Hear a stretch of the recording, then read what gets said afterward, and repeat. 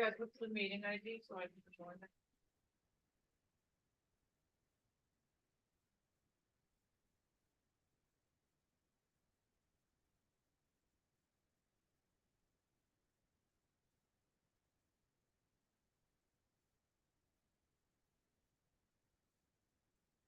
Okay, great, thank you.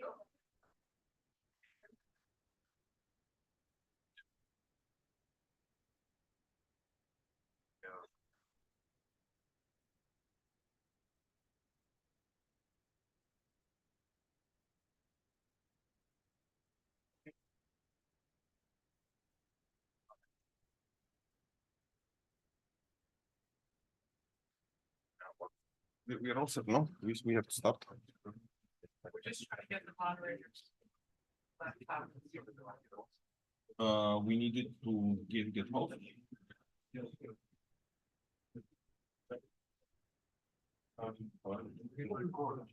Yeah. Yeah.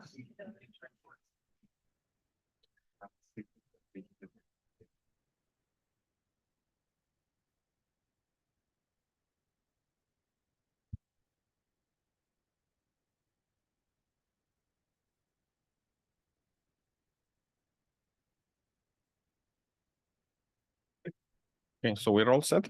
No? Are we all set?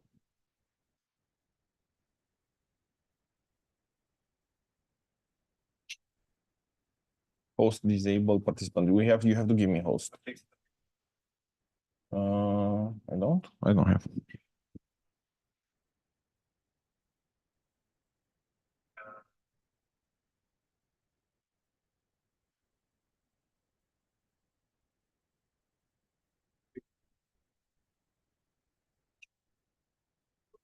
That was laptop, but that is garbage. Okay.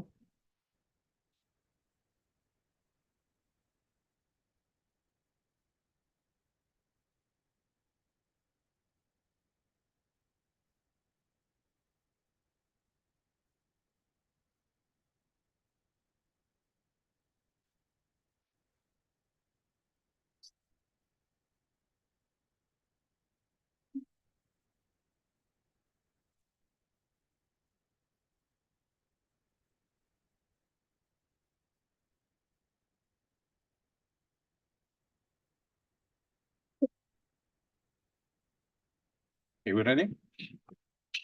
Yes. Get the moderator on. Thank you so much. Okay, we ready? Ready. Okay, cool. It seems like we're ready to start. Sorry for the delay. We were trying to set up the YouTube streaming, which is now live as well. So welcome everyone to the 5th edition of the Natural Legal Language Processing Workshop. My name is Daniel. I'm one of the co-organizers of the workshop. I work at Bloomberg, and together with my colleagues Nikos Aletras, Leslie Barrett, Ilias Chalkidis, Catalina Guanță, and Jerry Spanakis, we are happy to welcome you to the workshop. As you know, we organized the workshop to bring together NLP, machine learning, and legal communities, and foster collaboration between these areas and discuss applications of NLP into the legal domain. We accepted the following paper types. These are just some high-level statistics for this workshop. Just hide these. Yeah, so we have in total 32 publications that were submitted and directly accepted to the workshop, and in addition we also have 10 presentations from findings papers, findings of EMNLP. We would like to thank our very large program committee because we received again a record number of submissions, and each paper received at least 3 reviews. So that involved having a very large program committee, which we are very grateful to have helped us. If you want to follow from home or in general NLP, we have a YouTube channel with the talks, with recording of past workshops, and the current workshop is also recording live there. This is in terms of materials, you can see the proceedings. They're already on the ACL Anthology. Starting yesterday. If you want to share anything on Twitter about the workshop, please use the following hashtags and mention our workshop. And if you want to keep in touch afterwards, just a reminder, you can join. We have a Slack community. We have around 300 or more people, and you can directly join using this list. And we also have a mailing list on Google Groups. And we also have our website, nlpw.org. And we'd like to thank our sponsors as well, similar to past years, Bloomberg and ERC Human Ads project. They have sponsored the workshop, and that involves the Best Presentation Award, which we will award at the end, worth $500, and a catered lunch during the poster session for everyone attending. So with that, I'm just going to, because I know we're kind of running late, I'm just going to hand it over to the first speaker. Amit is going to present, or anthropomorphization of AI, opportunities and risks.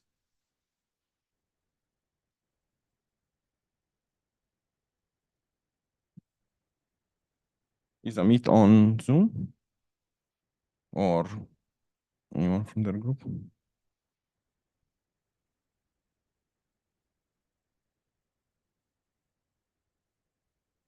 Let me check if Amit was going to be here in person. Oh, he's going to be remote. Okay, so should we just switch to the second presentation in the interest of time? Yeah. And if Amit joins meanwhile, then he can go second.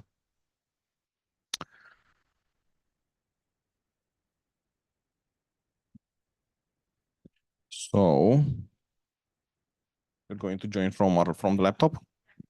Okay, so we're going to have Carolina Camassa present NLP for crypto asset regulation, a roadmap. Just come here so you can see, and you can use this.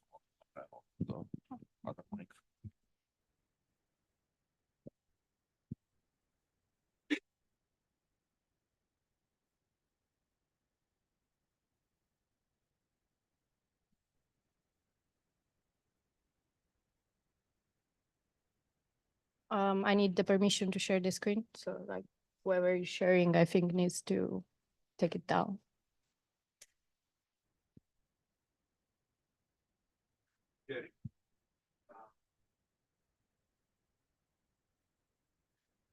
Yeah, but it says you are sharing, so I can't.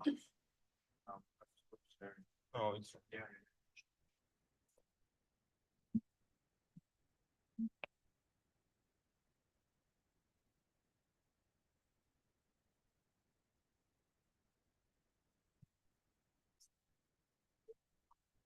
Update it, so I need to update the. So.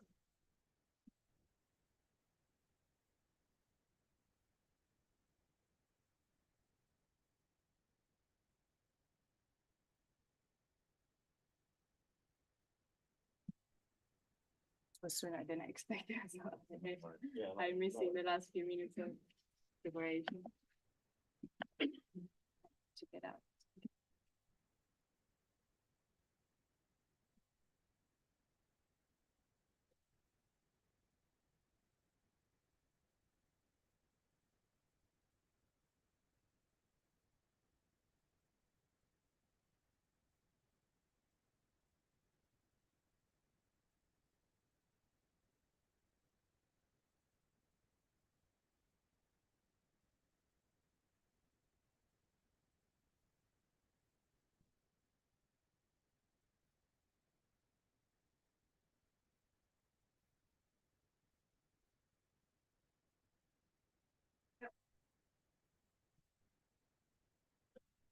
Yeah. Let's set my timer.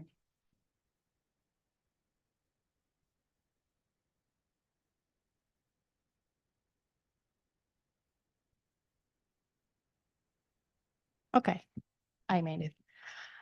Good morning, everyone. I'm here to present my paper, which is called Legal NLP Meets MiCAR, Advancing the Analysis of Crypto White Papers. I'm Carolina Camassa, and I work in the Applied IT Research team at the Bank of Italy, which is the central bank of Italy. And the title is a lot of words, so let me break it down for you. Let's start from the concept of a crypto white paper. So a white paper in general, as defined by the Britannic Encyclopedia. It's an authoritative report detailing an issue, position, problem, solution. I have trouble hearing. Now? Okay, sorry. Or even a commercial product and service. So the classic example of a crypto asset white paper is the Bitcoin white paper, which is quite famous, and it's a purely technical document. But if you look at white papers now, they are documents with a huge variety. So you go from purely technical white papers similar to the Bitcoin one to documents that are basically marketing publicity documents. And so there's a few problems with them if you want to maybe do some NLP with them. Problems that might be the lack of machine readability because they are not meant to be easily extractable from the PDF, for example. They make a lot of unfounded financial claims. And since there is no shared template or standards, they might rely a lot on aesthetics and being eye-catching rather than the actual content. So I had this pretty big data set of white papers, let's say around 2,500, and I wanted to see what people had been doing with them. I thought, there's all these free documents on the internet. Someone must have done some kind of NLP on them. But actually, this is one of the possible searches you can do. But you can see that on arXiv, there's only one paper, which is the one I'm presenting. And there's a few more on Social Science Research Network. And when I was doing my literature review, I realized that, in fact, most of the research on white papers was not done by computer scientists, as you can expect, but from people who have a finance and business background. So they don't have, of course, a technical background.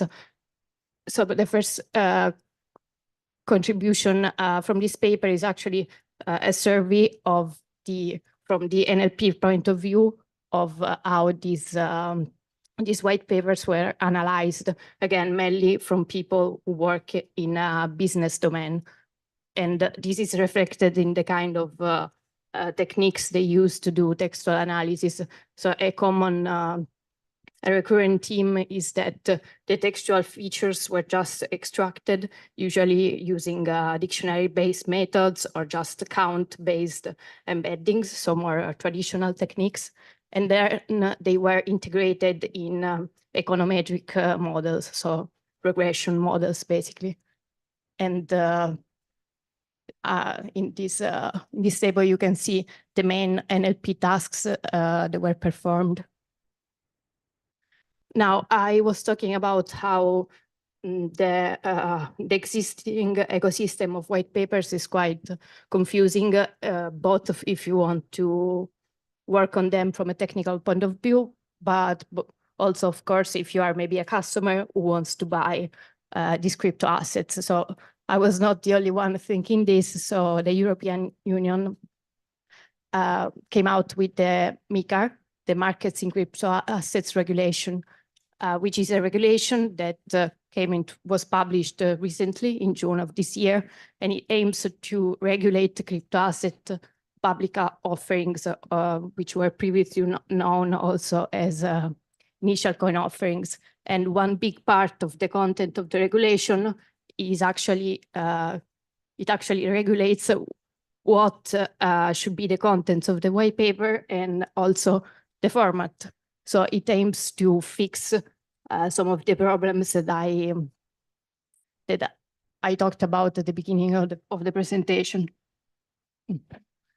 And you can see some example of the requirements in the image on the right. And so the second contribution of the paper is to think about how different NLP techniques, specifically some literature results from legal NLP, how they could be used and adapted to also help different stakeholders in the new MiCA-regulated ecosystem. I will not go into detail because I saw that my 5 minutes are up, but I just wanted to emphasize that doing some more research, both academic and industrial, on this topic could benefit the three different stakeholders, which is the regulators themselves, so people who are in charge of checking that these white papers actually comply with the norms, the issuers, so they can do the work previous to publishing the white paper. They can check maybe automatically if it is compliant, and of course the potential investors themselves, because imagine if there are some tools that enable them to easily gain insight about the crypto asset markets with NLP. So that was it. And I think the question session is after the next one. Yes. And you can find me at the poster as well. Thanks.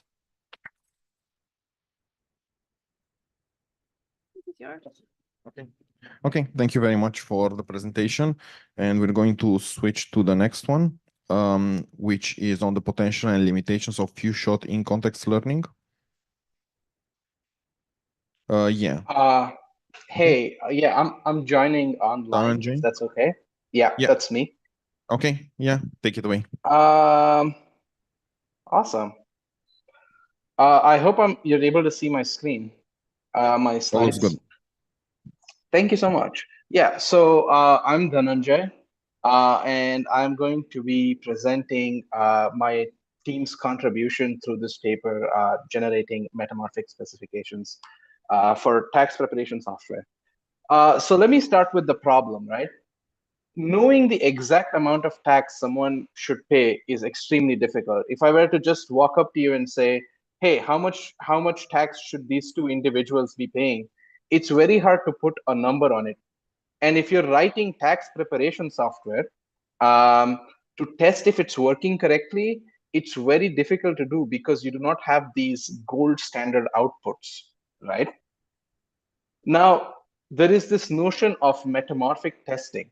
So for those of you who do not know, metamorphic testing frames test cases as comparisons. So instead of knowing the exact expected output for an individual case, you can compare two different outputs that you expect from the system and see if it's working based on your intuition on how the system should work. So take, for example, the second graphic that I've shown here, right? So you have two individuals who are the same in every regard, except one individual has children and the other individual does not have children. Now, that gives you some intuition in that the person with children should probably pay lesser tax than the person without children, right? And that way you can check, at least for this case, if your tax preparation software is working properly. Now, this provides like a unique opportunity for NLP because there are these tax guidelines present and easily accessible to all of us. If we can use these tax guidelines to generate these metamorphic tests, right, we can see if tax preparation software is working correctly, if it's fair, if it's charging individuals the right amount of tax based on the properties that they put into their form. Now, what does that mean? You can't directly give natural language to a system and expect it to work. So you need to first convert it into some sort of formal specification, like first order logic. And that is already a good thing because LLMs have been shown to achieve good results on FOL generation tasks. But this particular problem statement that I'm talking about has some unique challenges. So like the first challenge is obviously tax codes are like organized in these really complex document structures. The second one is the language that's used in these tax codes and guidelines is extremely legal, and it doesn't really resemble the language that you find in like curated datasets for first order logic. And I think a really big problem is LLMs have been evaluated on like direct translations from like, oh, this is my natural language statement to my first order logic. But we're really focused on generating these metamorphic statements, right? These metamorphic comparisons. And so that sort of contributed to our question is, can GPT, I'm sorry, can GPT 3.5 generate metamorphic specifications, right? And so in order to test this idea, we asked a human expert to go through the tax guidelines and curate specifications, metamorphic statements that they perceive to be true after reading the tax guidelines. And we also asked them to write its representative FOL formula. And what we wanted to see was, can GPT 3.5 go from a curated specification to the FOL representation? But what does this mean? So let's just break this task down even further. So when we're going from natural language to first order logic, we first need to generate the predicates, and then we need to use these predicates in some sort of first order logic representation, right? So we design experiments to find different ways to prompt ChatGPT and analyze how well it can perform.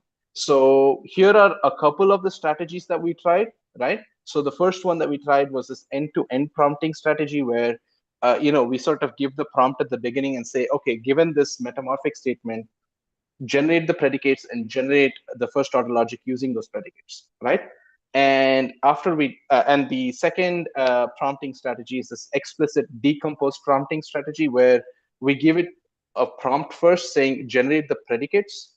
We take the predicates in a new context. We feed ChatGPT these new predicates and say, take these predicates, generate my first order logic. And then we do some sort of qualitative evaluation based on how good the generation is, right?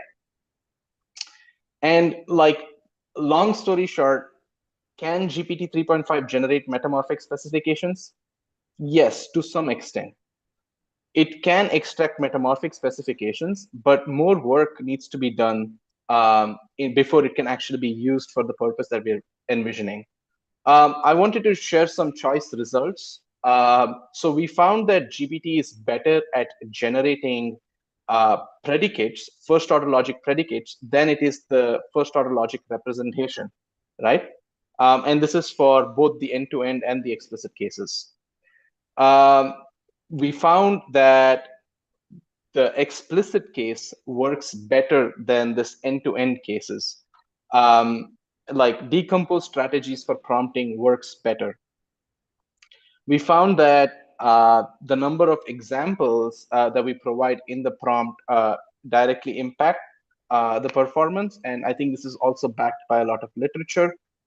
And lastly, we found that there is some, decrease in performance as the number of predicates increase, right?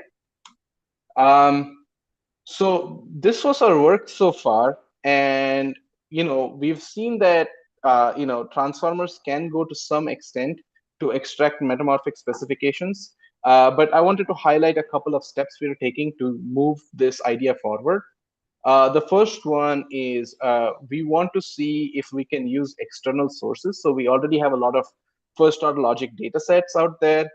Is there any weakly supervised methods to convert these first order logic data sets into this metamorphic format? All right. And I'm sorry, I'm seeing a few messages in the chat. I will just get back to it in a second.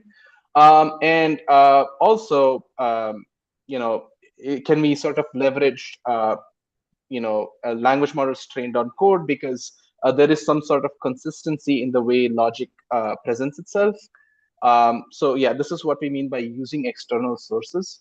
And the other one is closing the loop. So we have these first order logic specifications, and we want to write tests. So we can only guarantee a certain level of clarity with the extracted specifications. What is the noise level that is acceptable to write tests, and what kind of results actually come out of the tests that are written through our specifications?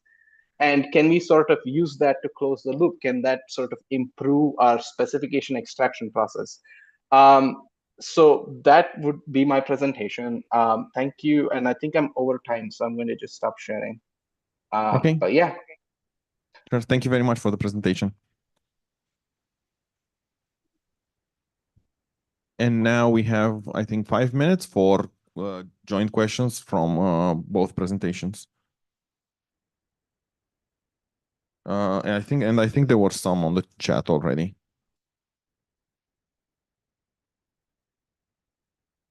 So I can ask that question if it's okay. Please unmute. So this is my question for Dhananjay.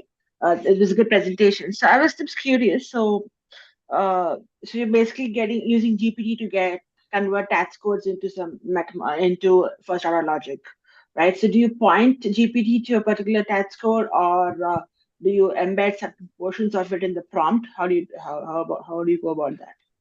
Right. Yeah. So one of the authors on this paper actually read the tax guidelines.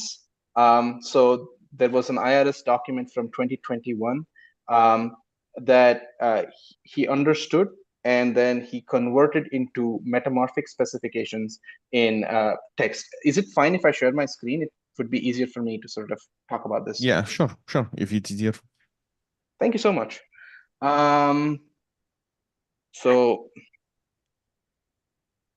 the idea is, if you can see this statement, an individual who qualifies for EITC must receive a higher return than a similar unqualified one.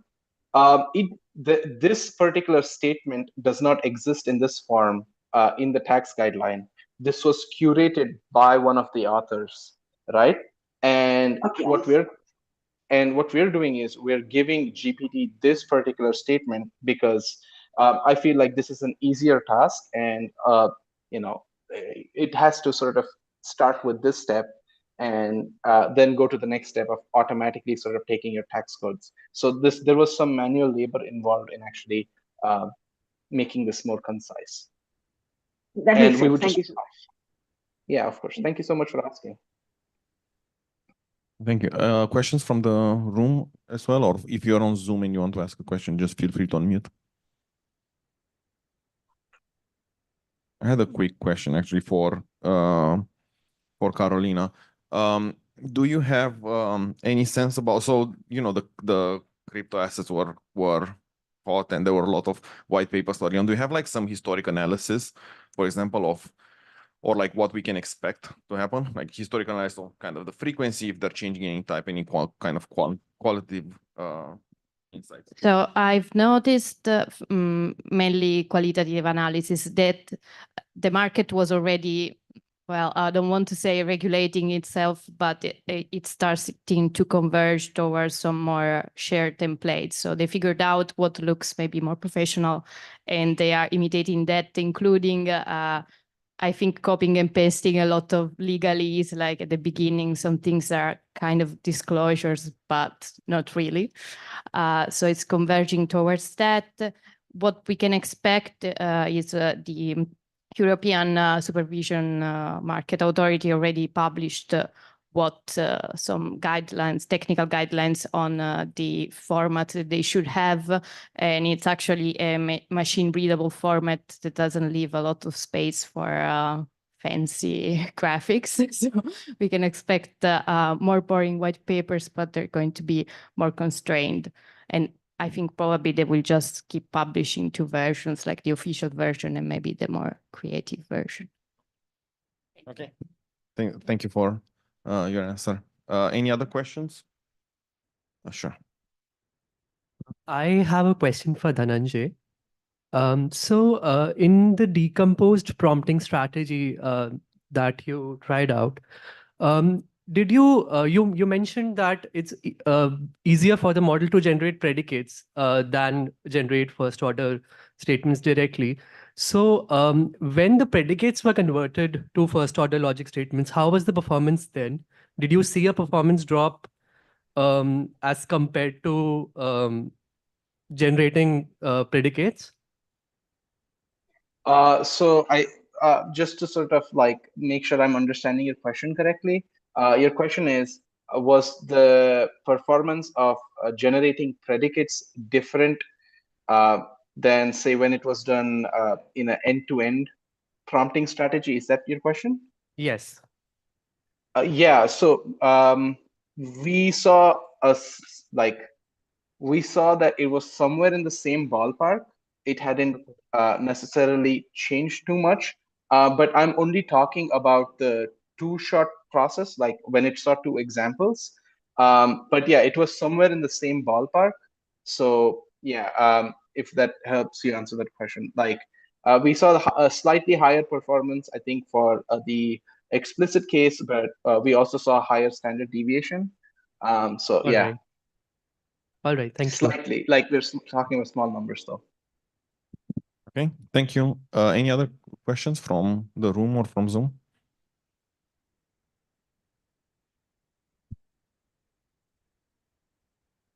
Okay, if there's no questions, we can go to the next presentation. It's already 9:35. So the next presentation is NOMOS navigating obligation mining in official statutes. And the presenter will be Andrea Penisi. Yes. If he's online. Yeah.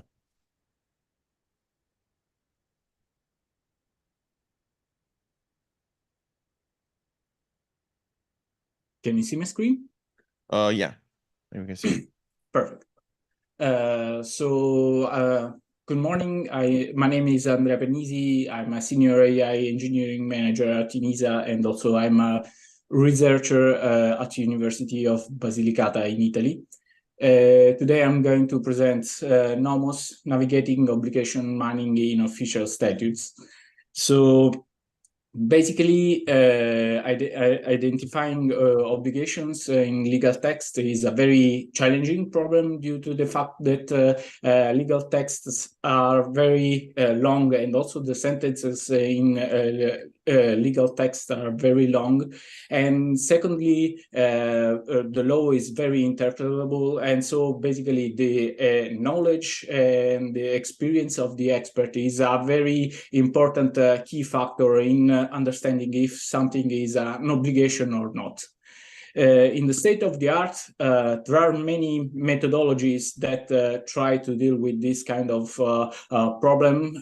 Many of them based on classical machine learning focus more on contract law. Other, like based on LSTM, are not able to well aggregating the results, and so basically you at the end you do not understand what is an obligation and what is not. Other based on TCN, and they are not able to classify long sentences. And what we did in this, and what we are going to present in this work, is a comparison between several of these algorithms together with a solution that we are currently using for extracting the obligations. We selected basically three main methodologies: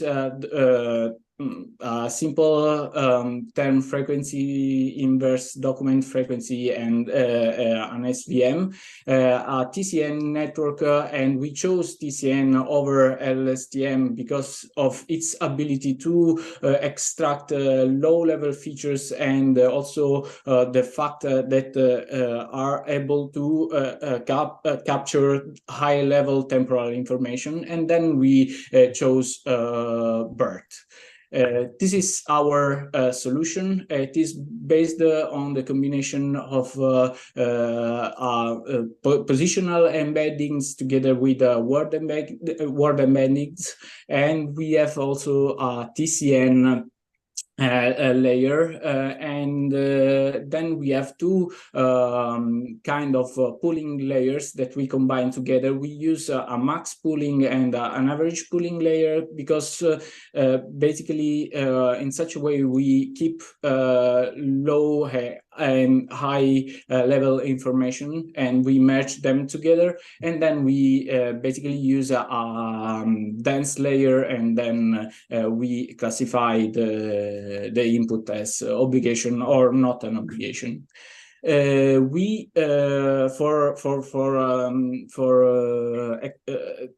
basically finding the network parameters, we used several methodologies. For the classical for the SVM, we use a grid search methodology, while for the TCN and our own solution, we proposed basically we used the Bayesian optimization, while for BERT we used the standard parameters for provided in the state of the art.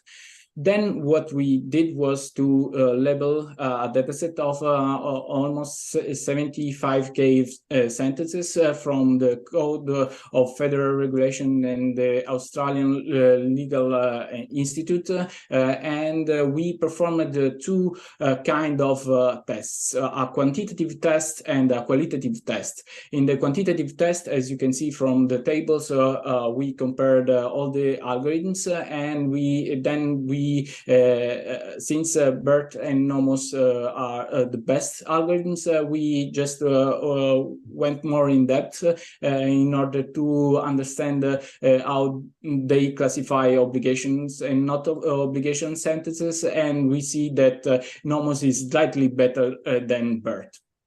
Then what we did was a qualitative test on a European regulation. So basically something very new to these algorithms. And basically we discovered that Nomos perform very well on this kind of regulation without no false negatives. So to conclude, Nomos is able to deal with different legislation using less parameters than BERT, and one of the drawback of Nomos is that it's not reliable in distinguishing between obligations directed to a private party with respect to the obligations directed to authorities. And what we want to do in the future is to add also an attention layer to the network in order to improve the distinction between these two. Thank you, and that's it. Thank you. So we'll head straight to the next presentation, and the QA session will happen at the end of the session at 10:15 estimate. So the next presentation is long text classification using transformers with selection strategies. From Mohit Tuteja and Daniel Gonzalez Jukla. So I see Mohit is online to present. Yeah, hi, I'm sharing my screen. Okay, perfect. Yeah, hi everyone. I am Daniel, my co-author. Will be covering this paper today. It's in Thomson Reuters. Okay, the problem statement is that legal content is too long for most NLP models, and what we are looking here is training a cost-effective and well-performing model on long sequences. These are the experiment data sets that we've used for the experiment. So we have 6 data sets in total, 5 legal, 1 medical. And on the left table, you see that the first 2 data sets are internal from Thomson Reuters, while the other 4 are publicly available. So Mimic 3 contains medical documents and the rest are legal, which is our primary focus. And we have 5 multi-label data sets and 1 multi-class, which is SCOTUS. All data sets have a high number of average words per document, easily exceeding the usual context window of 512. Yeah. So here's the experiment setup. We have evaluated 11 methods using a standardized methodology across all the data sets.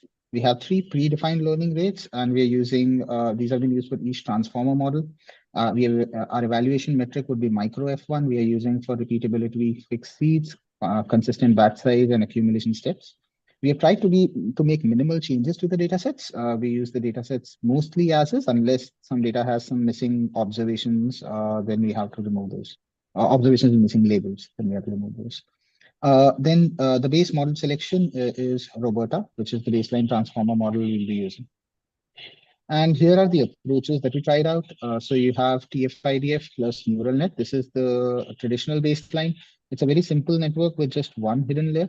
Then you see five variants of Roberta. These are selecting different chunks of the document. So you can take it from the start, end, or both.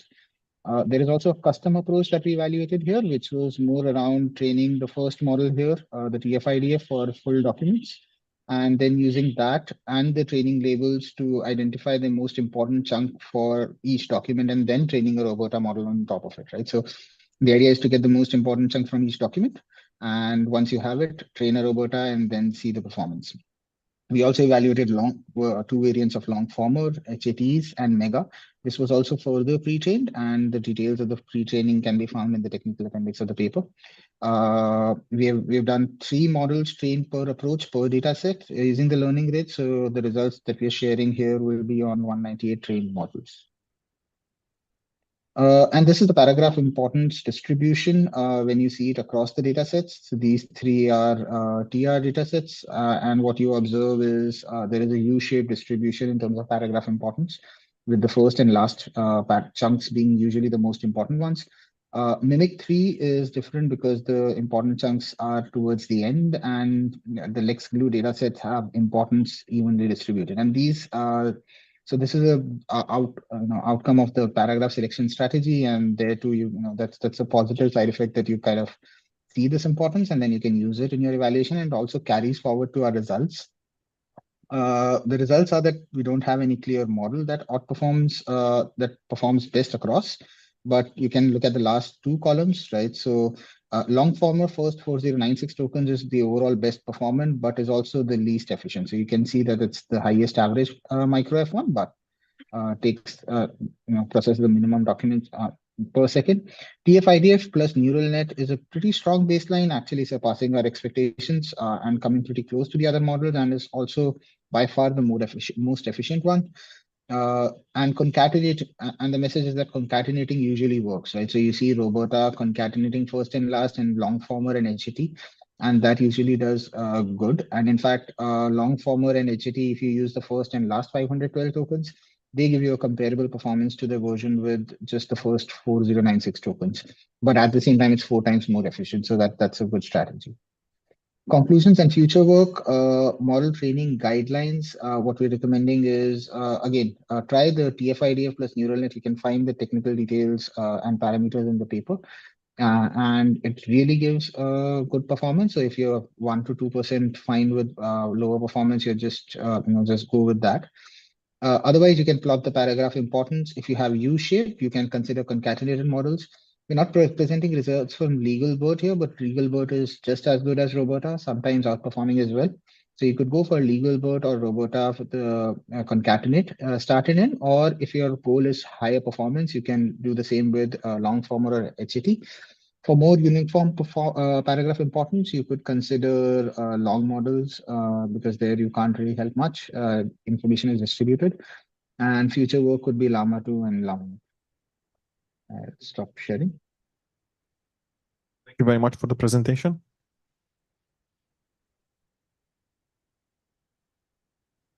So the next presenter will be Marco Rovera, who's going to present their paper, Italian Legislative Text Classification for Gazzetta Ufficiale. And you have this on the desktop, right? Yes. May I use this one? Yeah. Does it work? Yeah, I think it did this one. Yeah, it did work. It work. Okay, first. Yeah.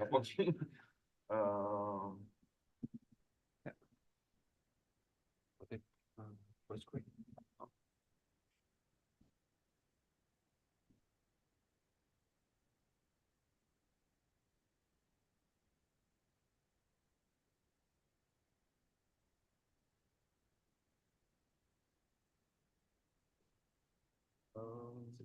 This is the editor. Control A. Yeah. Oh, there you go. All right. You're not sharing. Oh, sharing. Shit.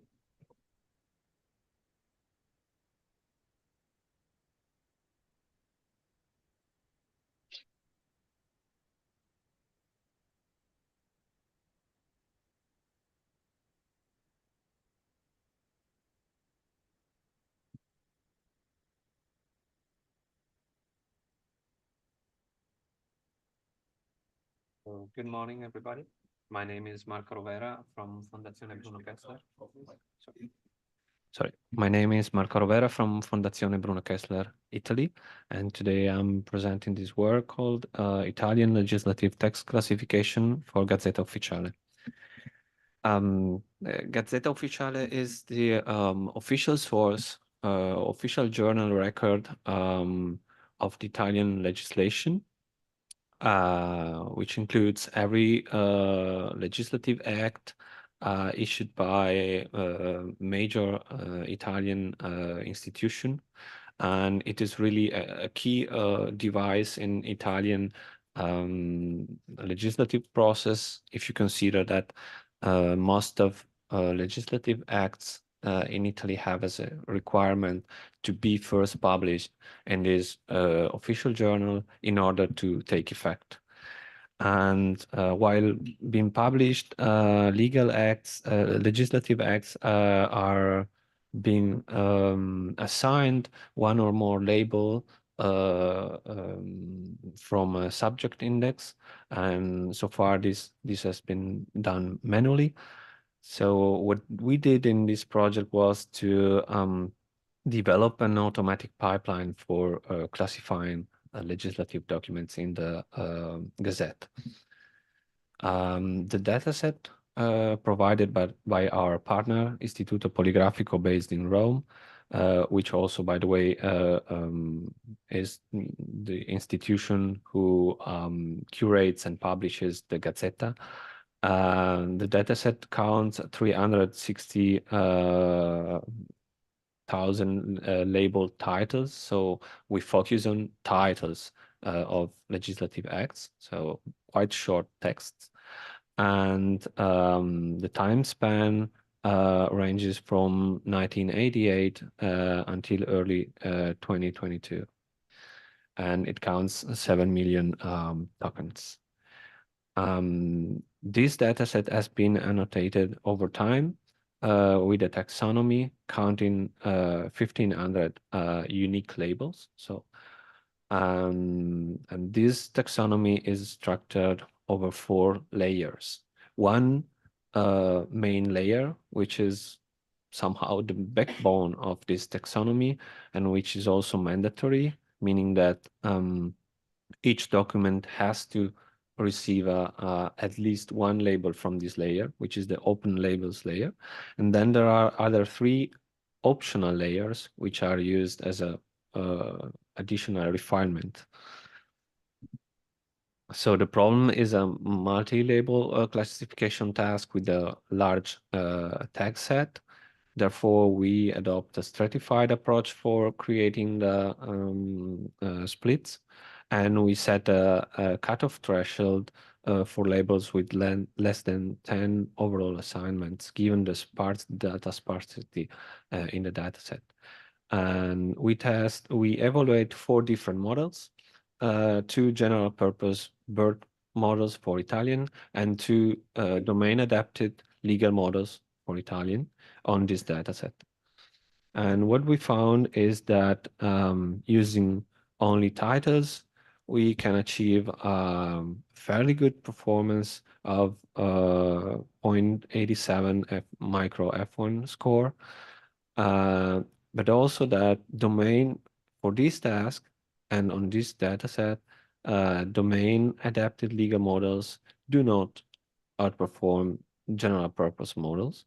We also performed an error analysis, and it emerges that the system, the model, tends to be able to learn the taxonomic structure, and this is further highlighted by the fact that most errors occur within each annotation layer.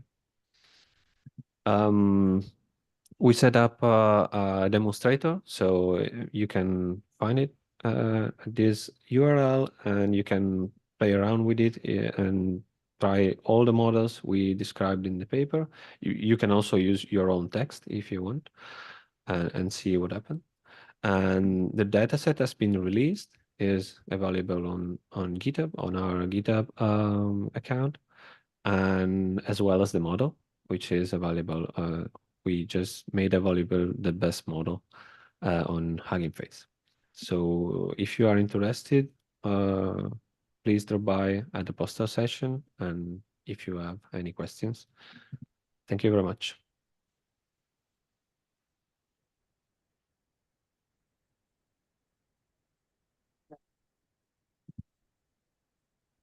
Okay, thank you very much for the presentation.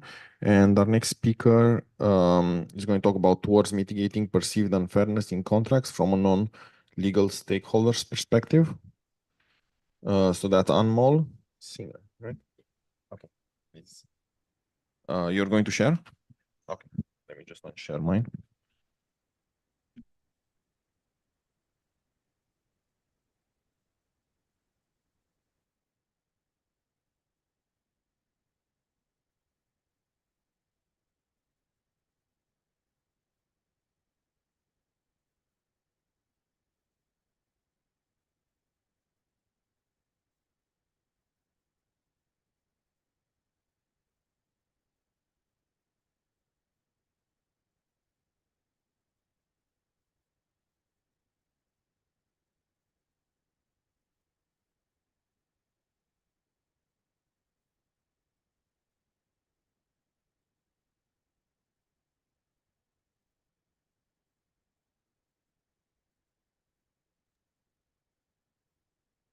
Good morning, everyone.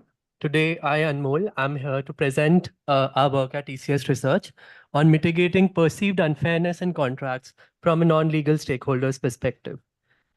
So contracts are legally binding agreements among different parties, and it is very important that we comply with them. Otherwise, they can lead to financial and legal ramifications. Legal teams within organizations undergo various iterations to ensure that they are perceived as fair by all stakeholders. However, we observed that there was a critical gap in the contract drafting process, which was that the perspective of non-legal stakeholders. Now, these people are not directly involved in contract negotiations, but are nevertheless responsible for a successful implementation of the contractual obligations. These stakeholders can be project managers, engineers, designers, delivery personnel, and so on. So to capture their perspectives comprehensively, in this work, we automated the classification of potentially unfair clauses from their perspective. So the first aspect of our work was to analyze and comprehensively define fairness from the perspective of non-legal stakeholders. So to initiate this, we conducted an empirical study, a questionnaire-based study involving 15 non-legal stakeholders.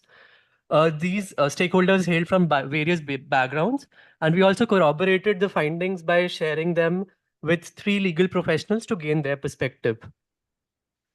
Based on the findings of the study, we formulated a ternary classification task. It essentially classified contractual clauses into 3 categories: fair, potentially unfair, and clearly unfair.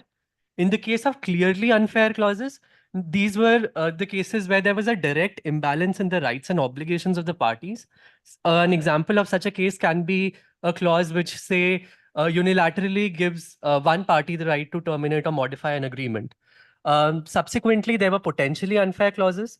This was an interesting case because there was some difference of opinion between a few legal and non-legal stakeholders in this regard. But it largely said that all ambiguous clauses that may lead to a perception of risk can be also considered potentially unfair. Apart from that, there were other cases of potential unfairness that we observed. Some can be very contextual project-specific scenarios, and even human-level factors affecting fairness. Because large language models at this point do not deal with such contextual factors, especially in the case of long documents, very well. We eliminated project-specific scenarios and human-level factors in this work and focused on identifying potentially unfair and clearly unfair clauses.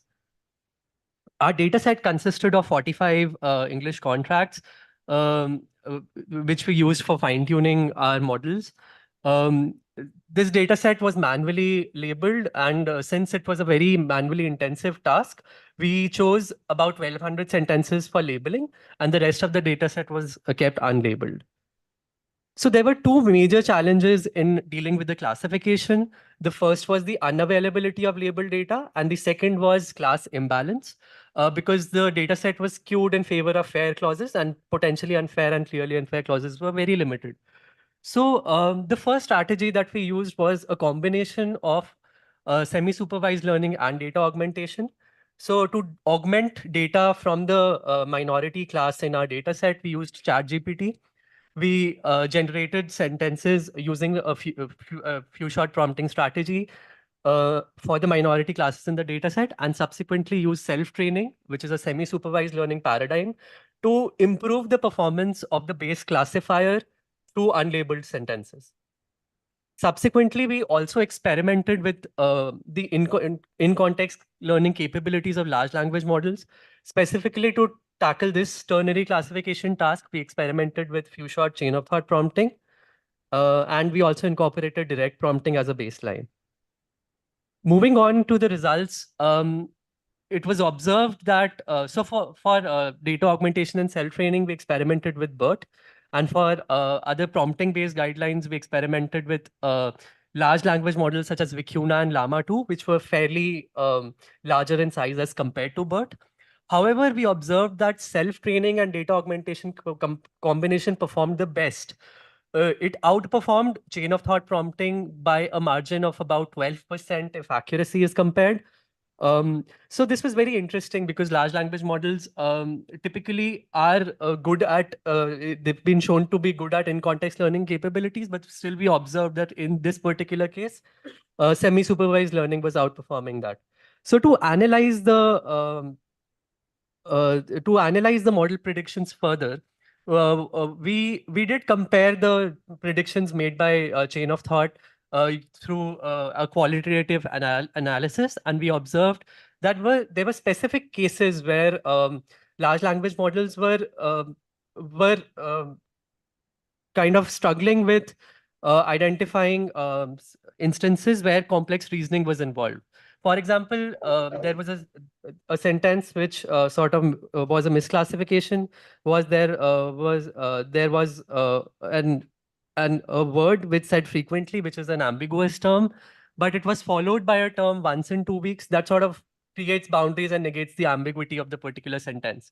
The model misclassified this as ambiguous because of potentially unfairness, but in reality, this sentence is a fair sentence. So we observed that such cases where contractual language was a bit complex, the model misclassified the sentence and did not perform the reasoning accurately. In conclusion, we sort of formulated a task to classify unfairness from the perspective of non-legal stakeholders. Our experiments using a combination of self-training and data augmentation outperformed other in-context learning approaches. And in future, our goal is to build an end-to-end assistant that can provide recommendations to legal stakeholders regarding the perspectives of non-legal stakeholders. Thank you.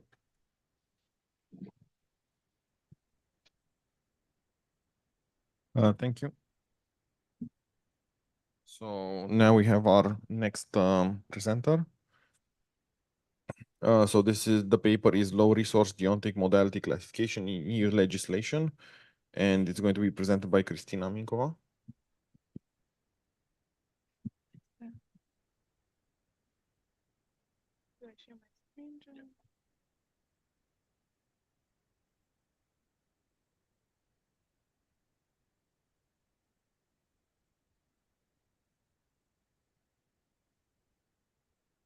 Okay.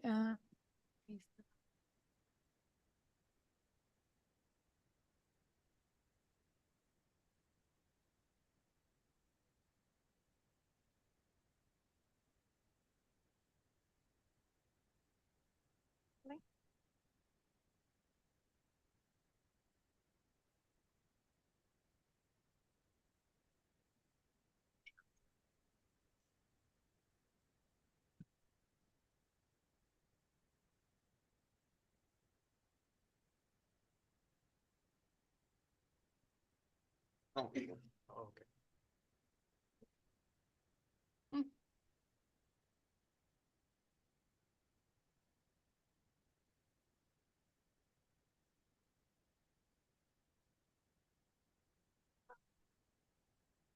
Hello, so my name is Kristina Minkova, and today I'm going to present to you our research with Shashank Chakravarti and Gijs van Dijk on low resource deontic modality classification in European Union regulations. Okay. So what is deontic modality classification? It is the task of training a classifier to classify sentences in legal documents as either obligations, permissions, prohibitions, powers, or rights, or non-deontic sentences. And it can be extremely important for example, for making law more machine readable and for implementing it in, for example, automated compliance checking systems and norm identification algorithms, or for legal argument mining. So our motivation for this research stemmed from the fact that human-based approaches and rule-based approaches are very error-prone, and also they're very difficult to transfer to different legal systems or changing legislation. Another main bottleneck was the data scarcity, of course. We thought we can collect the data ourselves, and we started doing so, but we quickly found out that it's very time consuming and costly, because for legal annotation, you either need a few annotators to avoid the bias, but you also need a certain level of agreement between them so that it's consistent with the law. So at some point we were like, okay, is there, with the current data that we have, is there a way to reach or exceed the state-of-the-art performance, given very limited data? So one way we thought of doing that is by leveraging, for example, in context knowledge of pre-trained networks like BERT, or by using a small classification model that requires no pre-training and is more robust in a lower resource setting. Also, is there a way to adapt the data by, for example, balancing the classes, or by using a different loss function so that we get better results? So in more detail, we gathered 200 unique EU provisions annotated by 3 annotators. So each set had around 560 deontic sentences and 75 non-deontic sentences that were very imbalanced and skewed towards the obligation class. So the first technique was to undersample the majority class, and the other technique was to use focal loss together with the unbalanced data set, because focal loss aims to downweight the loss from well classified examples, so focusing the model more on the harder minority classes. The experimental setup consisted of a legal BERT on one hand, pre-trained on Eurolex data, and the fusion model on the other hand that required no pre-training and consisted of convolutional BLSTM layers and attention layers. From the results, we can see that both models were biased towards the obligations and permissions, but fusion model significantly outperformed legal BERT, and it showed to be less sensitive to class imbalance and also more receptive to prohibitions and rights. In terms of class balancing and focal loss, there were no extreme benefits, because more or less those techniques led to focusing the models from certain classes in favor to other classes. And we saw that the misclassifications of both models were overlapping, and some of them stemmed from a genuine disagreement, others from longer dependencies. So what we see in the future is that we can focus more on extensive data retrieval and annotation. We can also implement ensemble models that capture better the genuine disagreement. And we have to further investigate smaller classification models that focus on low resource tasks and on, for example, focal loss on data sets with higher class imbalance. Thank you very much for your attention.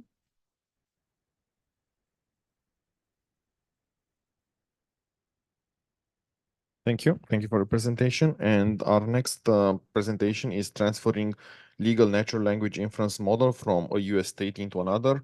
What makes it so hard? And Alice Kwok will be presenting.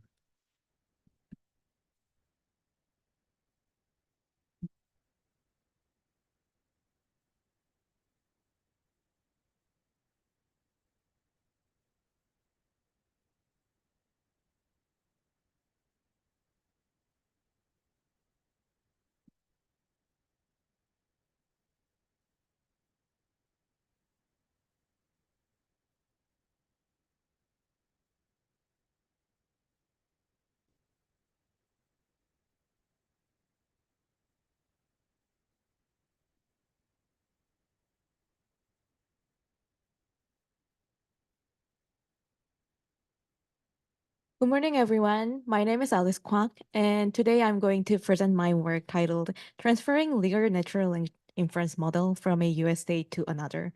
What makes it so hard? So, to start, assessing legal documents validity can be framed into a legal natural inference model, legal natural inference task, when two adjustments are made. First, we need three inputs: a statement that should be evaluated and a conditions that's relevant to the evaluation of the statement, and a law, instead of two inputs like premise and hypothesis. And also, we need to switch the label to support, refute, and unrelated instead of entail, contradict, neutral to better fit the purpose of the task. And developing this legal NLI model is highly beneficial. Like, we can assess legal documents validity automatically, but it is very difficult to develop, especially if it is in the United States, because different United States state have different laws. So there is no guarantee that a model trained on a single state law could work equally well in another state. However, it is very difficult to gather data from all 50 states. It is really time and labor intensive work. So we were wondering if it's possible that we can transfer a legal NLI model that is trained on one United States to another state. So there's the focus of our work. And we also focus on the task of assessing the legal will statement's validity in this work. And we also identify sources of error by conducting error analysis. So this is our method, and it's actually simpler than what it looks. So we use two legal NLI dataset, one consisting of a data from Tennessee, and another consisting of Idaho wills.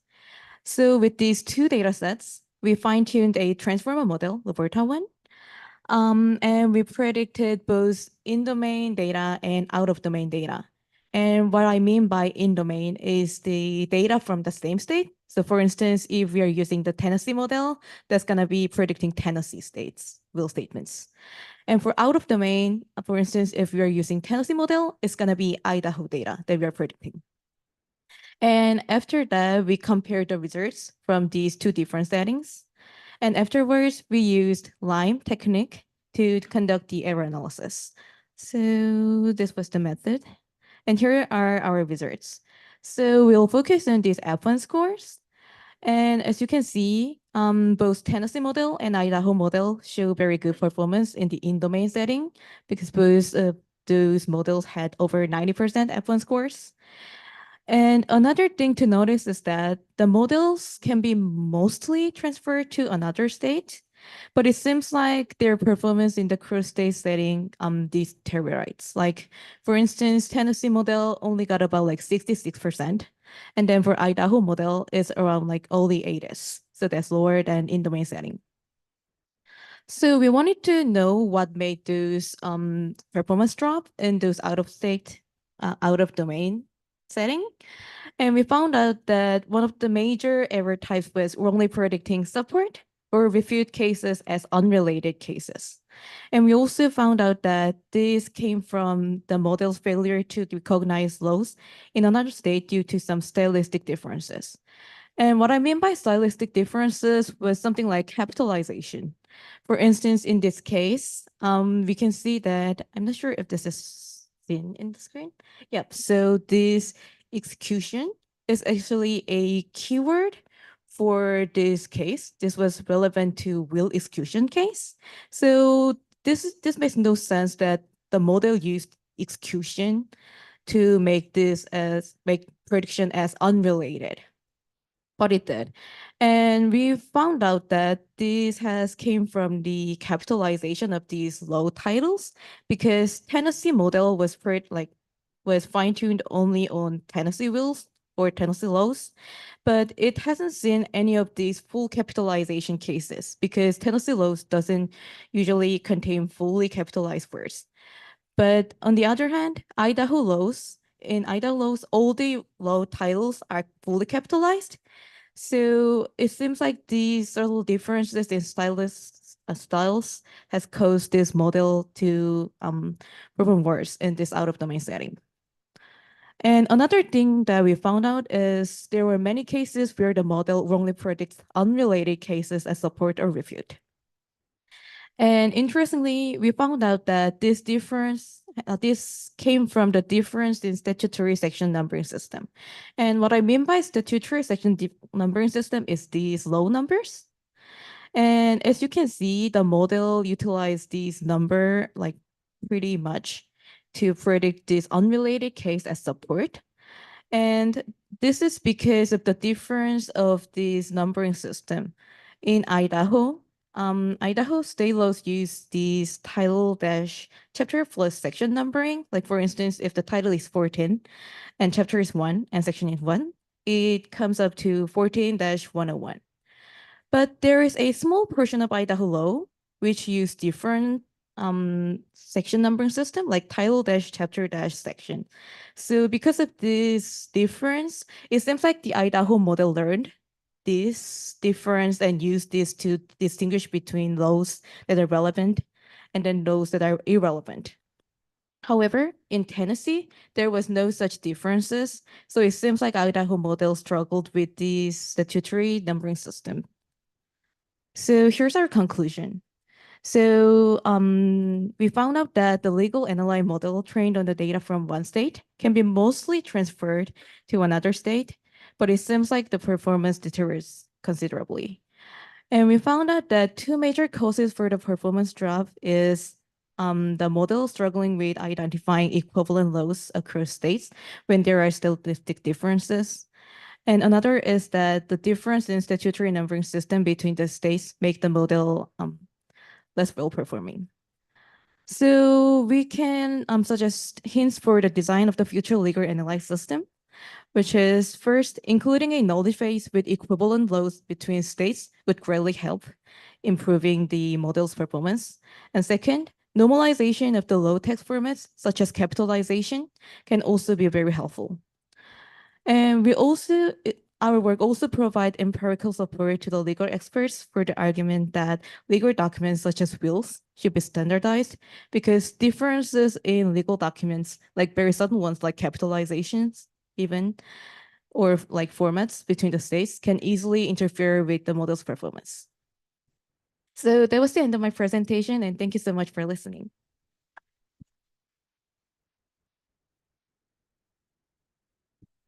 Thank you for the presentation. The next one is legally enforceable hate speech detection, and Chu Fei Luo will be presenting. I think I saw him online. No, he's here. Oh, yeah, you're presenting from your laptop, right? Okay.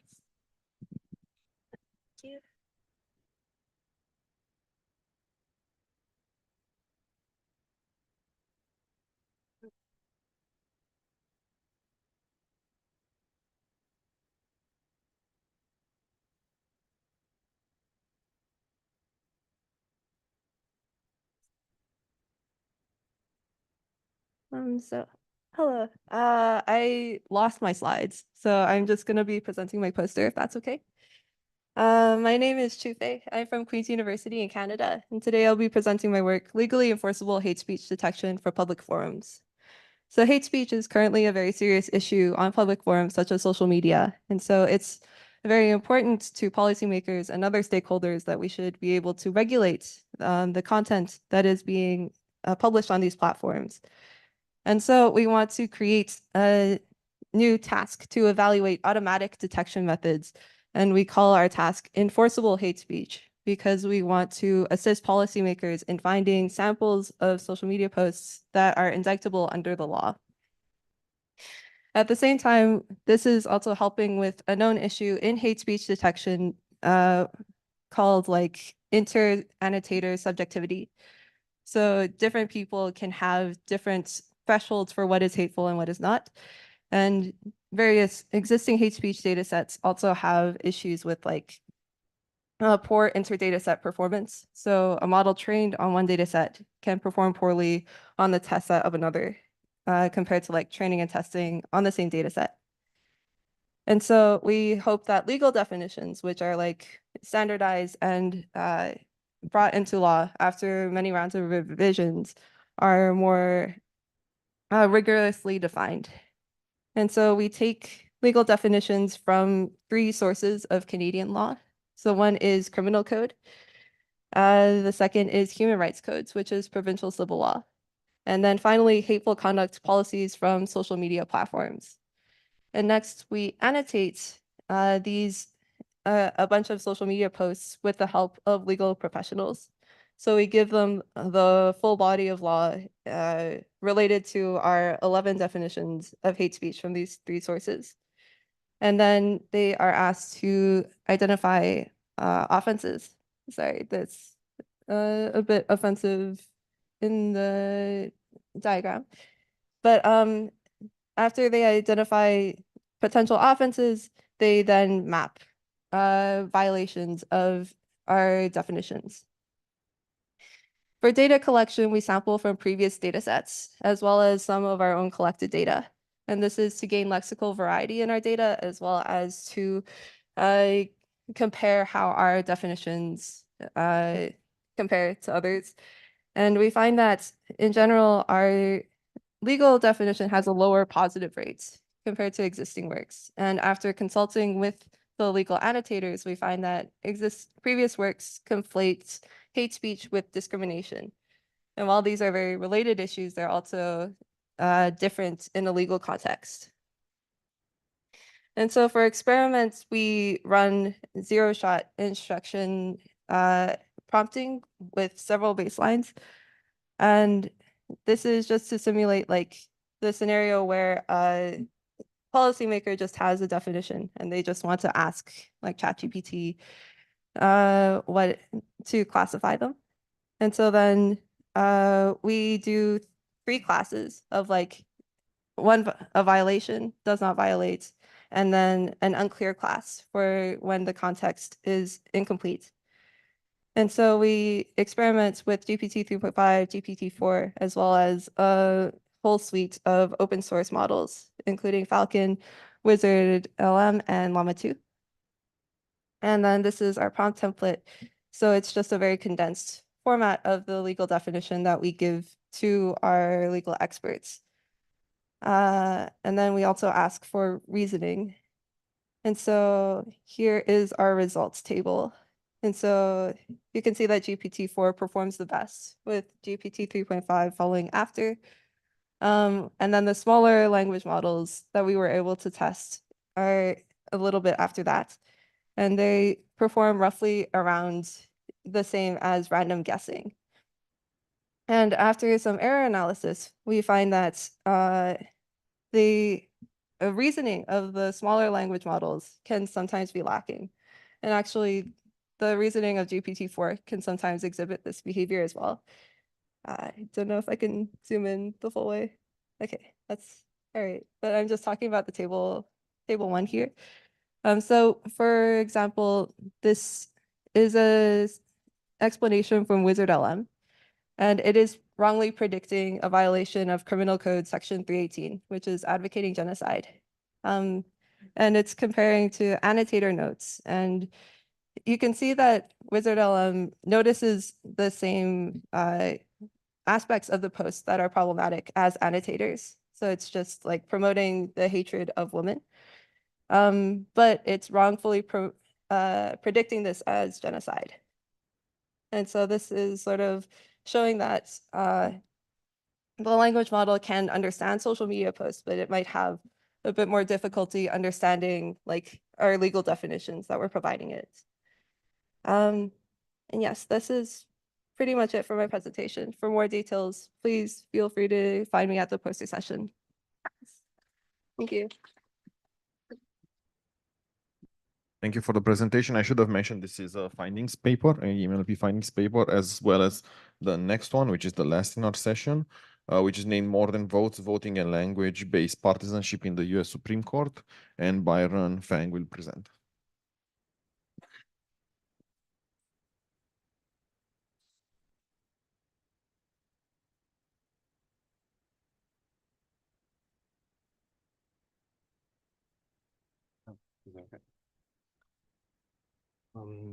So, hello everyone, thanks for being here. My name is Byron Fang, and today I'm going to present our ENLP finding paper, More Than Votes and Voting and Language-Based Partisanship in the US Supreme Court.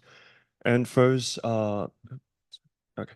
So first, let's look at the partisanship in courts and in American system. And partisanship can roughly categorize into two parts. One is Republican, and another part is Democrat. And in the Supreme Court system, justices are not usually nominated by the president and is confirmed by the Senate. And the nominations are usually aligned with the interests of the party where the president affiliated with. And current research has showed that the court are now sharply divided by the nominated party, which the Republican nominees tend to be more conservative, and the Democrat nominated tend to be more liberal. And in line by this, and in our final papers, we propose two research questions. The first is, to what extent do our arguments reveal justice partisanship? And the second question is, how does language-based partisanship align with the voting-based ideologies? And so for the task, and we model the task by given the justice speaking, which is the instance, and trying to predict the speaker's affiliation, which will be Republican versus Democratic appointees. And for the data set, we obtained the transcript from the Superscope dataset, which is the dataset we also published in this workshop paper. And we created the instance by concatenating all the terms from the individual justice in a single court hearing. So as an example shown on the right-hand side here, we have the conversation in the courts, and we extracted the specific instance from the particular justice. For example, we have the Porter Stewart here, and we concatenating all the speaking from the particular justice and try to predict it, the affiliated party of that particular justice, which for him will be Republican nominated. And so for our experiments, we run the 10 false cross validations, and we run the Burr model, and we compare with two baseline. One is random and another one is majority.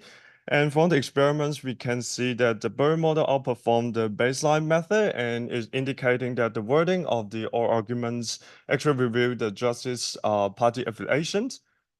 And for the next,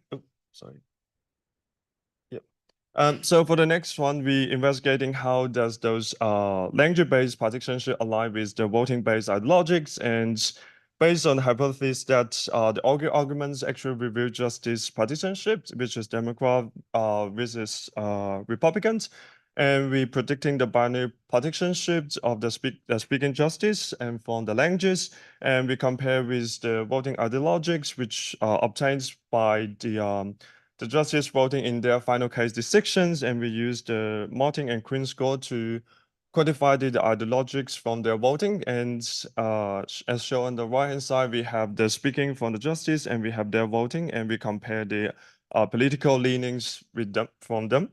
And so the first experiment we did was at the course levels, and As shown in the graph here, the gray dashed line represented the neutral line, which means that there's no political leaning.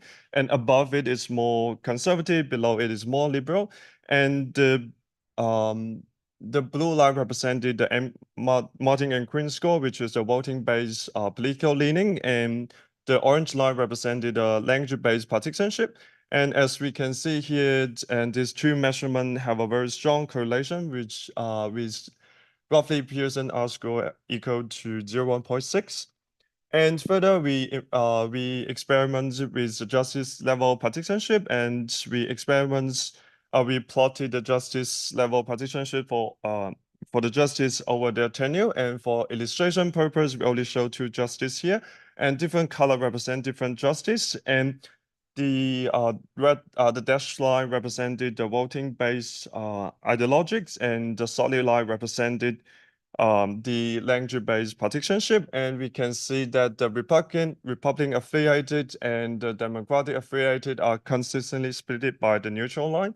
And the MQ scores and the language-based partisanship for the Democratic justice, which is below the line here, below the gray dash line. And they're actually well aligned over their tenure. And for all the Democratic justices, they have roughly larger than 0.6 Pearson's R score. So for the takeaways, and we propose an analysis framework and showing that the Burr-based classifier can reliably predicting the affiliated party of the justice based on their linguistic signals. And we derive the language-based partisanship scores, and we compared it with the established voting-based logics at the cause and justice level. And we also made our data and the codes available in the GitHub links here. And thank you.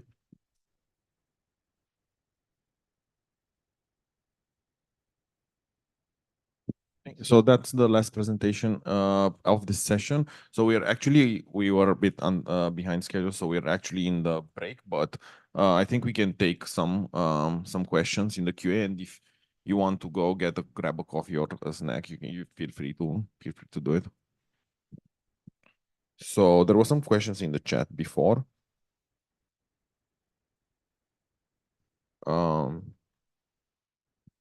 If you want to ask a question from Zoom first, if not, we can go to the room. Okay, Ilias. Hello, I had a question about the very last presentation. It was about the political inclination of the justice, and I want to ask that, of course, there is some sort of political affiliation from the justices, but I guess your results may be also affected by the topic. So maybe in some years in the corpus, they discuss more sensitive topics, and then their political affiliation can be more clear. And then in some other case, maybe they are pretty much neutral topics that are not very contradictory in terms of conservative versus liberal. So did you try to consider how this kind of thematical change affects the result, or how you can use it to normalize the results to track it a bit better? Thanks for the questions. And one of the experiments we were trying to do is trying to extracting the important tokens from the text, so that we know which actual tokens actually giving away the information of our linguistic signals. And we were trying to see if we can extracting some important tokens, and so that we can know that how those linguistic shipments, and it could probably break down into different topics too. But we realized that it's because it's in a conversation, so it's a bit hard to extracting very meaningful words there. So I think that's a really good question. So for it will be like in the future works that people can actually look into the actual text and to see which words actually giving away the information, and then we can break it down into different topics so that we can see, for example, in the security, and the previous one maybe like invading the house or all these things. But right now we're more talking about cybersecurity, so it will be very interesting to see those things. But maybe it will be in the future work. Cool. Thank you.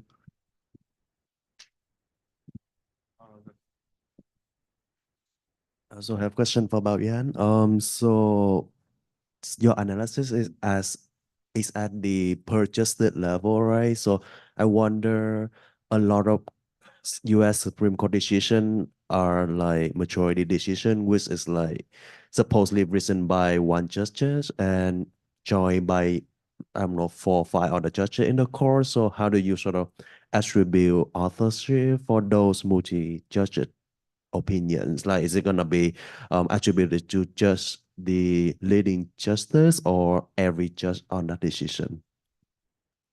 Repeat again. So for those decisions that like decided by multiple judges, do you attribute it to just like the leading judge who supposedly wrote that decision, or do you view it as like joint joint decision by every judges? Right. So for that, that's mostly just for one particular justice voting. So every justice in the data set, they have the voting for every individual justice, and for each voting, they're actually indicating their political leaning. So we in the data set, they do have the majority voting, but when they do the voting ideologics analysis, they only looking into one particular justice voting so that they can divide their party leanings from that. And for the text analysis is also, and for the text analysis is like when you actually look at the opinions rather than just the voting, is it also at the purchase level? Yeah, because in the paper we actually have 3 levels. One is at the cause level, and another level will be the justice level, and we also have the case level. That's what you might be referring to. It's the majority voting, so it will be based on individual cases, and yeah. Any other questions from? Otherwise, I can ask. I wanted to ask a quick one for Chufei.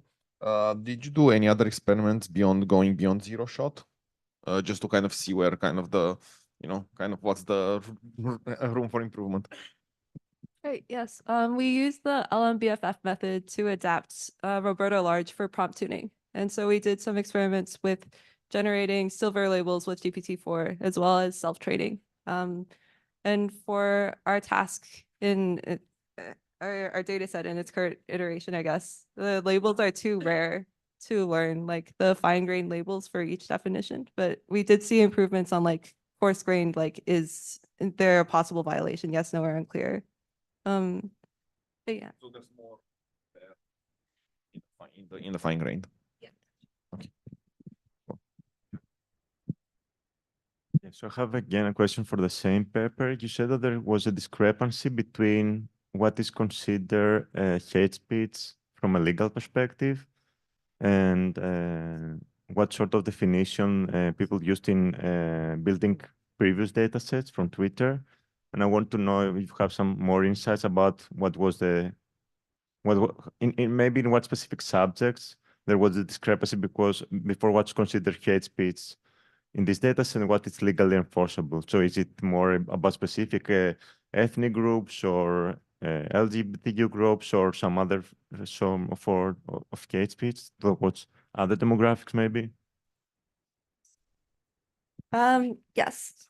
For the legal definition versus like other definitions, it wasn't a matter of protected groups. It was more like the legal definition is more about overt statements of hate and like the dehumanization of people in general.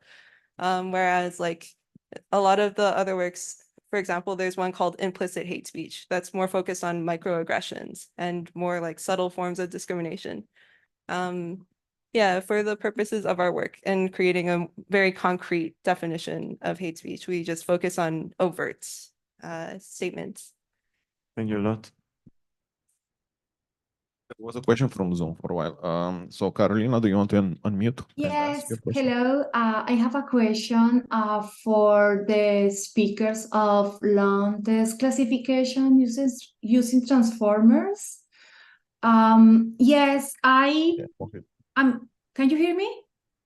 Yeah, we can hear you. Oh, thank you. Oh, yeah.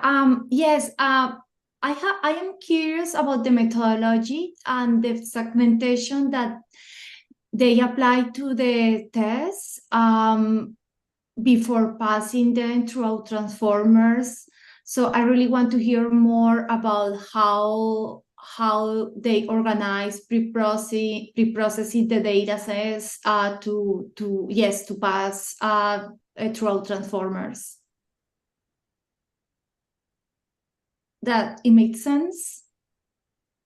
So are you looking for pre-processing for the paragraph selection or in general pre-processing across Yes, all the approaches? method. Yeah, I would say the methodology. How did you decide to select the paragraph before passing to transformers? This is my question. Yeah. How do you decide? What was the methodology? The methodology to do that?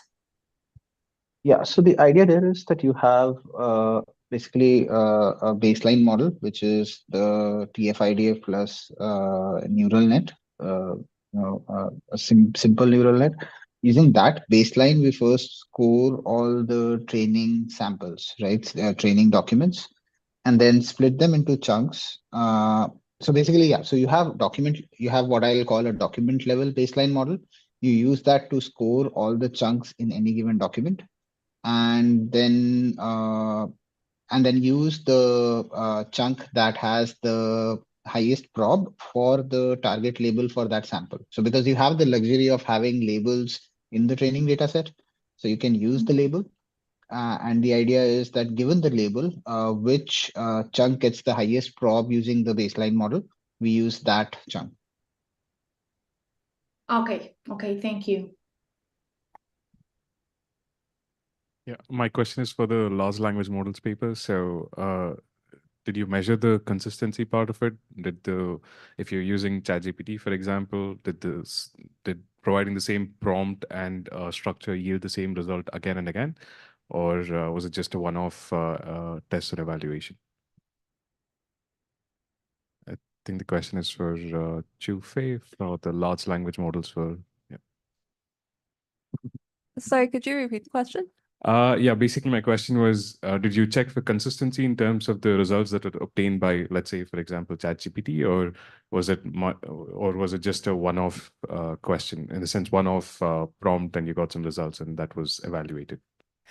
Yeah, we just had one-off results. Okay. Yeah, but we used greedy decoding, so it's like the most deterministic answer. Okay.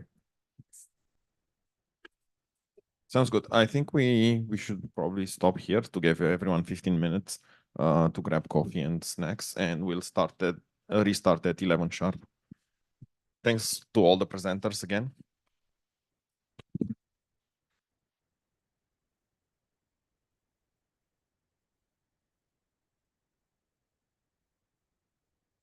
This. You have to this time.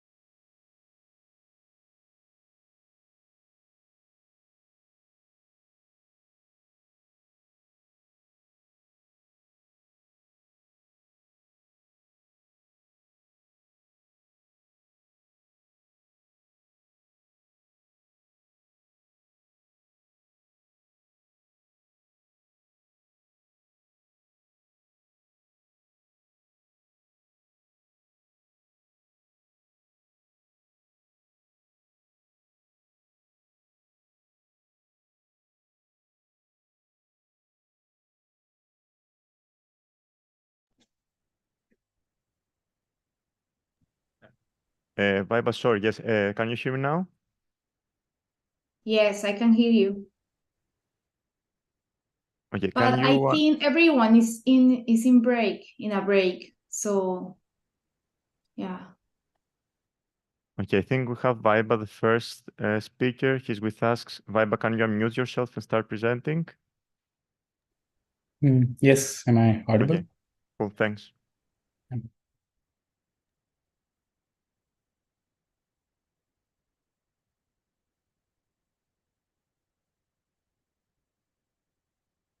Cool, you can start whenever you're ready. Thank you. Yes, so hello everyone. My name is Vaibhav Mavi, and I'm here to present our paper, Retrieval Augmented Chain of Thought in Semi-Structured Domains. So I'll start with a one-line overview. This paper focuses on leveraging the strong natural language understanding abilities of LLMs for answering complex questions in legal and financial domains by exploiting the semi-structured nature of these documents. So to start with some background, we are familiar with like multiple prompting techniques which are used with LLMs, and they have been proven very successful. We have zero shot and few shot, and we also have chain of thought prompting. So in chain of thought prompting, we have the in context examples, which are like pairs of input and output samples, in this case, question and answer. And we also provide a chain of thought reasoning, which is a step-by-step reasoning process, which is used to derive the answer. So, and chain of thought has been successfully used in multiple applications. So we want to use this technique. But the major drawback of using LLMs is that they do not work well with long context. As we can see on the figure on the right, the accuracy starts to go down when we increase the number of documents in the input context, or like we increase the length of the input context in general. And this is an issue because in financial and legal documents, we might need to use information coming from different sources. And we might have complicated questions which require very long context. And doing so will be a major challenge. And also, since we want to use chain of thought prompting and in context examples, and we want to have multiple of in context examples, that will also lead the context size to blow up. So we want a way to like very efficiently restrict the context. So therefore, we need some retrieval techniques. And to do so, we first observe that the text in legal and financial documents are semi-structured. So as we can see on the figure on the left, this is an example of a section from US Internal Revenue Code. And the text is organized into sections, subsections, bullets, paragraphs, which can lead to very easy extraction of information. So what we do is we build simple retrieval algorithms to retrieve these pieces of information which are relevant to a particular question. And we then feed it to the LLMs. So first of all, the data that we use comes from two data sets. One, SARA, for a legal domain. It has questions based on statutes from the US Internal Revenue Code. And each question is either an entailment or contradiction. So it's a binary problem. And on the other hand, for financial domain, we have FinQA, which contains questions based on financial reports. And in this case, the final answer is a real number, or in some cases, percentages. So we also output the program. In this case, a program is defined as a sequence of mathematical operations which are needed to derive the answer. And the methodology is simple as explained. Like we use two basic components shown in purple, the retrieval and LLM. Retriever retrieves the context, and we then append the retrieved context and the question to the in-context examples. And these in-context examples contain the chain of thought reasoning, which were manually created by us. And we append them to get a chain of thought prompt, which we feed to the LLM to generate the answer. And we get these results. So on the left-hand side are the results for SARA. And the top section is traditional baselines. The middle section is GPT-based baselines. And the bottom section is our models. As you can see, we experiment with GPT-3 and Llama 2 models. And we see that the model based on GPT-3, along with the retriever, can significantly outperform the current baselines. and even the Llama 2 70 billion models is able to perform well. And as we know, like the model performance increases with model size, and GPT-3 being 175 billion is much better than all the Llama 2 models. And on the right-hand side, we have the results for FinQA. And so the second section contains the results of our models. We see that we're able to get a very similar performance on program accuracy, but the answer accuracy is actually lower than the program accuracy.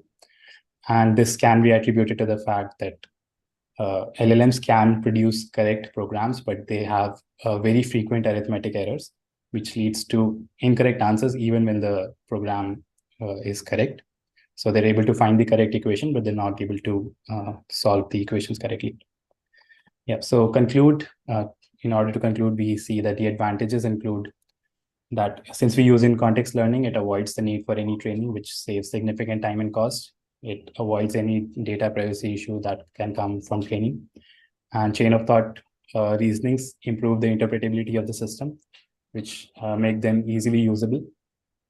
And for limitations, we have like frequent arithmetic errors that we just discussed. And since we used a very simple rule-based and word-based retrievers, we think more powerful retrievers can get better performances. Thank you.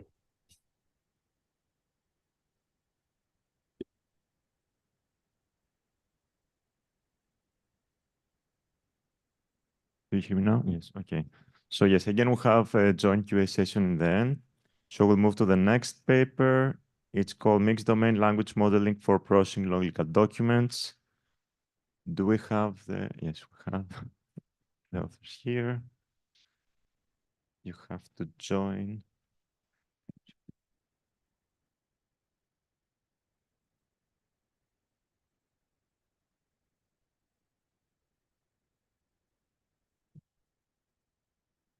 Perfect, and you talk to the microphone here, and you're muted, right? Perfect. Okay. Okay. Hello, everyone. I am Wenyue from the startup Claudio's Legal Intelligence. Today, I'm going to present the paper and also the language model, Legal Relectra, mixed domain language model for processing long legal document. Okay, so here's a brief introduction to the Legal Relectra. So Legal Relectra is a small language model focusing on applications in the law with specialization in personal injury civil suits. Here, the small language model is compared with large language models that we have, like GPT 3.5 or GPT 4. Personal injury legal cases arise when an individual suffers harm from accidents or injury, and someone else might be legally responsible for the harm. And this can due to negligence, reckless behavior, or intentional misconduct. Personal injury law allows the injured person to go to civil court and get legal remedy for all losses stemming from the accident. Personal injury claims are quite common in lawsuits, constitute a substantial part of civil litigation. Therefore, having a language model that specializes in personal injury cases is vital for AI in law and legal business. So here are two main challenges for building such a language model. So first of all, we have very limited access to high quality pre-training data. So data on civil cases is often siloed due to privacy restrictions, and there are few publicly available curated dataset. So therefore, we focus on development of a small language model, which can be trained, tuned, and run on small dataset in a cost-effective way. And the second part is long document. So we all know that legal documents are notably very long, and in order to extract the key information, such as the information of plaintiff, defendant, accident process, decision process, also description of the injuries, in a case, it often requires long-range text comprehension and reading. Thus, as a small language model, we adopt the reformer structure with context length 8,192 and pre-train this model in an Electra style, where we have a discriminator and a generator. And the discriminator is used as the final language model. So here's our pre-training dataset. So we know that we have very few dataset that's actually for personal injuries. Thus, we accompany this with general legal document and general medical document in order for the language model to get enough legal knowledge and also medical knowledge.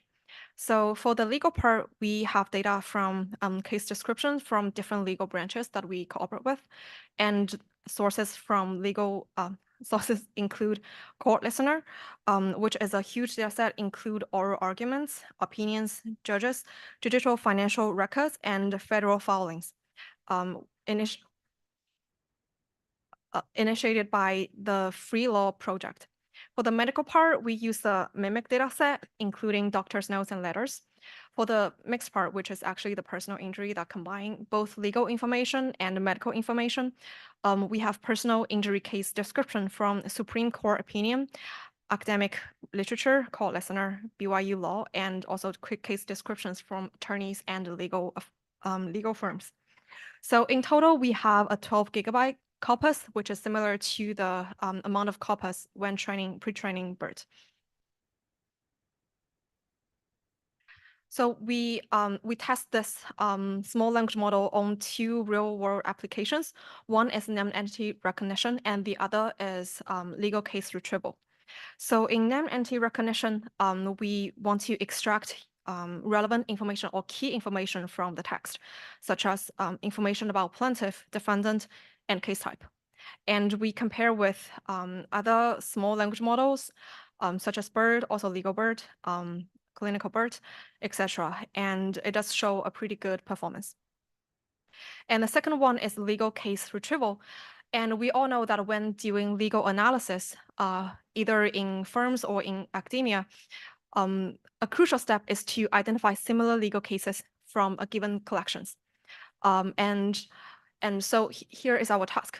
We manually construct a dataset comprised of 500 cases selected by law firms from Kentucky and Louisiana.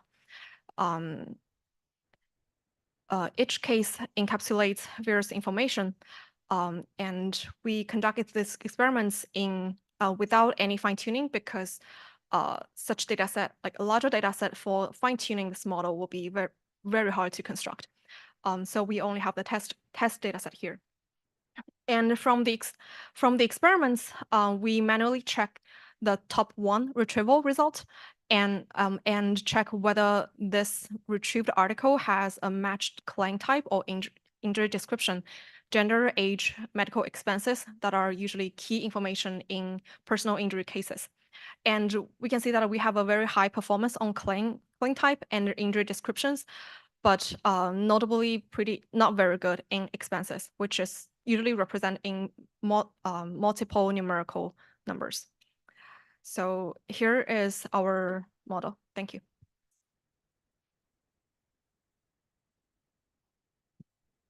Thanks to our speaker. We move to the next talk. I think we have the speaker here, Tanmay. The paper is called Large Language Models Are Legal, but They Are Not, underscoring the need for better legal LLMs.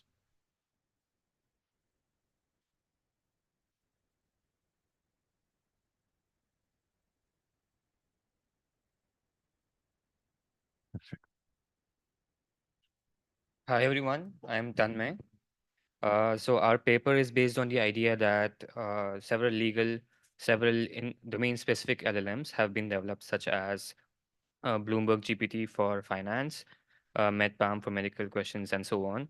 And so we investigate the LLM scenario for the legal domain. So to start with, the current SOTA models for the legal tasks are typically BERT-based variants. And the major implications of this is that BERT-based models typically have 512 tokens as the context window size. This is a major challenge for long documents, as can be seen in the legal domain. Another limitation is that such transformer models that use BERT have a traditional attention mechanism which requires a quadratic memory. So this was taken from the Lex Glue benchmark paper. So you can see that a lot of the tokens are 2000, 3000, and around that range for subwords, and it could increase for few short settings, obviously. So now the question that we like to tackle is that with the surge of large language models, they have large amount of parameters, large amount of pre-training and in-domain knowledge, large context window size, time and memory efficient attention mechanisms, some being even linear memory attention mechanism. So the question is, can LLMs address the aforementioned problems, and how well do they perform on legal tasks? So more formally, our contributions are: we conduct experiments to compare and analyze the zero-shot performance of tree-chat-based LLMs to that of state-of-the-art in-domain models. We analyze our results, quantify whether LLMs conform to expected advantages, and provide insights for further research. And we also provide an overview of the most recent LLM research, the benchmarks and datasets developed for legal NLP, the challenges faced when applying them to legal tasks, and popular approaches that solve them. So coming to the data set, we use the LEDGAR subset of the LexClue benchmarks, which is a contract provision classification task of 100 unique labels. So we sample only 1,000 samples from the test set for zero-shot classification, but we maintain the same class distribution for generalizability. And this is the prompt for reference. As for models, we consider three chat-based LLMs for zero-shot evaluation: OpenAI ChatGPT, Meta Llama 2, and TIA Falcon. And for comparison, we consider two legal domain models.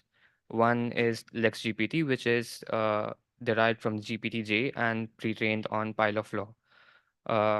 And for the SOTA, we have legal birth in the LexGlue benchmark. So on the right side, we have a rough comparison of the context window size and complexity and the number of parameters. So coming to our results, we found that smaller in-domain models perform better than larger chat-based LLMs. And the best chat-based LLM, which is Falcon, performs 19.2% micro F1 and 26.8% macro F1 lower than the best in-domain model, which is Legal Bird, which itself is much smaller than LexGPT, the current legal LLM. This is taken from the paper ChatGPT may pass the bar exam soon, but has a long way to go for the LexGlue benchmark. So if we look at the last three columns, which is zero-shot ChatGPT evaluation and few-shot ChatGPT evaluation, legal birth, which is the best reported score, performs best on all the tasks. Coming to a label-wise analysis of our results, for class labels with only one example in our sample test set, the chat variants surprisingly show the same results. They fail to predict them currently, except the qualification label. The others being assigns, books, and powers and sanctions. Further, labels that are semantically similar are frequently mislabeled by the model, such as taxes, tax withholdings, etc. And on average, only 95 of the 100 total classes in the reference labels are present, which severely brought the F1 score down, micro F1 score down. So for a subjective analysis, our findings highlight that the perceived advantages of LLMs that have over bird-based models cannot substitute for the obvious edge in-domain data can give to much smaller models. So this could be expected, as the latter is more naturally suited for benchmarks classification tasks rather than generative models, which are prone to issues like hallucination. And our label-wise findings reflect this too. However, if we limit the application of legal models to NLU tasks, large context may not be necessary for classification. This could be because verbose legal text could turn out to have very similar semantic content. To conclude, we examined three general-purpose LLMs in zero-shot settings on a multi-class contract provision classification task using the LEDGAR dataset of LexClue.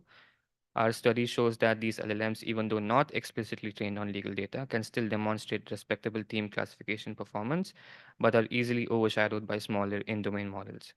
So the result highlight the need for better legal LLMs. In light of this, we also present a review of related data sets and models, which we hope will get an overview of the field.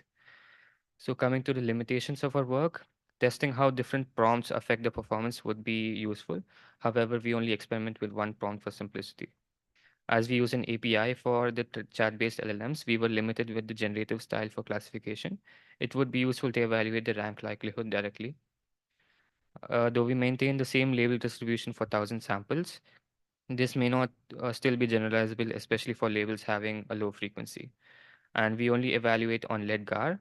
Other works present results on the entire LexPool benchmark, and we focused on different models. So the future work could be legal and administrative data sets such as pile of law and multi-legal pile can serve as pre-training data for LLMs. So LexGPT was trained on pile of law, and it could be further improved by using RLHF, and that could be extremely helpful, paving ways for the first legal LLM to produce state-of-the-art results. That comes to the end of our presentation. Thank you.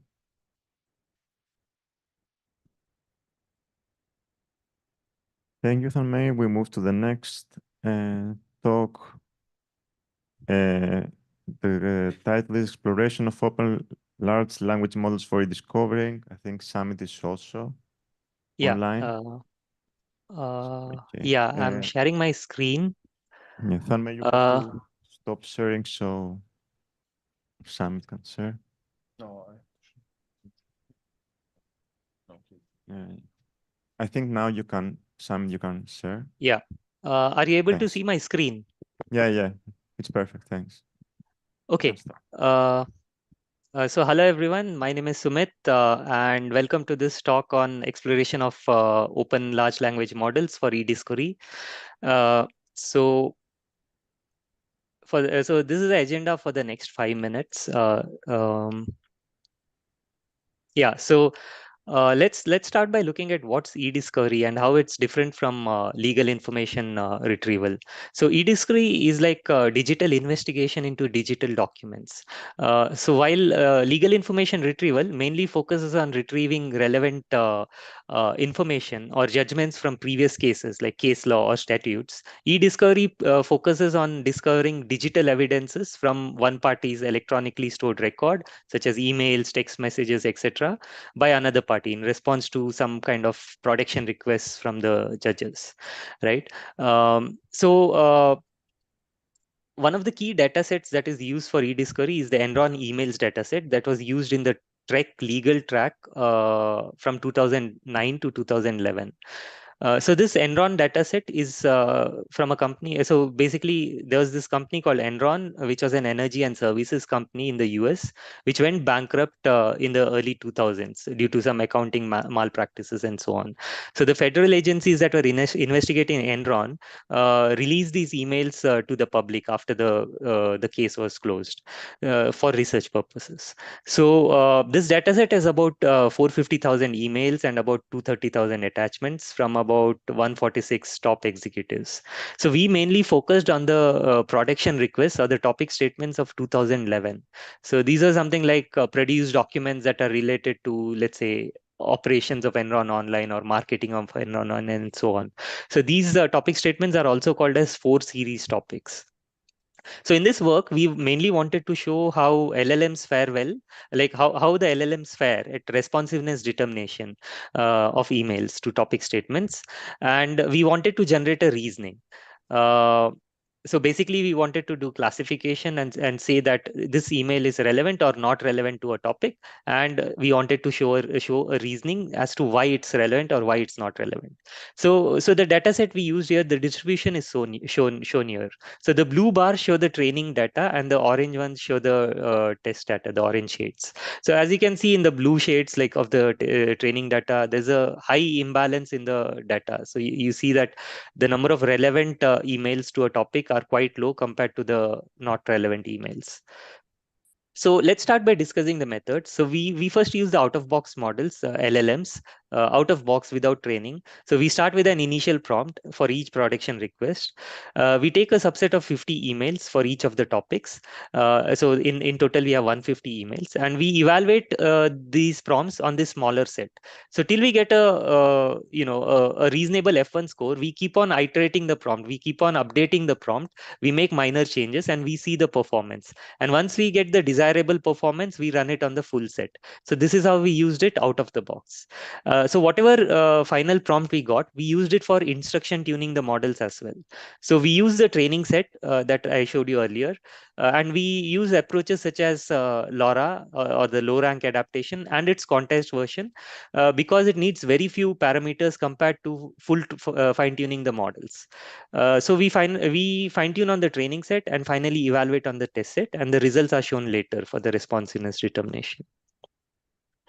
So one main thing about this dataset is that it only has responsiveness labels. It doesn't have the reasonings for as to why it's relevant or not relevant, right? So why an email is relevant to a topic or why it's not. So we don't have the reasoning. So we observed that if we get an out-of-box reasoning, the smaller models, the 7 billion llama and or Falcon and the 13 billion llama, so they are not so verbose in reasoning, and most of the times they repeated the topic statements of the production requests. Like for example, 401 topic statement is about producing documents that discuss operations and or marketing of Enron Online.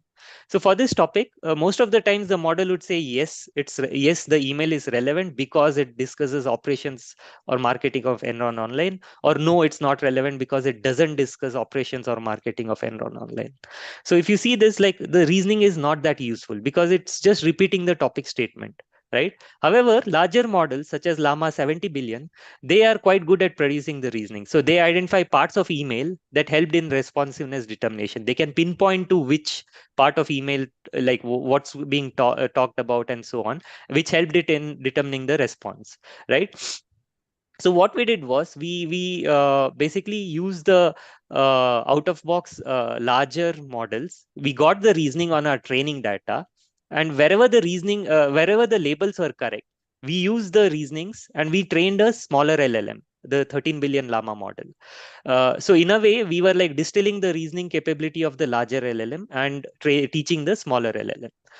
So we finally did a user study where we compared the outcomes of 5 different approaches on a randomly sampled set of 20 emails where all the 5 approaches were predicting correct labels. So these approaches were out-of-box outputs of Llama 70 billion model, the Llama 2 70 billion, out-of-box outputs of the 13 billion Llama 2 model, GPT 3.5 outputs, Llama 13 billion fine-tuned using the reasoning generated by 70 billion, and then finally the reasoning written by the subject matter specialist.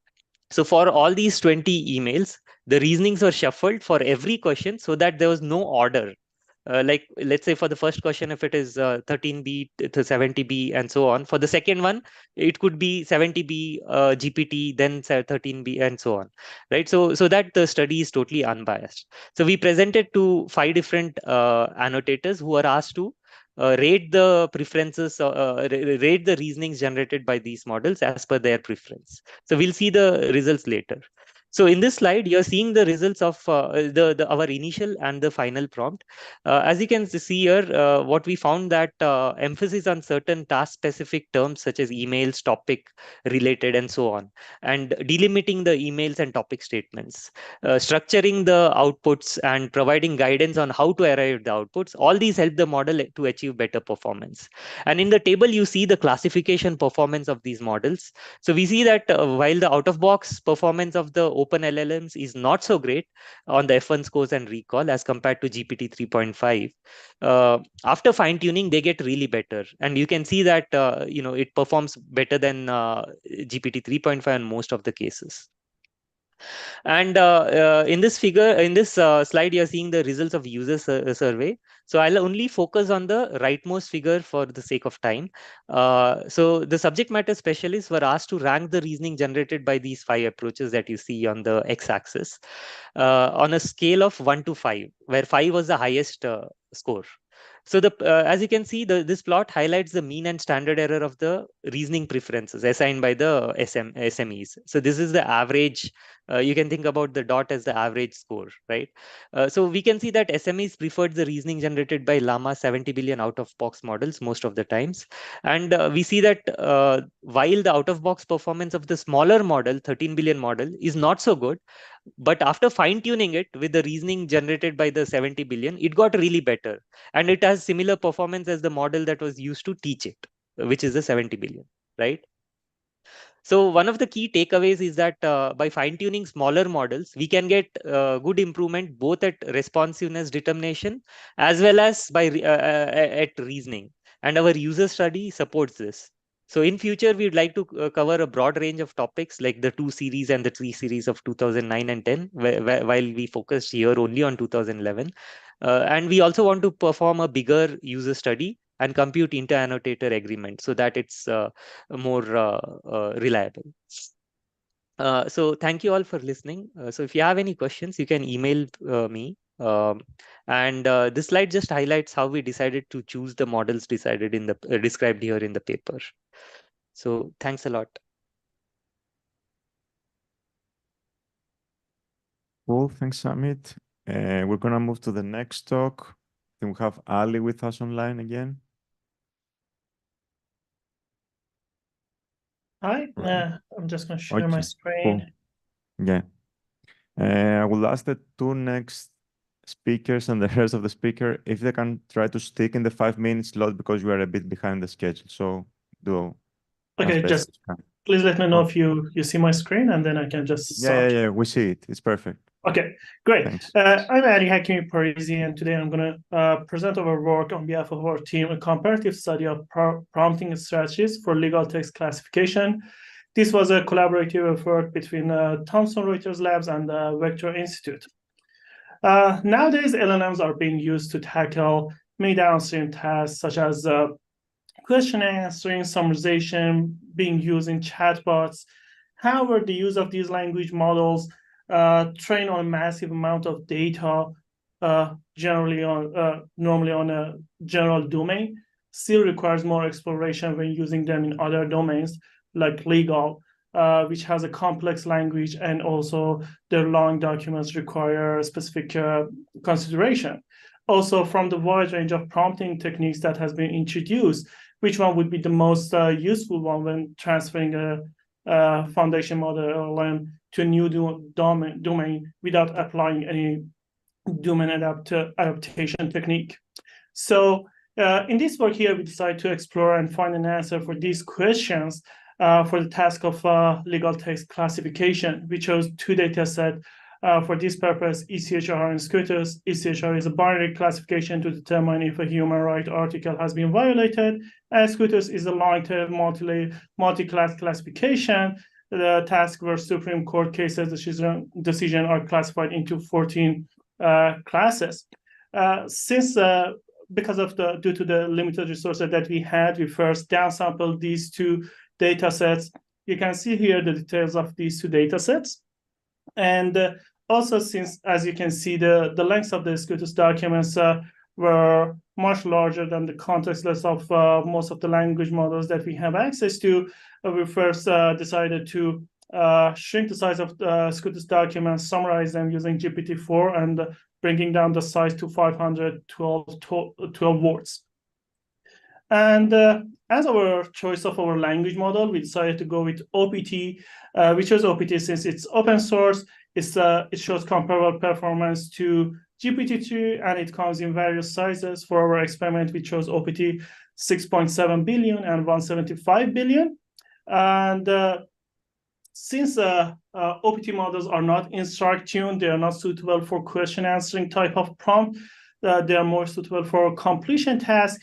Here you can see two types of this prompt that we use for our task, one for SCOTUS and one for ECHR.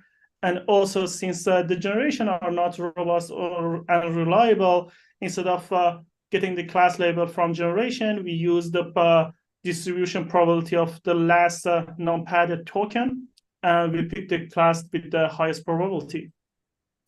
As the prompting strategies, we use zero shot, few shot, chain of thought, ensemble method, ensemble approach that, for instance, we took a bit in prompts, pass it to LLM, get several outputs, and then we use a simple voting mechanism to get the final answer. Here we choose three prompts, and the last one is activation fine-tuning, which is similar to fine-tuning other language models like BERT, freezing all layer, and then training a simple feed-forward on the top. As the choice of input, you can either pass the raw document or document plus a prompt. Here you can see the result for each of these data set and methods. One thing that right away piques our attention is the poor performance of COT, chain of thought, but we should note that OPT generation contains a lot of noise, which only misled the COT, and also COT mostly shows a good performance on those models that their training corpus contain code. However, the OPT corpus doesn't have any code. And we can see that activation fine-tuning with prompt and without prompt is the best performing method, and is getting close to the performance of fully supervised model shows as the black dotted lines. This shows that even though the model generation might not be high quality, however, the internal part of these language models contain rich information that could be beneficial for training classifier. And for more details of these experiments, you can please refer to our paper. And also to make sure that our assumption that these language models are not suitable for question and answering and most suitable for completion, we also did some other experiment to compare these two type of prompts, one completion, one generation, on a Scutus data set, and using both models. And as we can see on both models, the completion task outperformed the question answering type, and the margin is great. Here we look at some prompting techniques. We found out that these techniques are generally helpful, but their applicability to a specialized domain require further exploration. Activation fine-tuning improved performance the most among all the strategies that we looked to. For OPT 175 billion, this approach improved the macro F1 score of zero-shot baseline by 35 and 47 point of F1 score for ECHR and Scutus. And as the future steps, we would like to explore first some instruction-tuned LLMs like OPT IML, and also to consider more advanced approaches. We would like to experiment with parameter efficient fine-tuning methods and compare them with the just simple prompting techniques. And also we would like to ascertain whether current LLMs exhibit notable bias in their legal decision with respect to protected groups. And thank you. And if you have any question.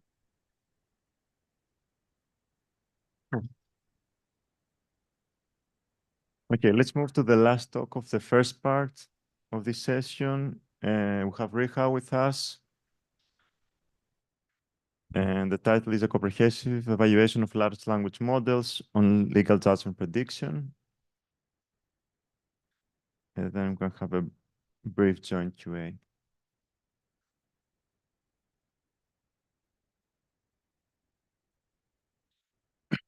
Okay. Hi, everyone. I am Shui Hao. I'm from National University of Singapore. I'm very glad to present our paper of the EMNLP findings that we evaluate the several large language models on the task of legal judgment prediction. So first, I will give a very brief introduction. So we all know that the large language models have achieved great success. So we wonder how them perform in legal tasks. So in the GPT-4's report, the GPT-4 was claimed to pass the UBE with a 90% with a 90 percentile score, but this result was pointed out to be overclaimed. So our motivation is to propose a new benchmark to measure the law competency of the large language models. And there are several issues of previous benchmark. First, the UBE is too general and it is not subject to any legal jurisdiction. And second, so some previous benchmarks like the HELM use the multi-choice questions, but the multi-choice questions is not very comprehensive enough. Some other benchmarks like the UBE use the open-ended questions, but it requires the human evaluation. So we hope to propose an automatic and transparent benchmark. And third, the similar cases are not fully studied in previous works. So to this end, we choose the legal judgment prediction as the example task because this task requires both the legal language and the legal reasoning ability. Then we design 4 settings to cover the open and multi-choice questions and the usage of similar cases. Specifically, we consider 2 work scenarios. The first is that the LLMs work alone. The second is that the LLMs coordinate with an RR system because currently the retrieval augmented language model is very popular. Yeah, so we hope to see how the IR system can benefit the language model. Specifically, the IR system can provide some similar cases. So the cases can be used as the few short demonstrations, and it can also propose some label candidates. It's like the charge name options. So the label candidates convert the setting from the open question to the multi-choice multi-choice questions. Okay. In the following slides, I hope to highlight some key findings of our paper. So first, considering the different settings, we find that the label candidate or the similar cases contain some like complex domain knowledge, and the GPT-4 and ChatGPT can fully utilize this complex knowledge and gain much more performance. Yeah. But for the smaller models, they cannot gain much from the similar cases. And if we compare different models, we find that the models tuned by the instructions can achieve a high performance when there are when the prompts only include an instruction, like the Bloom-Z. But for the models tuned on the chat data, they can achieve a better performance when the charge names are provided, like ChatGPT and ChatGLM. Then we hope to understand the role of the label candidates and the similar cases. We find that the label candidates can improve the self-consistency of the language models, which means that the language model can be more confident on their results because they can recall more domain knowledge. And for the similar cases, we do a Bayesian study and use the fixed demonstrations for all queries. We find that the fixed demonstrations hardly benefit large language models. The reason can be that the large language models can understand the instruction well, so it do not need the fixed demonstrations to recognize the task. But the similar demonstration can contain rich domain information, and the LLM can learn a lot from similar cases. Yeah.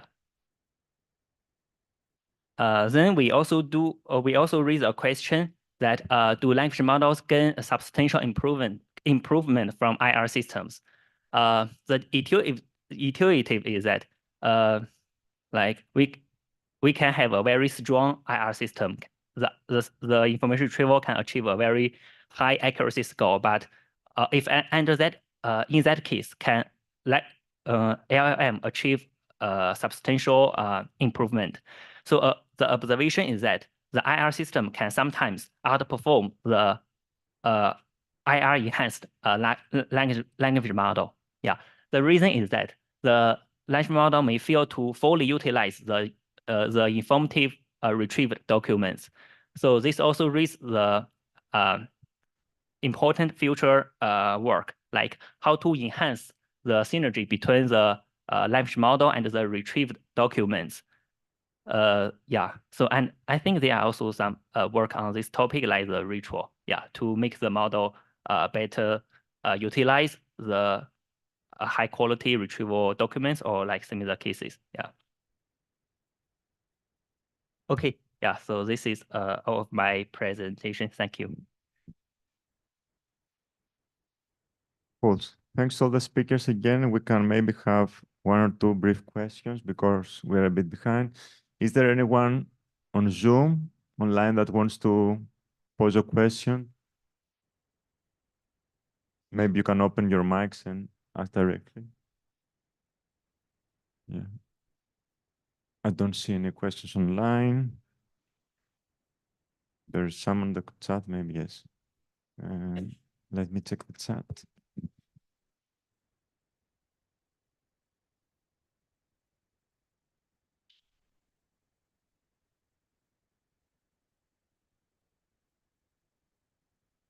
Is there anyone in the room that has any question so we can move quickly? Okay. Take them on. I'm just wondering, so Can you say why you thought activation fine-tuning did so much better? You didn't really go into detail on why you thought that might be. Could it be a result of you only use 2 versions of one language model, or what do you think? Is that directed to me? Could Yes. you repeat the question again? Sorry. Sorry, just what is your opinion on why the activation fine-tuning did so much better than the other methods? Yes, so the reason is that after just probing the generation of the OPT, we found that the OPT generation are not, they're not, so OPT is not aligned. So the generation are not of high quality. And most of the time, it's just going to add noise. It's just going to generate some noises. And we found that if we just rely on the internal component of the language model, the knowledge that is preserved in its hidden state, and then train something on top of it, it's just normally going to show a better performance and it's going to be more robust. Okay, thank you. Cool. And we have one more question on Zoom. It's for Vaiban for the very first paper. And the question, Vaiban, are you with us still? Yes. Cool. And the question is for the chain of thought prompts, were they changed with each domain, legal versus financial, or with the type of the question? Yes, so we had 2 data sets. So we had 2 different prompts. And like for all the questions, we used the same prompt, but like we had 1 prompt for each data set. Yeah. Okay, cool. So if we don't have any further questions, we have one question. Let me bring.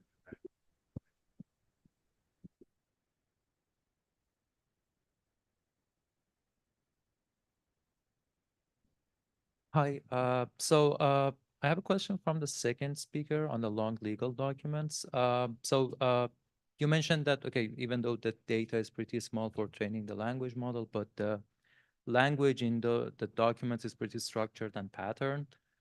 Did you see any of that in the perplexity score of the model as it trains, for example, early saturation or other evidence that suggests this type of suggests that the model is picking up this structure in the text? I don't know if they are here still. Okay, are the presenters still here?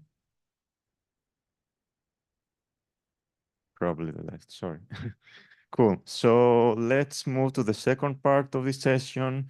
We have 6 papers that are presenting new data sets that we all use in our work. And I will just go straight to Joel for the first paper. It's called Scale, Scaling Up the Complexity for Advanced Language Model Evaluation. Thank you.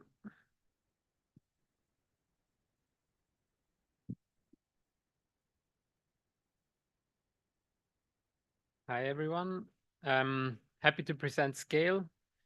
The motivation for this work is that code view generation and long document-to-document information retrieval tasks are very hard and scarce, and multilingual corpora from the same jurisdictions are also very rare. So that's what we try to fix with Scale. We introduce very hard tasks, in our opinion, that are multilingual from the same jurisdiction. We also think that it's the first end-to-end benchmark for a judicial system, including 650,000 cases and 35,000 laws. So this is how we view Scale being used. So first we have law area prediction, routing a case to a specific department in a court. Then we have criticality prediction, helping to prioritize cases, information retrieval to help judges and clerk in their research, then court view generation helping them with drafting, and then judgment prediction helping with the decision or proposing a possible decision, and then again criticality prediction for determining which decisions are most important and will be cited most often, and then leading decision summarization, which helps summarizing existing decisions.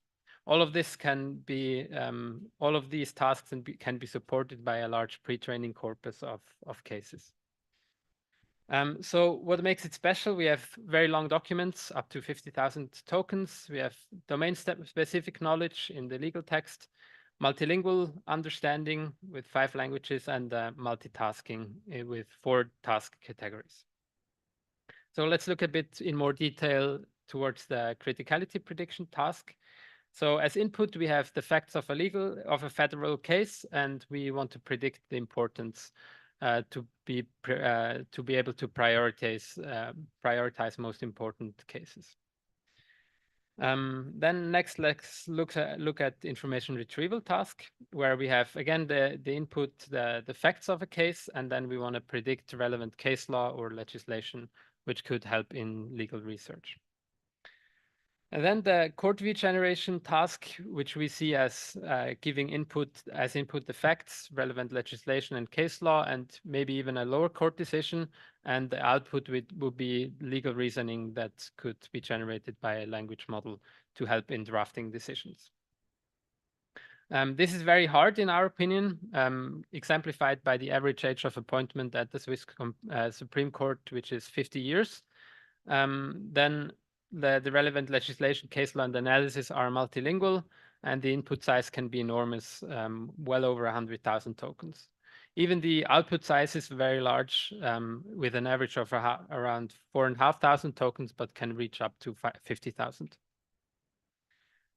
Last, let's look at leading decision summarization, where we have the full text of a leading decision, and we want to produce a summary, which has 3 main parts in Switzerland, which is the main articles that are important. Then we have keywords from a thesaurus, and then finally the main theme in text form. Yeah, this can make case law more accessible and easy to parse for lawyers. So to conclude, we created a multilingual benchmark from the same jurisdiction with 8 classification tasks, 2 generation, 1 information retrieval, and 1 token classification task. The models that we tested struggle greatly. Please refer to the paper for more details there. We release every data set on Hugging Face for you to use. I really hope it can be helpful. Yeah, we tested models without retrieved case law and legislation. This could be tested in future work. Thank you. Cool, thanks. Now we'll have a presentation from Biaoyan again. We saw again his previous conversation with the judiciary. We have the dataset description and presentation. The paper is called Super SCOTUS, a multi-source dataset for the Supreme Court of the US.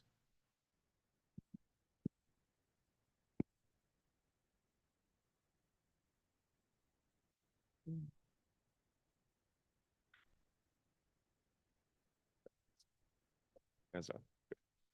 Cool. Hi everyone, thanks for being here. My name is Biaoyan Fang, and today I'm going to present our paper SuperScope, a multi-source dataset for the Supreme Court of the US. And first, I would like to introduce a brief concept of the Supreme Court, which we also call it scopes. It is the highest court in the federal judiciary of the United States, and briefly, the case decision procedure can be breakdown into multiple steps. First, we will have the case submissions from the petitioners, and all the case will enter the surplus, and the case will be selected by the justice and to be here.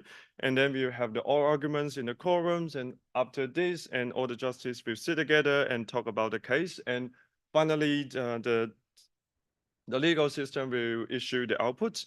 And from this pipeline, we can see that there's a variety of procedures and a lot of related documents are involved in the case decisions. However, in the legal and in the NLP domains, and there's no existing work contacting those varieties called documents of the Supreme Court of the US. And in light of this, and we created our SuperScope dataset, and we try to collect and connect in various court documents from the Supreme Court of the US. And we present a case study and showcasing the importances of considering various court documents for the analysis of the court. So for the creation of the super scope, and we roughly break it down into 3 stages. And the first is prior hearing, and we have various documents such as cetrals, and we have the brief from the petitioner respondents.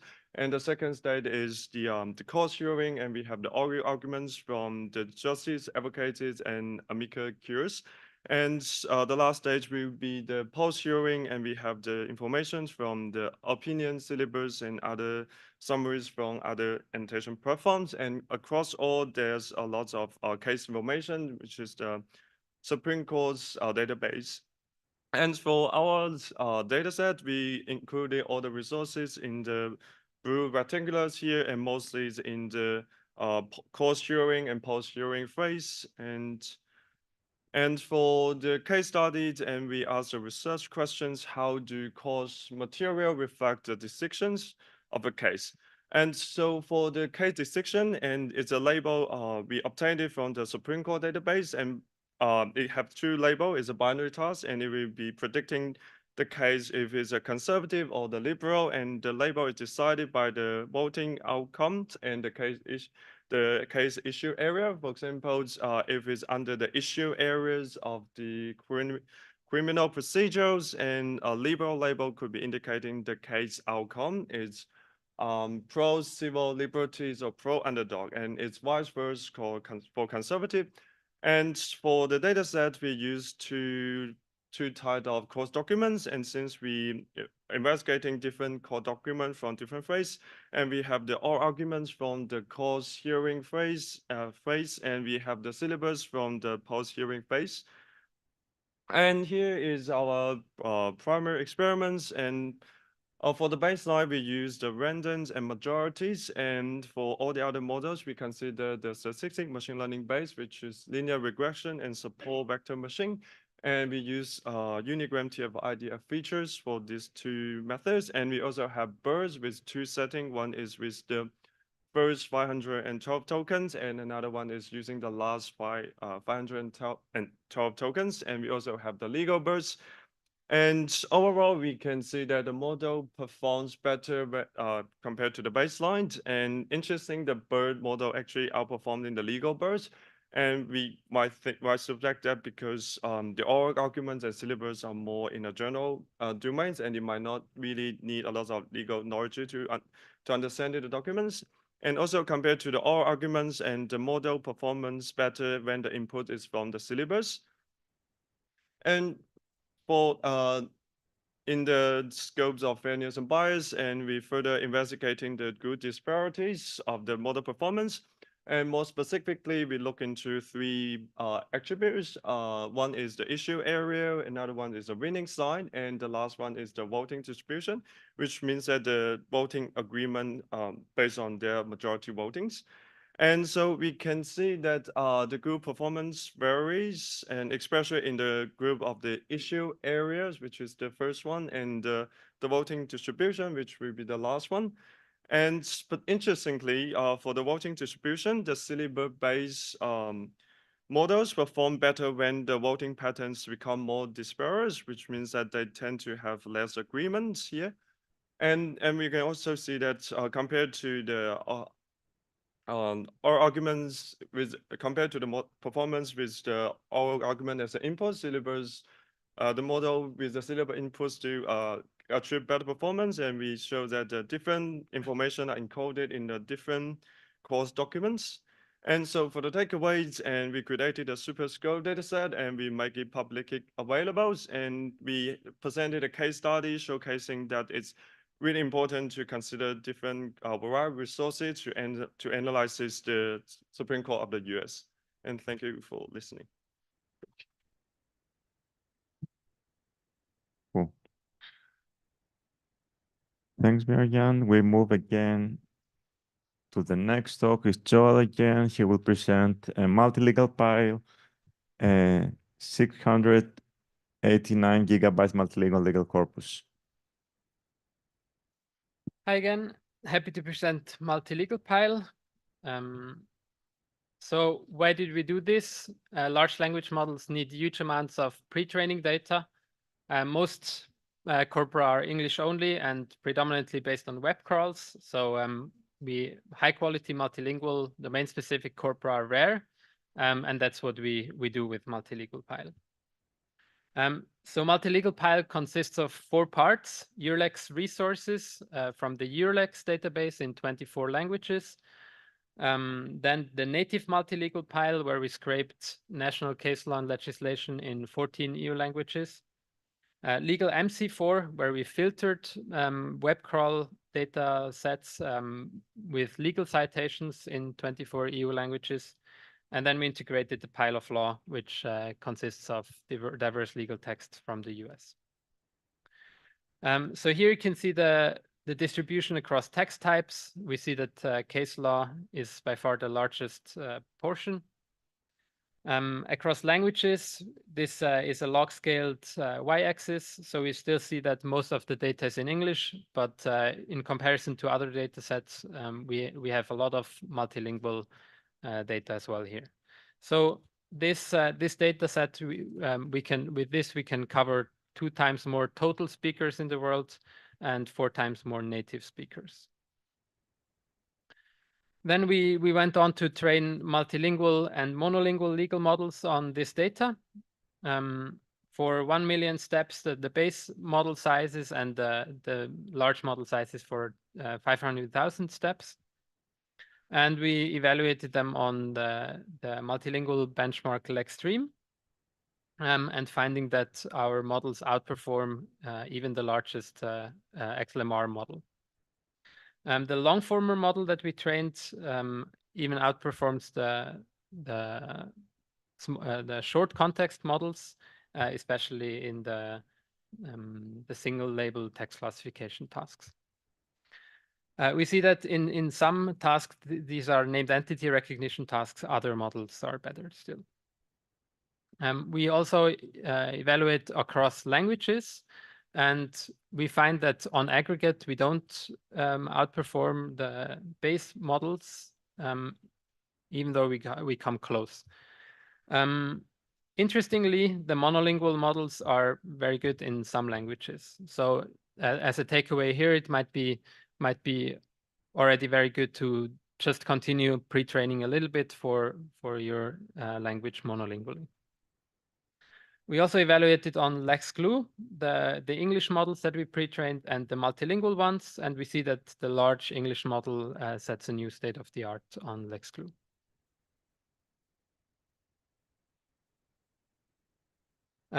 In some tasks, we still underperform, for example, the LETCAR and the unfair terms of service tasks. To conclude, we created a large pre-training corpus multilingually. We pre-trained 2 multilingual models and 24 monolingual models and set new state-of-the-art on LexStream and LexGlue. Again, we release all data sets on Hugging Face. In the future, we would like to pre-train large generative models on this data set to see in how this can improve these models there. Thank you. Thanks, Joel, again. And now we'll move to the next talk. Do we have Claire with us? No. Yeah, Alex, yeah. So you're Mark. Okay, we have Mark with us. Perfect. So it's Alex, a dataset for legal language processing of refugee claims.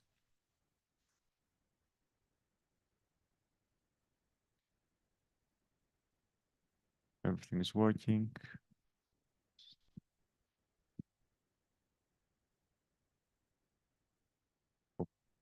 Yes. Yeah. So hi everyone. I'm not Claire. My name is Mark Kleisonen. I'm a PhD candidate at the University of Edinburgh in Scotland, and I'll present our work on Asylex, a data set of refugee claims that we created as a benchmark for legal language processing. So refugee claims are usually within the boundaries of international refugee law, but here specifically for Asylex, our data set, we focus on Canadian cases.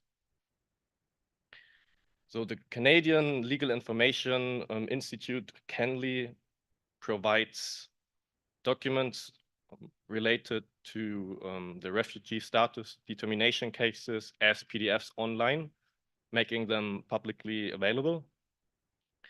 And those RSD cases are a result or output from hearings and discussions from the Immigration and Refugee Board of Canada.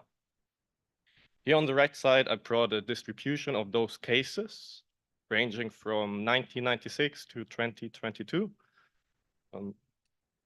so totaling 60,000 RSD cases, constituting our data set Asylex.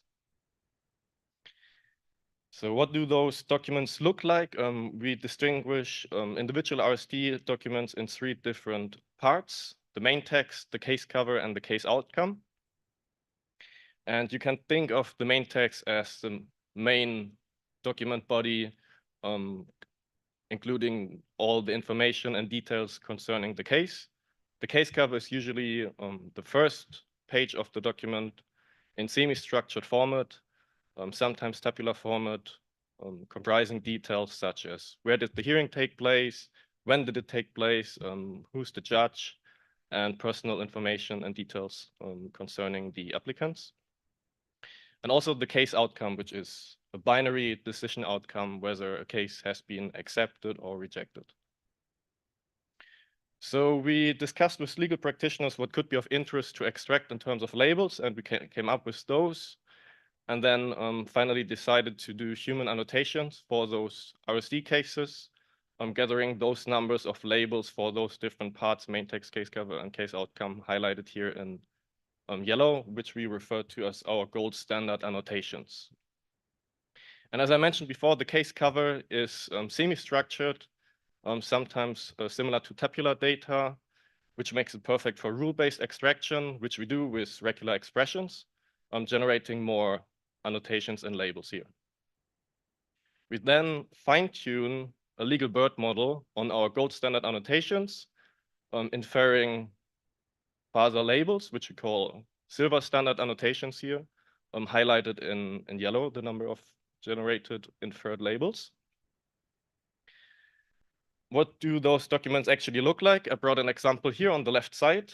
So that's the first page of such an RSD document. The case cover, highlighted in yellow, the different labels that we extract. And overall for our data set on the bottom right, the table showing all the different labels that we are interested.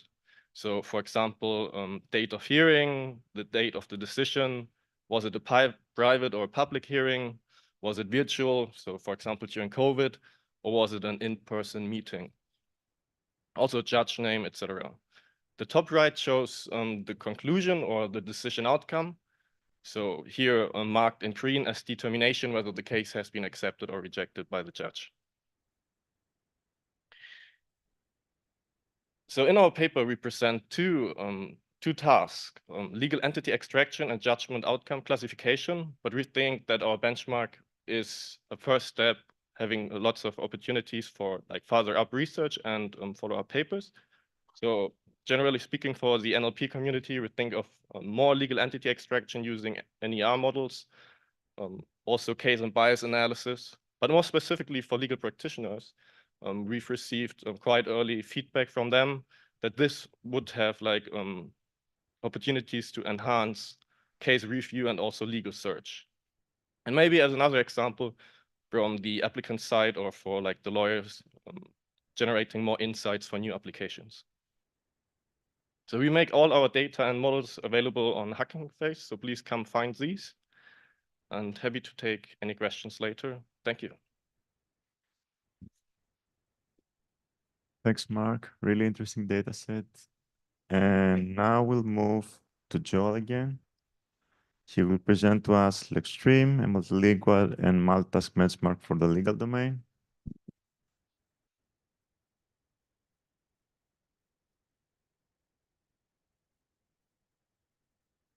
Hello. Happy to present Lexstream, multilingual and multitask benchmark for the legal domain. So most benchmarks are English only and often for the newspaper or Wikipedia data. So multilingual and domain-specific benchmarks are still rare.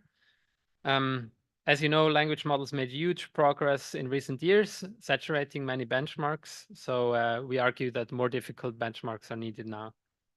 And we argue that LexStream could be one of those, because it's multilingual, multitask, and domain-specific for legal data.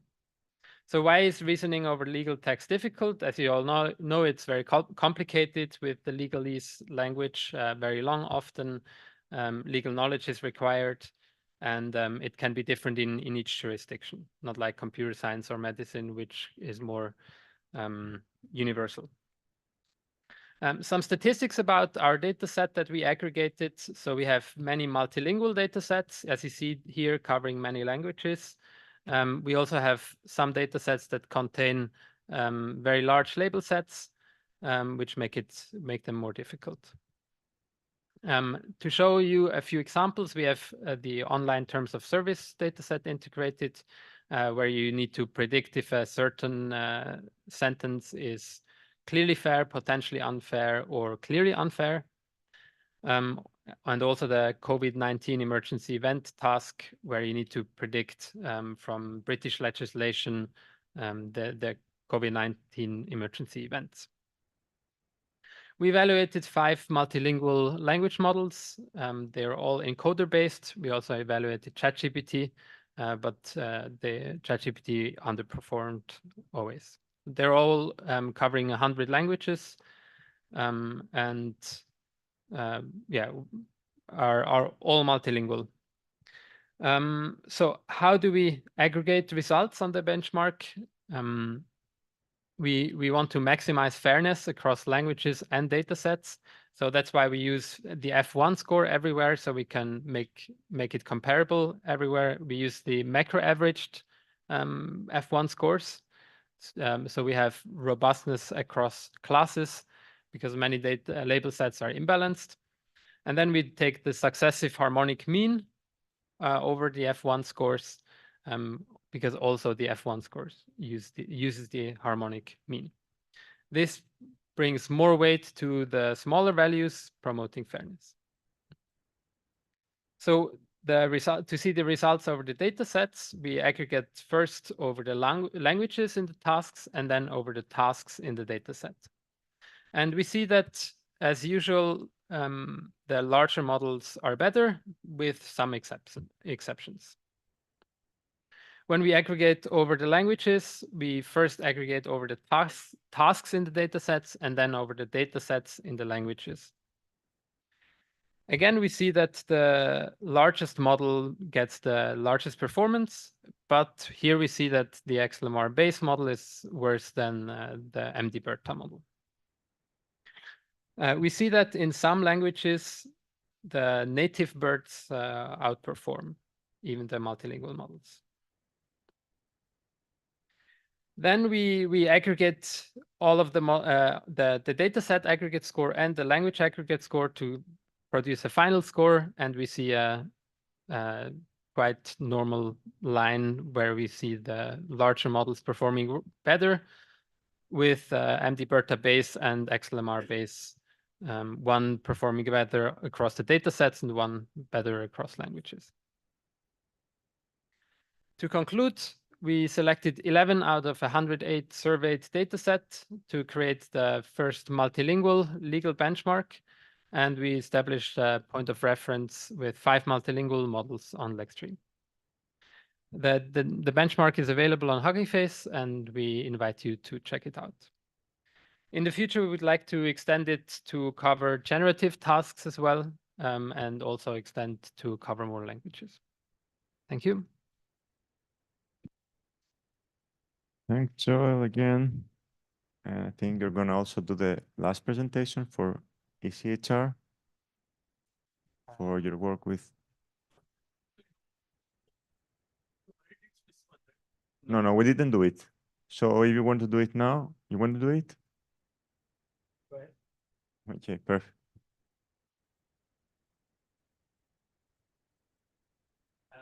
We can do it after. Yeah. Maybe you want? Yeah, sure. Can do it later. Okay, let's then close with a joint QA session for all the dataset papers. Are there any questions from the room? I don't know if there are any questions online. Maybe I can ask a question for starters. I have a question for the ACLEX paper for the refugee claims. And I wanted to know if you have any sort of metadata related to what sort of conflicts, for example, we had at any given point of time. So for example, in my understanding, the status of claiming asylum in a country is much affected by what sort of conflicts we have around the world. So different ethnicities or different groups may be affected differently. So maybe at some point you are a perfect candidate to take asylum, and maybe in some other case you are not eligible to take. So I want to know if you have any sort of information about this in your dataset to somehow combine this information and make it easier to say, okay, this person is from this country, so in this time period when this decision was taken, it made sense to give us asylum, while 5 years later, maybe it wasn't the case. Hi, I'm Claire. um, so it's international refugee law, so there are the rules are the same everywhere in the world. In terms of can we know in time who should be granted or not asylum, we have the dates of the hearing and the decisions, and we have so usually in the cases they do cite something like NGO reports for a specific country or for a specific geographical area in time. So it's like the report for the Middle East in 2020, for example. So based on that, you can infer some information, but you will have to like go back to the NGO report.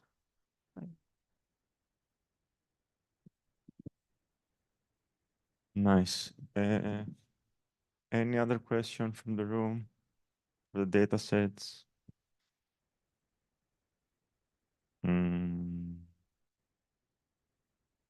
don't see anything.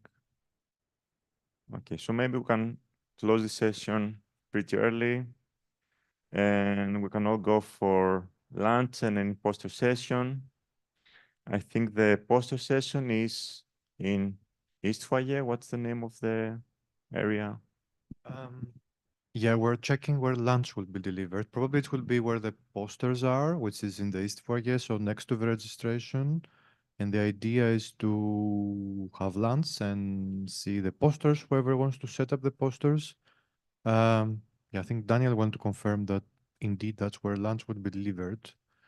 So yeah, but it's still 10 minutes, so we're 10 minutes ahead for some weird reason. So yeah, lunch and posters are gonna be in the posters area, which is in the East Foyer next to the registration, and we're back at 2 p.m. Okay, so we'll be back at 2 with our keynote talk and then some more sessions with our presentations. So you are welcome to stay here or go to the poster session and also grab some lunch there. Thanks.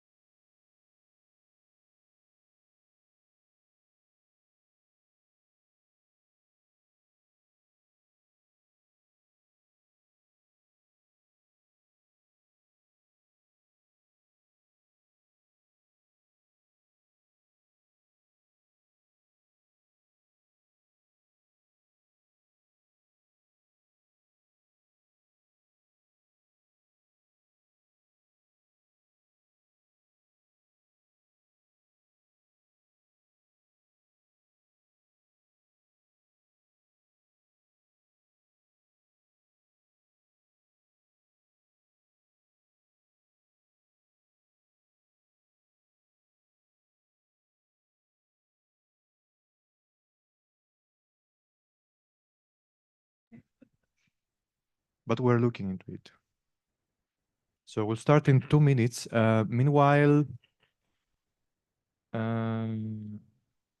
we'll have first the keynote by Gerald, who is already ready.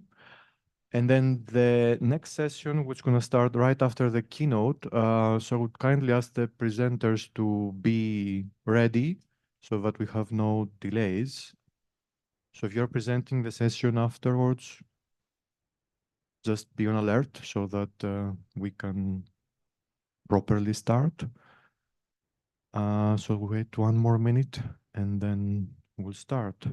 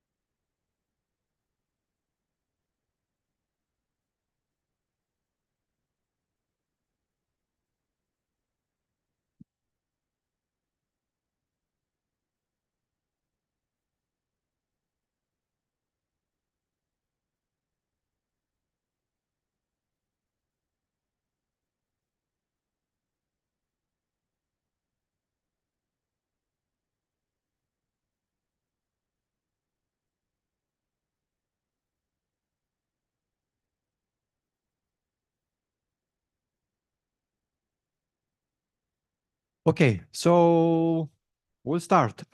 So as if you have been a friend of the workshop for some time, you know that the keynote is always given by somebody from the legal domain so as to trigger us a bit and stimulate a bit our work and have somebody from the legal domain to tell us what we should be doing. So it is our pleasure this year to introduce Gerald Shaw, who is an assistant professor of law, also the deputy director of the Center for Computational Law here in Singapore. And yeah, his title is, the presentation is NLP in the legal world. So without further ado, the floor is yours. We are all eager to hear what you're going to tell us. Right, thanks very much, Jerry, and I will try my best to trigger and stimulate this crowd. So good afternoon, and for our friends who have flown here, a very warm welcome to Singapore. It's really a great honor to speak here, especially at a time when most people are willing to pay good money to speak with anyone who knows how ChatGPT works, or even a Q-star. You know, I thank the organizers for the invitation and really for consistently organizing this workshop series. As I will touch on in this talk, these interdisciplinary conversations are really, really important and need to continue. So to quickly introduce myself, I've been at SMU, the School of Law, since 2018. That was around the same year I graduated from the NUS Law and Economics program. And I've then studied and focused on the regulation as well as the use of AI systems in the law. All right. And on the regulation end, I've been working with colleagues at at our Center for AI and Data Governance on several issues. I've put some selected works here. And on the use angle, as Jerry has introduced, I work with a pretty interdisciplinary team at the Center for Computational Law. There are about 12 people and only 2 lawyers, including myself. The rest are computer scientists, logicians, mathematicians. So I raise this just to highlight and to caveat, as lawyers always do, that I'm not formally qualified in computer science. So I might get some of this stuff wrong. The talk will be a bit less technical and more of a position piece, sharing some experiences working on technology from out of a Singapore law school, right? So the title of the talk is NLP in the legal world. And it's actually inspired by a paper published in 2010 by a legal and moral philosopher by the name of Joseph Raz. Now, Raz and his PhD supervisor, H.L.A. Hart, were 2 of the most prominent legal positivists. And what the positivists argued, if I could oversimplify a little bit, were that rules became laws simply because they had gone through some kind of positive recognition process. For example, being passed by Parliament in Singapore. it didn't necessarily have anything to do with the inherent nature of the rule, right? Whether it is immoral or even downright evil, law is a law if Parliament says it is a law. Now, there are interesting parallels here, I think, to what passes for AGI nowadays, but I will leave that aside for the moment. In this paper, Raz tried to challenge the conventional notions of what it means to be responsible for something, and the principles conventionally held people responsible, mostly for things you either intended or controlled.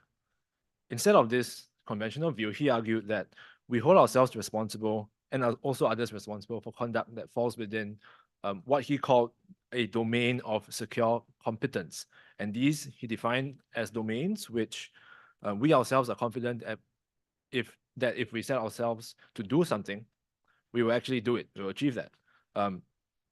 Barring certain competence defeating events that may cause but also excuse failure. Now, this sounds a bit philosophical and abstract, so let me give an example. I regard the writing of law journal articles as something within my domain of secure competence. I set myself to do it. For various reasons this year, I haven't produced as many as I would have liked. Now, I neither intended nor controlled this, but my employer very much wants to hold me responsible. But although I would try to argue that it's all because of certain competence defeating events.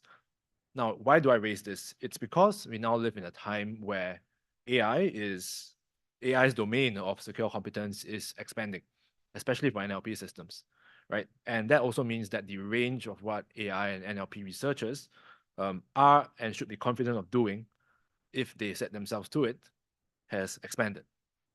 If Joseph Raz is right, that means that society and we ourselves should be held responsible, we'll hold ourselves responsible for many more things, including things that might be outside of the intended or controllable users of the AI system. And in this light, so in this talk, I would want to centrally suggest one thing, which is that for NLP to succeed in the legal world, and pardon the typo over there, it has to undergo, and in many ways is already undergoing, an important transformation. It's a transformative process that, for lack of a better word, I will call it growing up. And I do mean this in the most neutral way possible. I'm not trying to imply that anyone here is childish or childlike or immature. What I do mean is that until relatively recently, NLP systems were not in prominent use anywhere in the law, or perhaps even the larger consumer-facing world. They're all behind the scenes. But in this brave new world of, ChatGPT, where you have widespread legal consumer adoption, including in the law, where, as I heard somebody put it, every second sentence that's uttered today contains the word ChatGPT. Every third sentence is written by ChatGPT. It's a different world, and I would say very quickly that the field will be pressured, strongly encouraged to develop a new set of theories, practices, standards for handling all these newfound applications. How do you deal with that? Is the question. And this is especially true because we're now talking about entering domains like medicine, like law, like finance. And these are domains that deal with nothing less than life, liberty, and particularly important in Singapore, the pursuit of money and finance. So in this talk, I'll try to highlight three ways that I see the field as in the process of growing up. New attitudes, new consequences, and new responsibilities. I'm not, as I said earlier, I'm not a computer scientist. I've worked with many of them. I would just try to offer one law professor's view of what this is all about, what this all means, contextualized, I hope, with some real-world examples, particularly but not limited to Singapore's case. Right. So it's I would say that it's not quite the structure from the abstract that you've been given. I promise that the content is in there. The flow I just reorganized a little bit, and just as an excuse, given that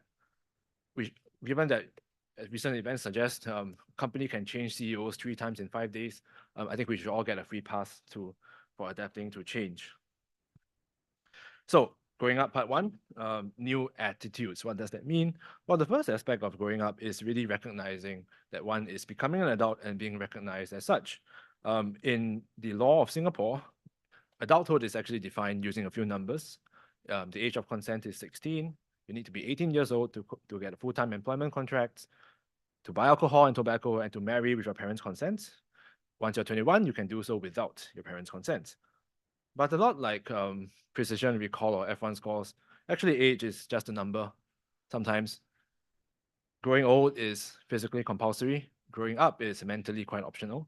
Some people never go through that process. It is a lot about carrying yourself and being seen by others as an adult. So what does that mean for the field of NLP or legal NLP, and how has it matured along these lines? Well, the most prominent sign of the field's coming of age is really probably the now, as you're aware, incessant buzz around LLMs. So the adults all want to talk about them. You see on screen here the recent UK AI Safety Summit. I'm sure people are aware of this. All the important people there.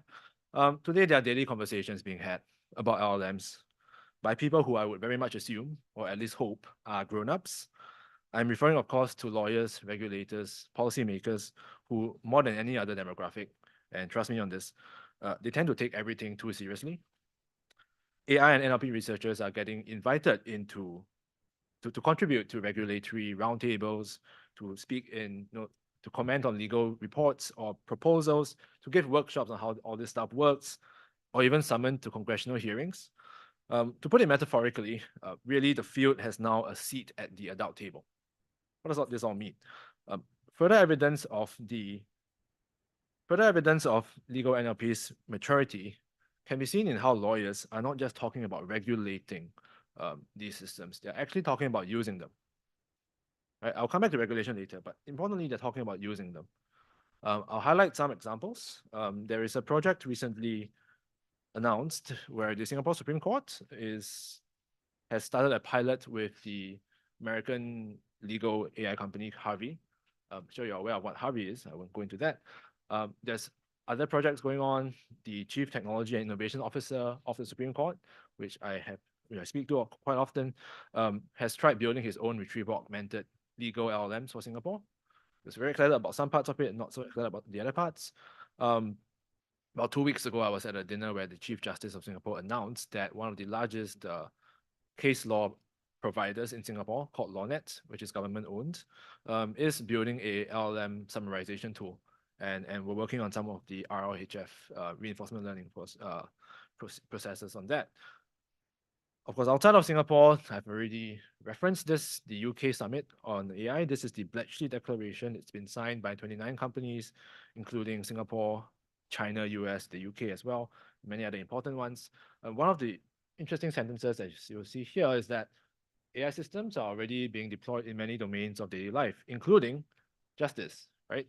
And the use is likely to increase. Right? This is not a simple statement. It's a bigger deal than it sounds. Why is that so? Well, as some of the longer suffering members of the AI and law community who might be in the room will attest, researchers have been thinking about legal AI systems for as long as they've been thinking about AI systems. If you want, you can trace this all the way back to the original Leibniz, who was both a lawyer and a mathematician, who said, let's have a universal logical language who can, if we reduce all the rights and obligations of law to a calculus, then we can calculate and see who is right. If you want to trace it back as well, there's famous text Leviathan. It's a key text in legal philosophy about the role of the state. But he also took the trouble to talk about artificial intelligence, right? Artificial springs and basically automata. So despite decades and decades and decades of predictions, that AI is disrupting law, and some experts in this field have been predicting this for a long time now. You'll see on the screen Professor Richard Susskind, who since the 80s had published a groundbreaking PhD on legal expert systems. And the ICAL conference, the first ICAL conference was in 1987. So it's been a while, right? But it hasn't really happened yet. It hasn't really happened yet. Lawyers have consistently been very dismissive of any notion that computers could ever handle the nuances and complexities of legal language. A lot of that skepticism still exists, or as my colleague, the computer scientist Ming likes to say, they will tell you that computers can never handle law cases because every case is different. You can't reduce them to statistics and algorithms. And then you ask them, oh, but why should I hire you for my case? And they'll tell you, oh, simple. I've done tons of cases just like yours. right? So I joke, but the lawyers had a point. Until quite recently, well, commercially available NLP systems weren't all that great, if I may be honest, right? Chatbots couldn't string sentences together. They got caught in linguistic loops. They struggled with co-referencing. And in law, even simpler things like sentence tokenization wasn't really quite solved. There was I recall a talk in the 2019 workshop just on this point. So we weren't worried about higher order problems or first world problems like racism and bias because it was a challenge just to even get something to work. Who cared about whether the system worked well or even fairly? So there was this so-called legal language barrier that scholars in the space have been talking about for years, or the idea that law has been so far insulated from technological transformation because it trades mostly in natural language, not some kind of computable numbers or data. So while most other professions, medicine, accounting, economics, psychology, they've all took a kind of empirical turn. Law hasn't really gone through that quite yet. So even up to about 5 or 6 years ago, few lawyers took the AI hype seriously, even if about once every year you will see some news outlet feel the need to publish an annual reminder that, hey, AI is going to replace lawyers. Eventually, if we keep saying this every year, we'll get it right one time. In around 2017, this was just what, 6 years ago, I had co-founded a legal analytics startup with a few of my friends from law school. And our main and quite misguided goal was to try to sell analytics to lawyers. Selling software to lawyers is the toughest job, or used to be the toughest job in the world, if anyone has had that misfortune. In those days, even suggesting that a lawyer could use some kind of data analysis could net you a bit of a dirty look. I would give you one example. We had tried to convince somebody whose job involved determining sentences for criminals who were convicted. We had tried to convince them that maybe you could use some kind of a regression model to inform your decision. This was way before some of the new developments. So just as a statistical tool to inform what the past sentencing data was and to inform your current thinking on it. And the person smiled and said, hey, we already have that. I was like, okay, that's cool. I have not heard about Singapore courts using any kind of AI in those days. So that person then took out a histogram. It was this dashboard which produced many, many histograms of different crimes. And for every crime, there's a histogram. And then that person said that, well, this is it, right? I don't need a regression. Why do I need a regression? Because I can look at the histogram. And with enough data, everything becomes a bell curve. So I can just visualize the bell curve over the histogram and it'll all be great.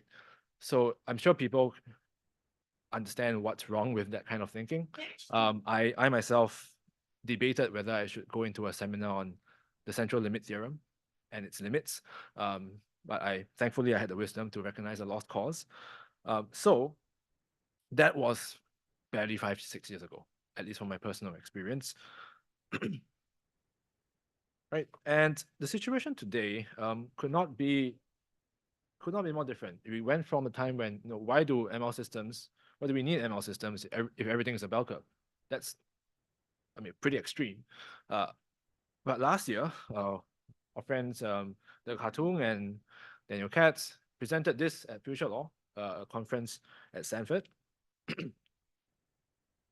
where they were confident enough to say that, with GPT, with GPT-3 and 4, have we broken through this legal language barrier? The audience would know that, these things, 3.5, 3.4, perhaps not so much scientific advancements in the sense that what they really did was to hyperscale existing practices with lots of investor money.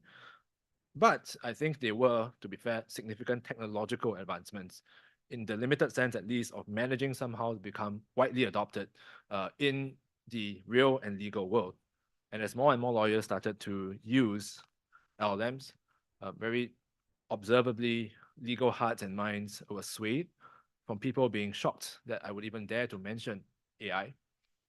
Now they get annoyed if I don't mention it. Hey, we got you to talk about AI. Can you talk about AI?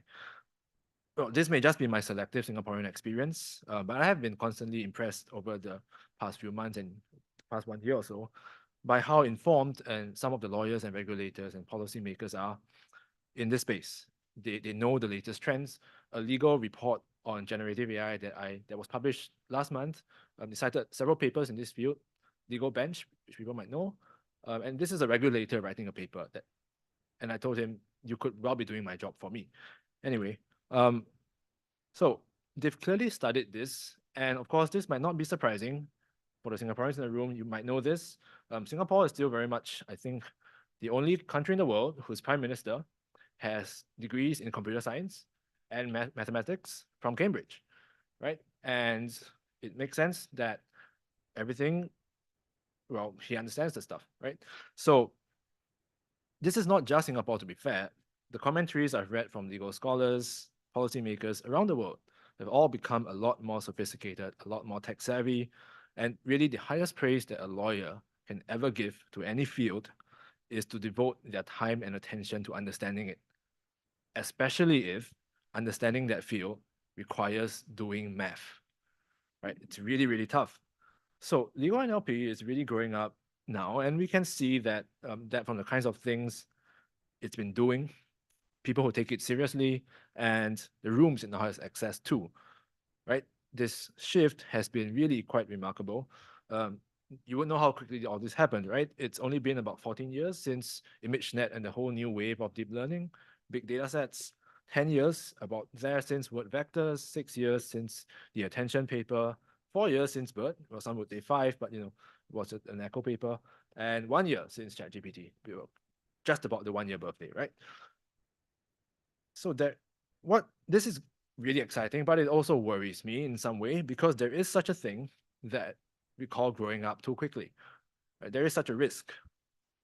NLP for now might have earned the lawyers' attention, but it has some way to go, I think, if we want to earn their trust. Lawyers are professional skeptics.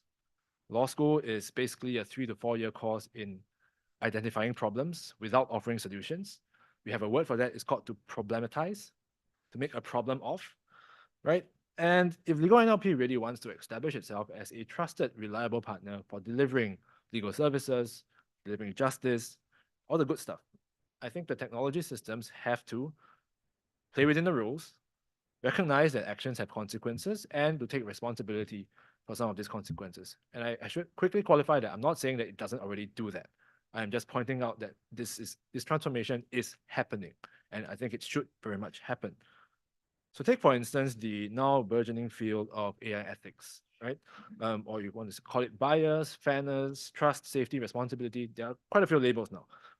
I've been reviewing for the FACCT conference, the Fairness, Accountability, Transparency, if I'm not wrong, conference last year, and the number of submissions it got was really quite interesting, surprising, up from about 0 10 years ago, because there wasn't such a conference. You will see a visualization here that I didn't make myself. It's from Arvind Narayanan, right? One of the known fairness researchers. And there are also all these AI trust and safety teams popping up and, to be fair, getting shut down around the world. As alluded to earlier, I see this as a first world problem because we only start worrying about this stuff, this higher order stuff, after we make systems that actually work and people actually use. Now, the heightened scrutiny around AI is really due, at least in part, to its expanding domain, right? Standard practices like scraping data or importing data sets from the internet without really checking what's in there. It could be acceptable if you're trying to distinguish chihuahuas from muffins, right? But maybe it's less acceptable if you're making something like this that could determine how long somebody spends in jail or how much of whether they get bail or not, right? As is probably well known by now, thanks to this Compass debacle, which I won't jump into too much. If the data set is fundamentally skewed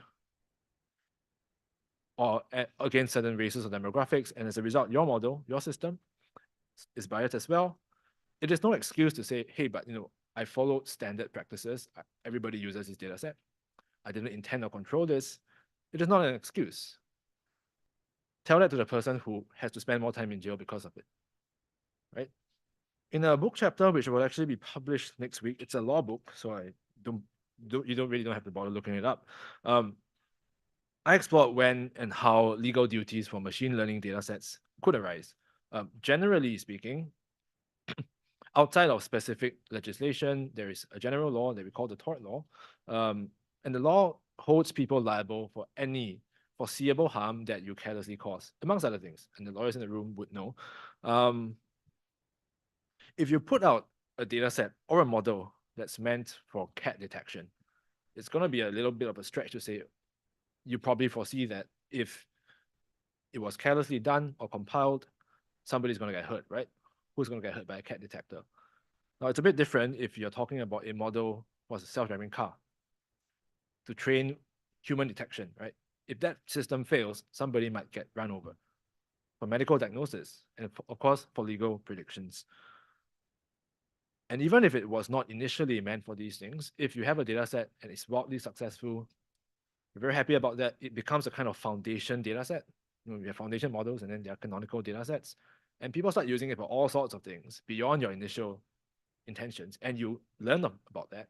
Maybe you have a duty, an obligation to refine it in some way and to check and to go back. And this was essentially what happened with ImageNet, as some people might know. And this could also happen with any of the corpora that are standard currently in NLP. So now one might be thinking, well, ImageNet is actually quite small, right, by today's standards. In NLP, we're working with planetary scale data sets. The common crawl is the whole known internet, plus a bit more. How am I supposed to check all of that stuff? Well, the quick answer is you don't really have to, right? This is not the point. Let's consider how the other professions do these things. Accountants sample. They don't read all of the company's documents to try to find financial irregularities. Lawyers in an evidence discovery process or a due diligence process, they don't read everything either, right? Some lawyers try very hard to do so because they are paid by the hour, but that's a separate point. But they don't do everything. And you think about the food industry, right? The food industry mass produces millions of tons of products that people eat every day. If something goes wrong, people are going to get seriously ill. I don't think they check everything as well. They don't check every single chicken or nugget that goes in and out of their factories. Right? What we do is we have a publicly transparent and trusted process led by the federal administrations, led by the food and drug authorities, and people just sometimes misplaced trust in those processes, but it kind of works. So all these rigorous ways to sample, and to be sure, sampling isn't perfect. We've had massive accounting scandals, massive legal and food scandals as well, right? But the goal is not to be perfect. The goal is just, the obligation is not to catch every single thing. The obligation is really just to take precautions to an economists would call this efficient level. You do a cost-benefit analysis. How costly is the precaution? How much is the expected harm? And you take a reasonable amount that is roughly determined by this broad rule. So all of the grown-up industries have this. Why should AI be any different? To quote last week, Professor John Norton, who has a pretty interesting title of Professor of Public Understanding of Technology. He published an op-ed in The Guardian on the ill-fated EU AI Act, which I will actually come back to. And he wrote that foundation models are like building a new system for drinking water. And there are all these giant reservoirs that the foundation models represent. And we have a vital interest in knowing how is the water filtered? How is the water purified, enhanced? What's going in there? Currently, we don't. At least not for all the models, right? Some of them we do.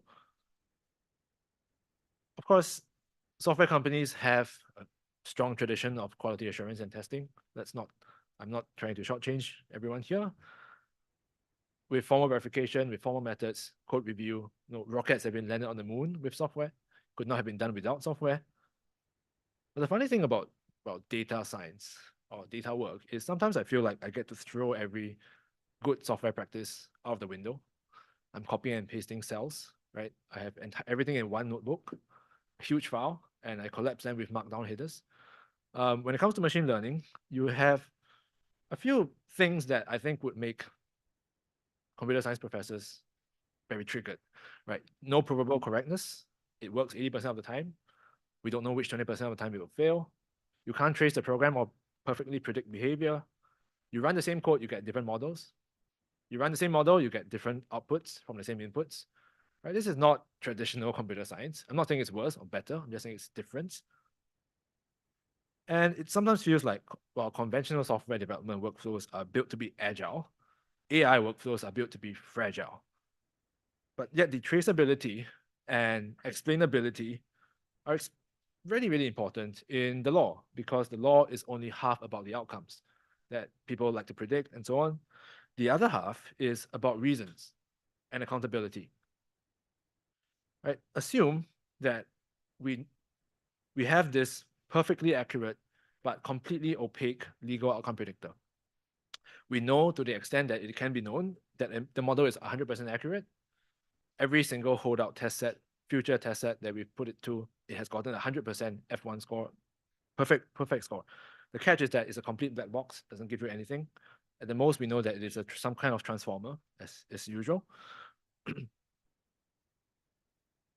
Now the system has predicted in a drug trafficking case, and you know that this is serious in Singapore, if not in many other countries. It's predicted that the accused person will be found guilty. What use would this prediction be to lawyers and judges? How would they use this?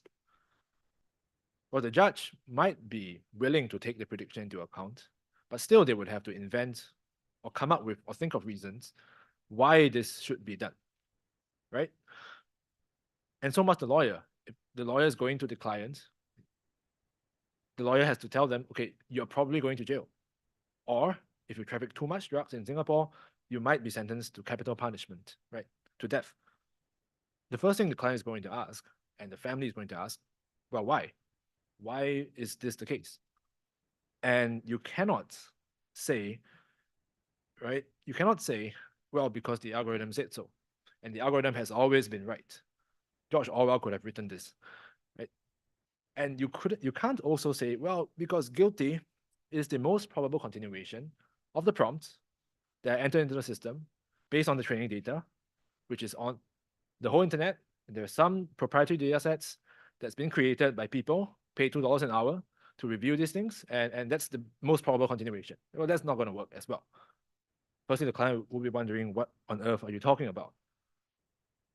So what's the whole point of all this? I wouldn't be surprised if, even if you had a perfectly accurate system, but it couldn't give any reasons, lawyers would just not want to use this because it wouldn't be useful in the legal world, right? So how do you work around these things and build traceability, accountability, and so on? Wrapping its head around all these new and possibly severe consequences will be another key challenge for legal NLP systems in its process of growing up. I can very much understand the pain of all these ethics and compliance checklists. There's a reason why lawyers are not the favorite people in the room. You know, you have barely making a conference deadline, you're behind on sleep, you want to submit the paper, and hang on, fill in this model card, right? No. So I'm just suggesting that some of this is important. I don't know if form filling exercises and checklists are really the best way to do this, to encourage real engagement with ethics and fairness and responsibility. But it is one way of one step forward. So my next point is probably the only future-looking prediction that I will make in this talk. And it's this: over the next 5 to 10 years, there will be more new responsibilities for this field. By that, I mean that the amount of laws, regulations, governance principles, all this stuff that will be invented and applied to AI and NLP systems will skyrocket. And I know this, and I'm confident of saying this, because every major jurisdiction that I know of has either passed, proposed, or is in the process of thinking about drafting some kind of regulation for AI. I have very major concerns on some of the proposals, which I think are quite unworkable, but this is happening, right? And if you thought the GDPR was earth-shattering and very annoying, which it is, and it's actually created an entire new subset of industries around privacy, data protection officers. It's a huge industry created just by essentially new laws, right? And entire careers have been built commenting on it. Well, if you thought that was earth-shattering, then AI regulation, I expect, will be even more tectonic. And it will actually be pretty messy, unfortunately. It looks to be the case. On the screen, you'll see the current vice chairman of Microsoft, Brad Smith. There was at a workshop that my law school, and I helped organize it in July this year, a video was played where he shared one insight which I thought was quite worth sharing here, which is that in most cases in the past, the major industries like finance, oil and gas, what have you, they grew big domestically, they got regulated domestically, and then they went international. Now with tech, partly because of its international nature, right? It has gone big internationally before any kind of domestic regulation. And this is a fundamentally different kind of set of events. My own takeaway from this is that regulators are basically now playing catch up, while at the same time grappling with a far more complex, multinational, and unfortunately politicized industry than they are used to. And if there's one thing I would say is that rush legislation is seldom good legislation, however you define what good means. Imagine, in the words in the idea of growing up, that you've just turned 21, and the next day someone hands you a 20,000-page rule book on everything you need to comply with as an adult. And that rule book was mostly written by GPT-4. Here's what that rule book could look like, right? The first part will contain all of the existing laws: data security, cybersecurity, electronic transmissions, communications, decency, whatever, that software has always had to comply with, theoretically. But up till recently, there wasn't much of an appetite to enforce these things. Software companies got off pretty lightly, if you ask me. That's just the first part. The second part is a patchwork of new laws drafted for new problems, with recommendation engines, fake news, deepfakes. Give you some examples here. In about, where is this? In about 2019, Singapore, my country, made headlines around the world by passing this act, the Protection from Online Falsehoods and Manipulation Act, or POFMA, as we call it here.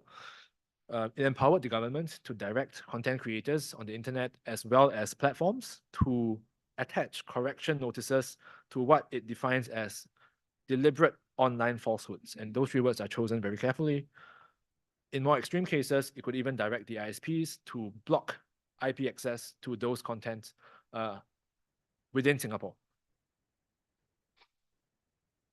Around this time last year, we also passed a new Online Safety Act, which allows the government to issue directions to online platforms, trying to regulate what is defined as egregious contents, for instance, materials about self-harm, terrorism, child pornography, and extreme violence. Right? China has passed, amongst other things, a specific legislation that targets recommender systems. Before people, and you'll see them here, this is an unofficial translation. And before people start chalking this up to some kind of authoritarian or socialist government thing, let me just point out that the UK has also, 2 months ago, published its Online Safety Act.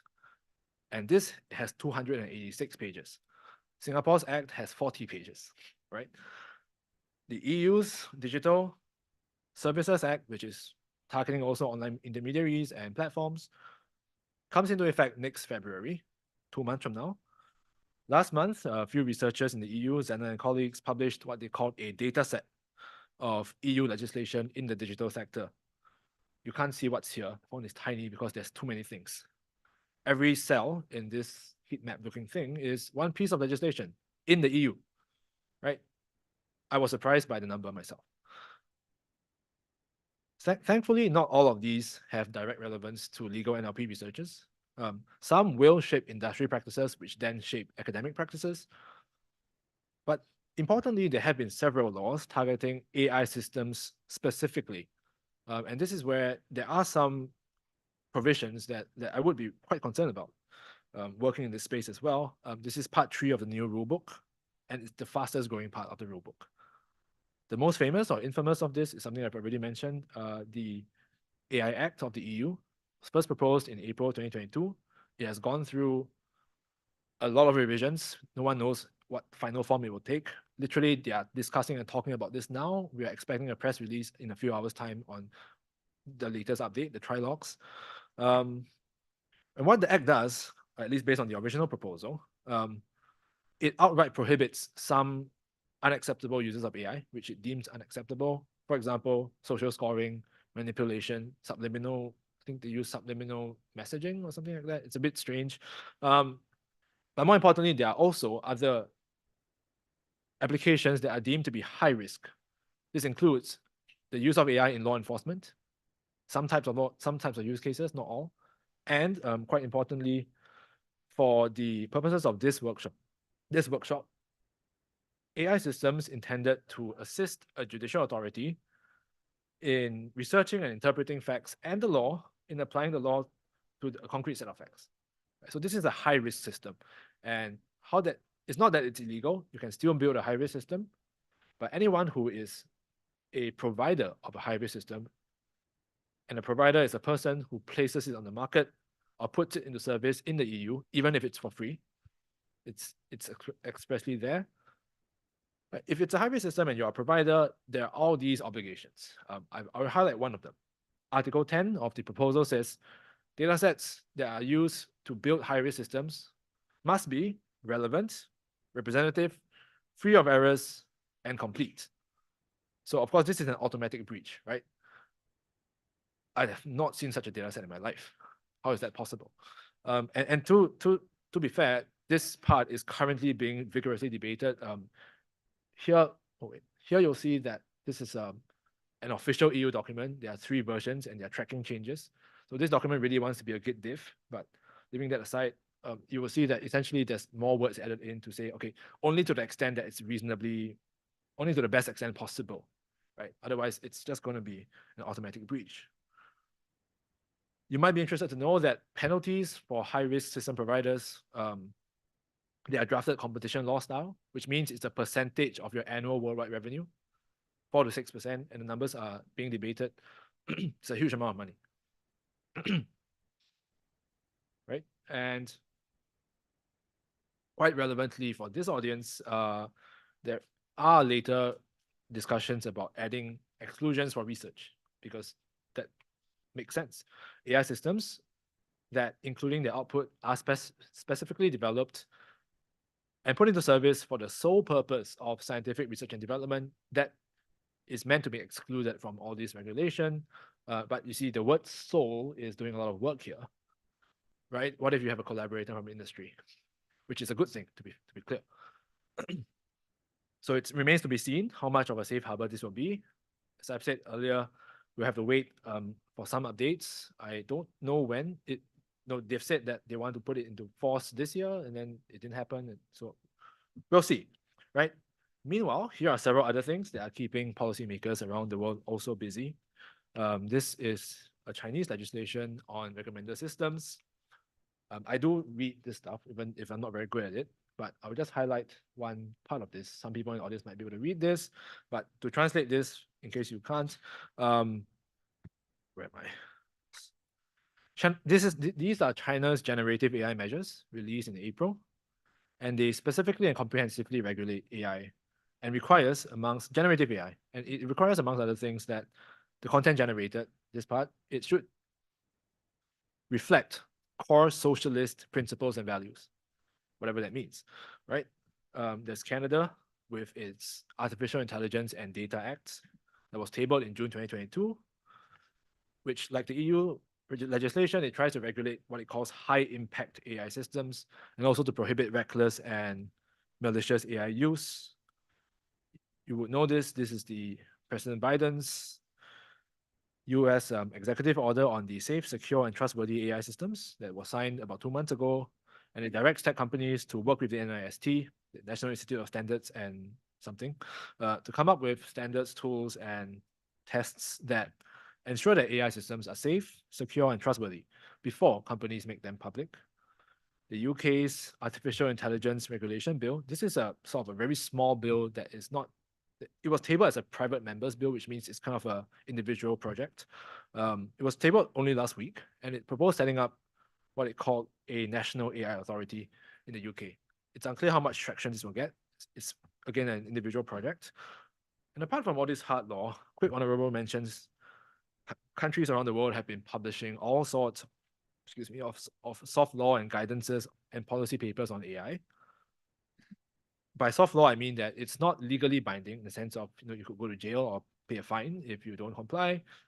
But if you don't comply, regulators might come and knock on your door and show you a very big frowny face.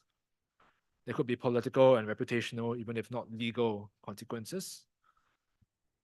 And of course, you would know that there's a lot of litigation, primarily in the US, but not only in the US. There are some areas like patents, copyright ownership, infringement in particular, but even also defamation. Anytime you generate content, there are all these considerations. And the courts are trying to answer some of the toughest questions around AI systems right now. A lot will be hammered out by regulators, lawyers, and courts in the next few years. Right? And we see that all in the making. So, last part of the talk, I will just try to make sense of all this. What does this all mean? What does it mean to grow up? I'll offer a few suggestions, though I must quickly add that, this is meant just to start a conversation. I am not qualified to advise, quite literally. And in making these suggestions, I will assume that if you're here and not, one of the dozens of other workshops, you're interested in how NLP can make useful things for lawyers. The first thing is really to build interdisciplinary connections. You would see on the screen that The Onion wrote a very cheeky riff to Dan Katz's and colleagues' article on GPT passing the bar exam, right? GPT wanted to be an art bot, but was forced to take the bar exam and be a lawyer. It's a very Asian thing as well.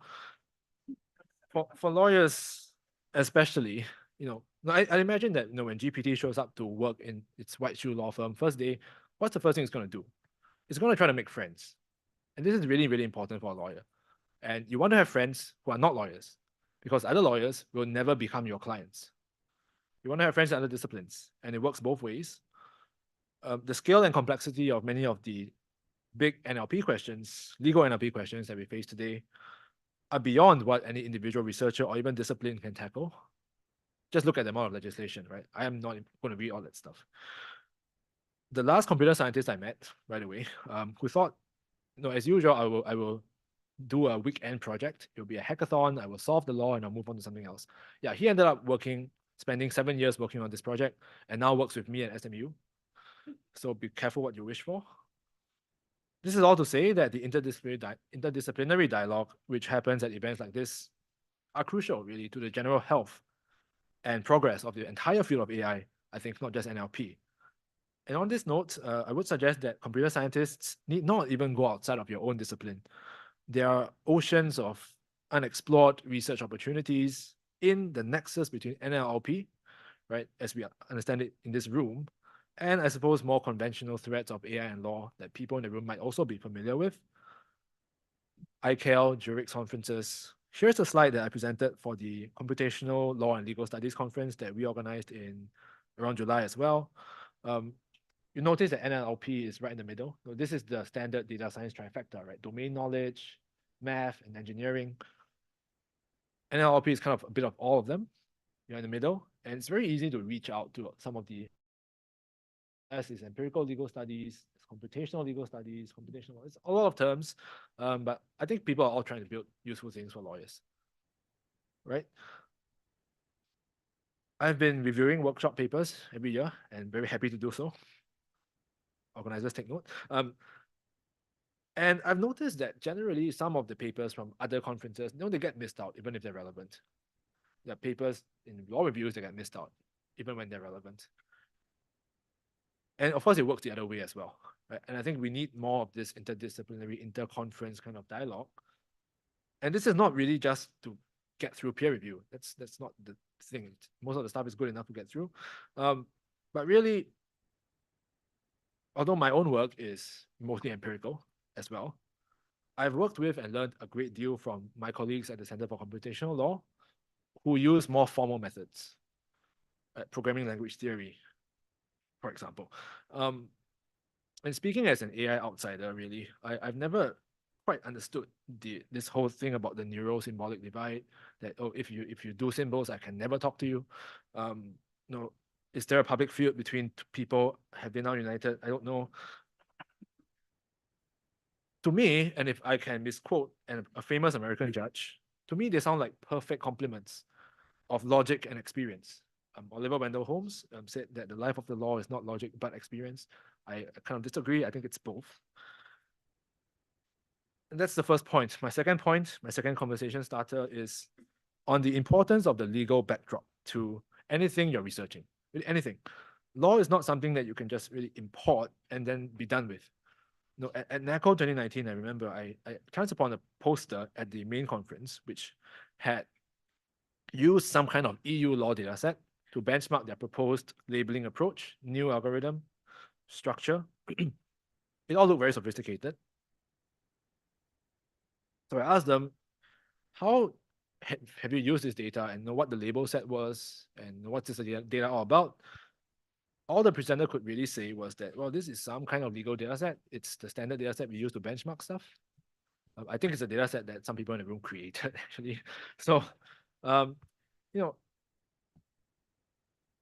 if collaborating with a legal scholar is unfeasible because of different, what I call publicational aspirations, some attempt to review and just present the legal background would still very much be appreciated.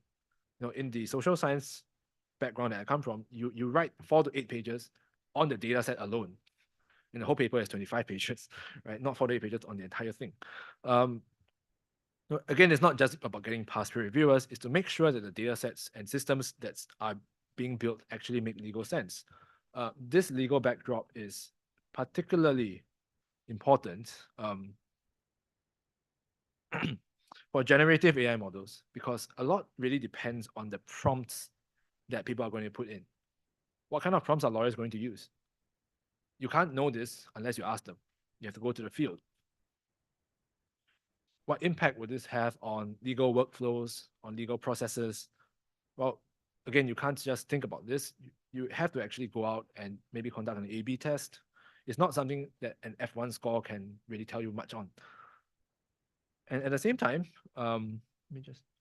the legal industry's newfound enthusiasm for AI means that it's not just sitting by and waiting for technology to descend from the heavens.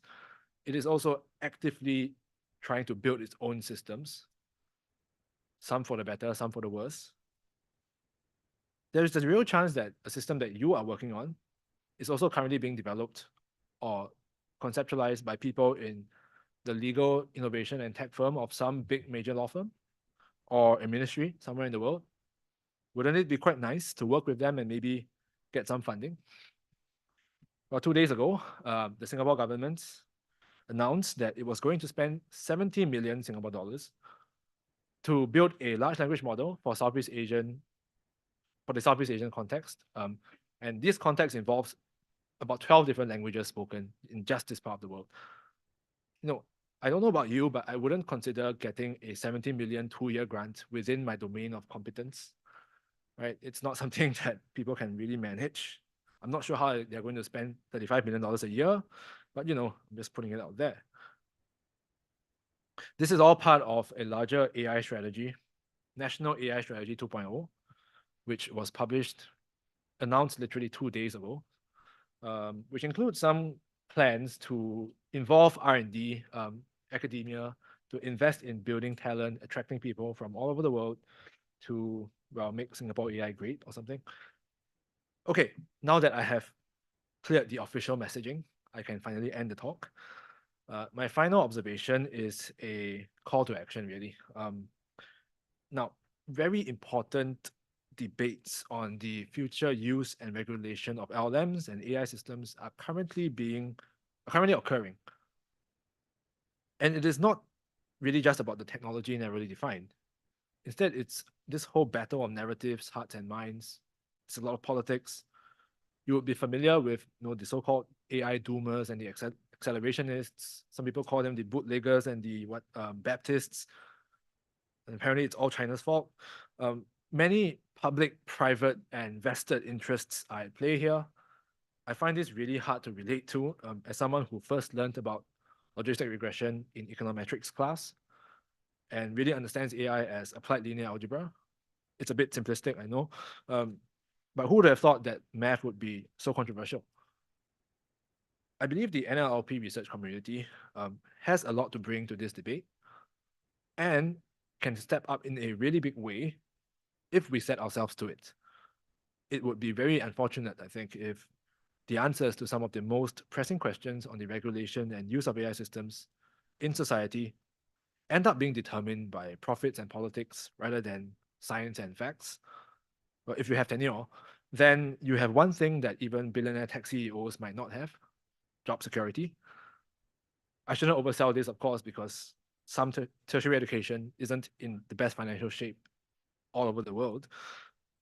But more than many others in industry or governments, the people in this room actually have perfectly the right expertise and incentives to guide lawmakers on what LLMs actually are, and equally importantly, what they are not. Industry will always have more resources to chase a few profitable things. The researcher's advantage is in having fewer resources to chase even non-profitable things. And this forces us to focus on what really matters. Innovate under necessity, and when necessary to challenge existing orthodoxies. That is the role of the academic. And to conclude, as legal NLP grows up and its domain of secure competence expands, it will have to decide what kind of person it wants to grow up into. Will you want to be like the average law firm partner, very rich, but very bitter? Or would you aspire to something humbler, but perhaps more meaningful? And all of that is really up to us. Thank you so much, and welcome again to Singapore.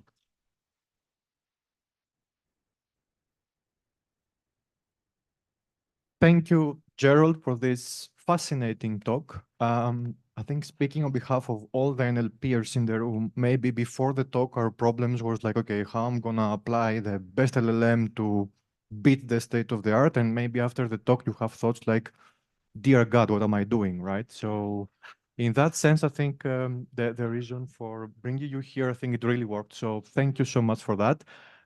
We have time for questions. So please feel free to raise your hand. Otherwise, meanwhile, I can get us started, or yeah, Nikos.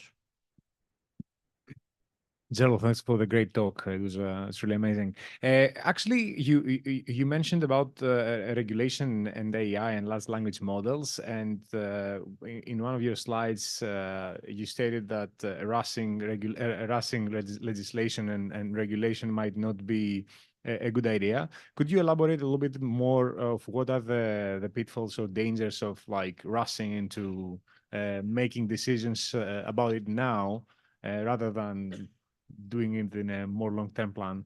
Yeah, so if I were to give a bit of a theoretical answer to this first, in the sort of theory of regulation, there's this famous thing about the timing of legislation. It's called the Coleridge dilemma, named after the person who proposed it. And it's the idea that if you regulate too late, coming too late, you might have a lot of information on the risks and harms and the application of the system. But well, the processes, the technologies are already entrenched. So you can't really change things. But if you regulate too early, the problem is you don't really know what's going to happen. You don't know what's the real risks and harm. You don't even know what the technology looks like. And that's, I think, the big challenge that regulators face now. I would like to think that regulation should be based on facts. Some people say that regulation should be based on science fiction.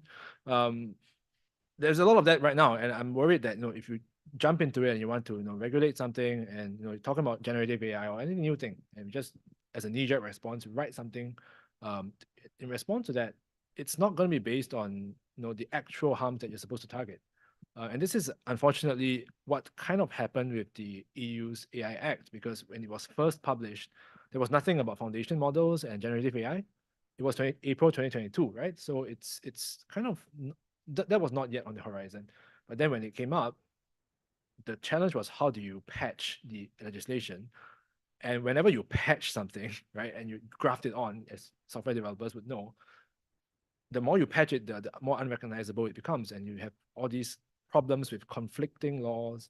You've added something to Section 12, but it conflicts with Section 1 and nobody realized. Standard stuff with software development as well. So rushing it is always bad, as with software, I think. Thank you. I really like your point about the sort of this alignment of interest in terms of publication that sort of prevents CS people and law people to collaborate on research projects together. But at least on the CS space, I've seen a lot of conference sort of try to build mechanism that encourage more collaboration between not just CS and like the humanities in general, but CS and law specifically. Like for example, fact, like the conference that you review for has a non-archival option for paper so that fact conference paper can later be turned into like law review paper and so on.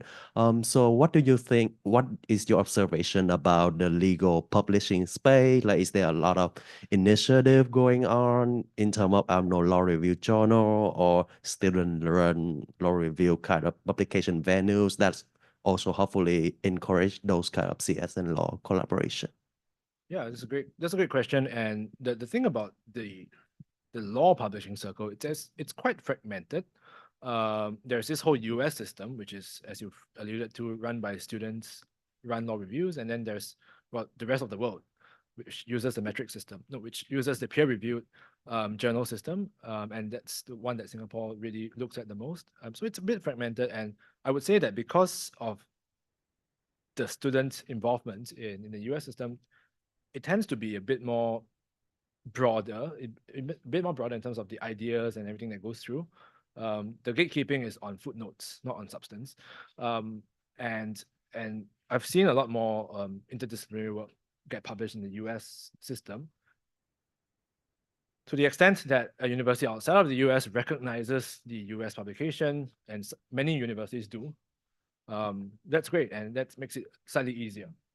But I wouldn't say that the US system is perfectly good as well. There are some also drawbacks to it, but I think I'll just leave it at here for now. I think we are running low on time. So is there any other question, or maybe to also act a bit as a lawyer and try to problematize you a bit? So you mentioned that, of course, like the concept maybe of legal AI is as old as Leibniz or something. Yeah. So, and we've been here before in a way, like in the 80s, where AI maybe overpromised and didn't deliver. So my question to you would be, in your opinion, right, what maybe we should avoid as a field as looking ahead, or maybe what we should be focusing on in order not to repeat the same steps? Yeah. I just one quick response, which is really not overpromising, because lawyers are very, very sensitive to that, and they don't really understand the technology, and you can pull one over them on that front. But overpromising, they can literally smell it, and so I think a lot of the AI winters that came about is not because the technology is not good. I mean, beating the world champion of chess is a great achievement, but it was really the hype after that, and people overpromised and underdelivered, and so every dystopia starts out by an attempt at utopia. Every winter starts out by an attempt at an eternal spring. So if somehow this time around the field can avoid overpromising, I think it will have a much more sustainable sort of a marathon rather than a sprint into the future. Okay, thanks. So yeah, thank you again, Gerald, and please join me for another round of applause for our invited speaker.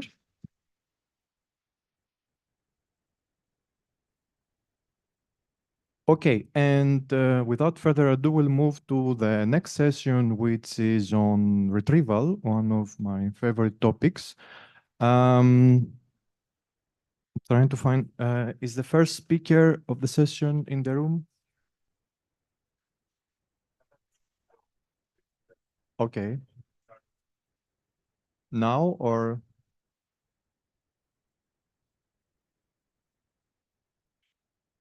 Okay. HDMI. HDMI. So you just need to connect to. You just need to connect to the Zoom session, and then you share your screen. Really? If you're not ready, can we do the Okay. second? If you can't do it from here. No, you need to connect from your laptop to the Zoom session, and then you share your screen. So So if you're not already connected to the Zoom session, would you mind going a little later? Maybe I can use the Gmail to download my file. But we are running low on time, so I Oh, would say okay, maybe you okay. can connect to the Zoom session and we can. Okay, maybe. No, he doesn't. He's got them in his email, so he needed to download them. So why don't you? Can go later. Yeah, just go later. Yeah, we'll just swap around. Connect to the Zoom, and then you will share your slides via here. So that's the easiest thing. But yeah, meanwhile we can. It's in the email we sent yesterday, so. Yeah, so just go to your email, connect, go to your email, download the stuff, then go to Zoom, okay? Then you come back. Okay, we have some technical difficulties. We'll move to the second paper and come back to the first. So the second paper, Joint Learning for Legal Text Retrieval and Textual Entailment. Are the authors online or? I'm here. I'm in a Zoom online. Oh, great. Yeah, you can share your screen and you can start. Okay, thank whenever you. you're ready.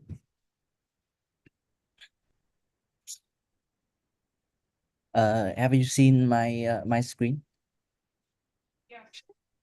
Yes, we can see your screen. You have 5 minutes, right? I'll give you a warning when it's time.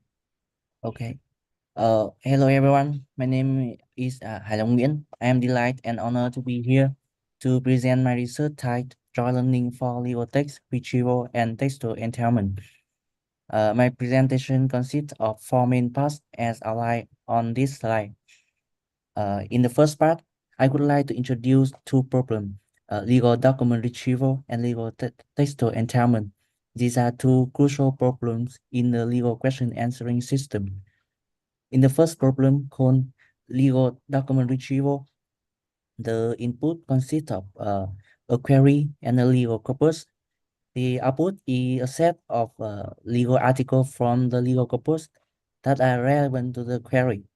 To solve this problem, the model, represented by the F function, need to predict for each query document pair whether they are related or not, corresponding to the label yes R and no R. For the second problem, legal textual entailment, the input consists of a query and a set of relevant documents, and the output of the problem is the correctness of the query based on the content of the provided legal article in the relevant document set. To solve this problem, the model represented by the function G need to predict two labels, yes T and no T, corresponding to the correctness of the query.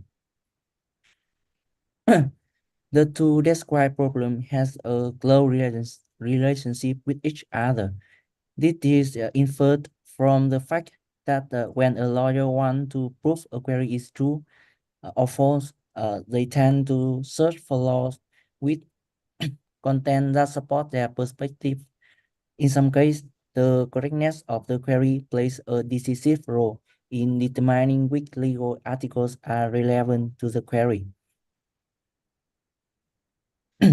Based on the observation above, our research team has proposed a new problem, which is the combination of the output of the two original problems, and we named it legal outcome-based retrieval. However, to combine these two problems, first our team proposed to decompose the relationship in the legal textual entailment as the formula on this slide.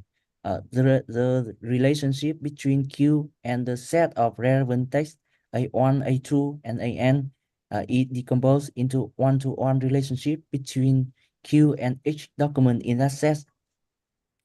Throughout survey, although this decomposition may affect the rightness of the original data, the rate of case leading to error according to our statistic is not significant. After breaking down the entailment relationship, we combine the outputs of the legal retrieval problem and the outputs of entailment problem after decomposition to form a new problem. The model need to predict both label E and R. The proposed problem can be used to enhance the performance of the retrieval problem because now the information of entailment has been added to the model output through the backpropagation process. To verify the effectiveness, we propose a simple multitask model based on the BERT architecture to solve proposed problem and evaluate the model retrieval result. This is our overall architecture. The body part utilize the BERT architecture initialized with pre-trained parameter and is supplemented with two output heads for retrieval and entailment. We conduct experiment on the COLI 2022 and 2023 datasets, which are the QA dataset in legal domain. The legal corpus use either Japanese serial code. Based on the result table on the COLI 2022 datasets, it can be observed that the multitask model consistently outperforms the single task model in terms of F2 score. Moreover, the multitask approach even achieves higher results than the top performing team in the COLI 2022 competition. Similarly, with the COLI 2023 datasets, the multitask model continued to outperform the single task model.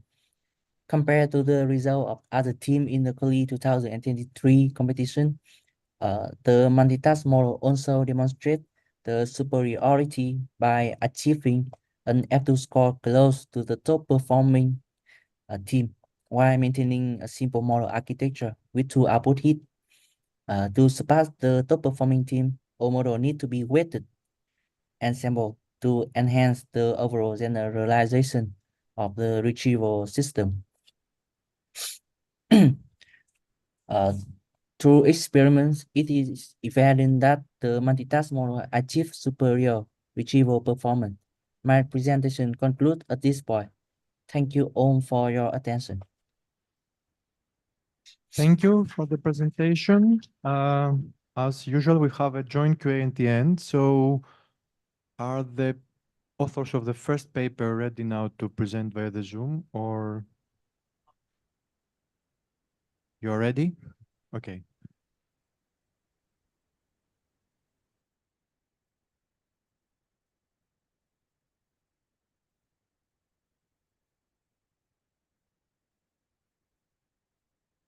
I take the HDMI. You're in the Zoom now. So you're in the Zoom and you share the screen. Yes. Share the screen.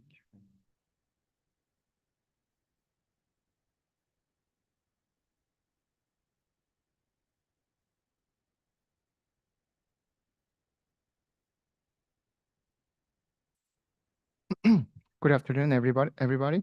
I'm Nathan Min, CEO of Low and Good, and it's an honor to present our meaningful work in legal technology. Actually, it's a quite short presentation of 5 minutes, so I'll make a quick speech. Low and Good is a leading legal tech startup in Asia using the power of LLMs to democratize access to knowledge for law firms, corporates, and public institutions. In May, we launched the first legal GPT in Asia using our legal data gathered from our legal marketplace. In the process, we gained meaningful insight into applications of LLMs in the legal space. Today, I'll be discussing the retrieval-based evaluation for LLMs, case study in Korean legal QA, collaboration with Link Labs and Low and Good and Yonsei University. The advancement in large language models, such as GPT-4, has opened new doors in various fields, including law.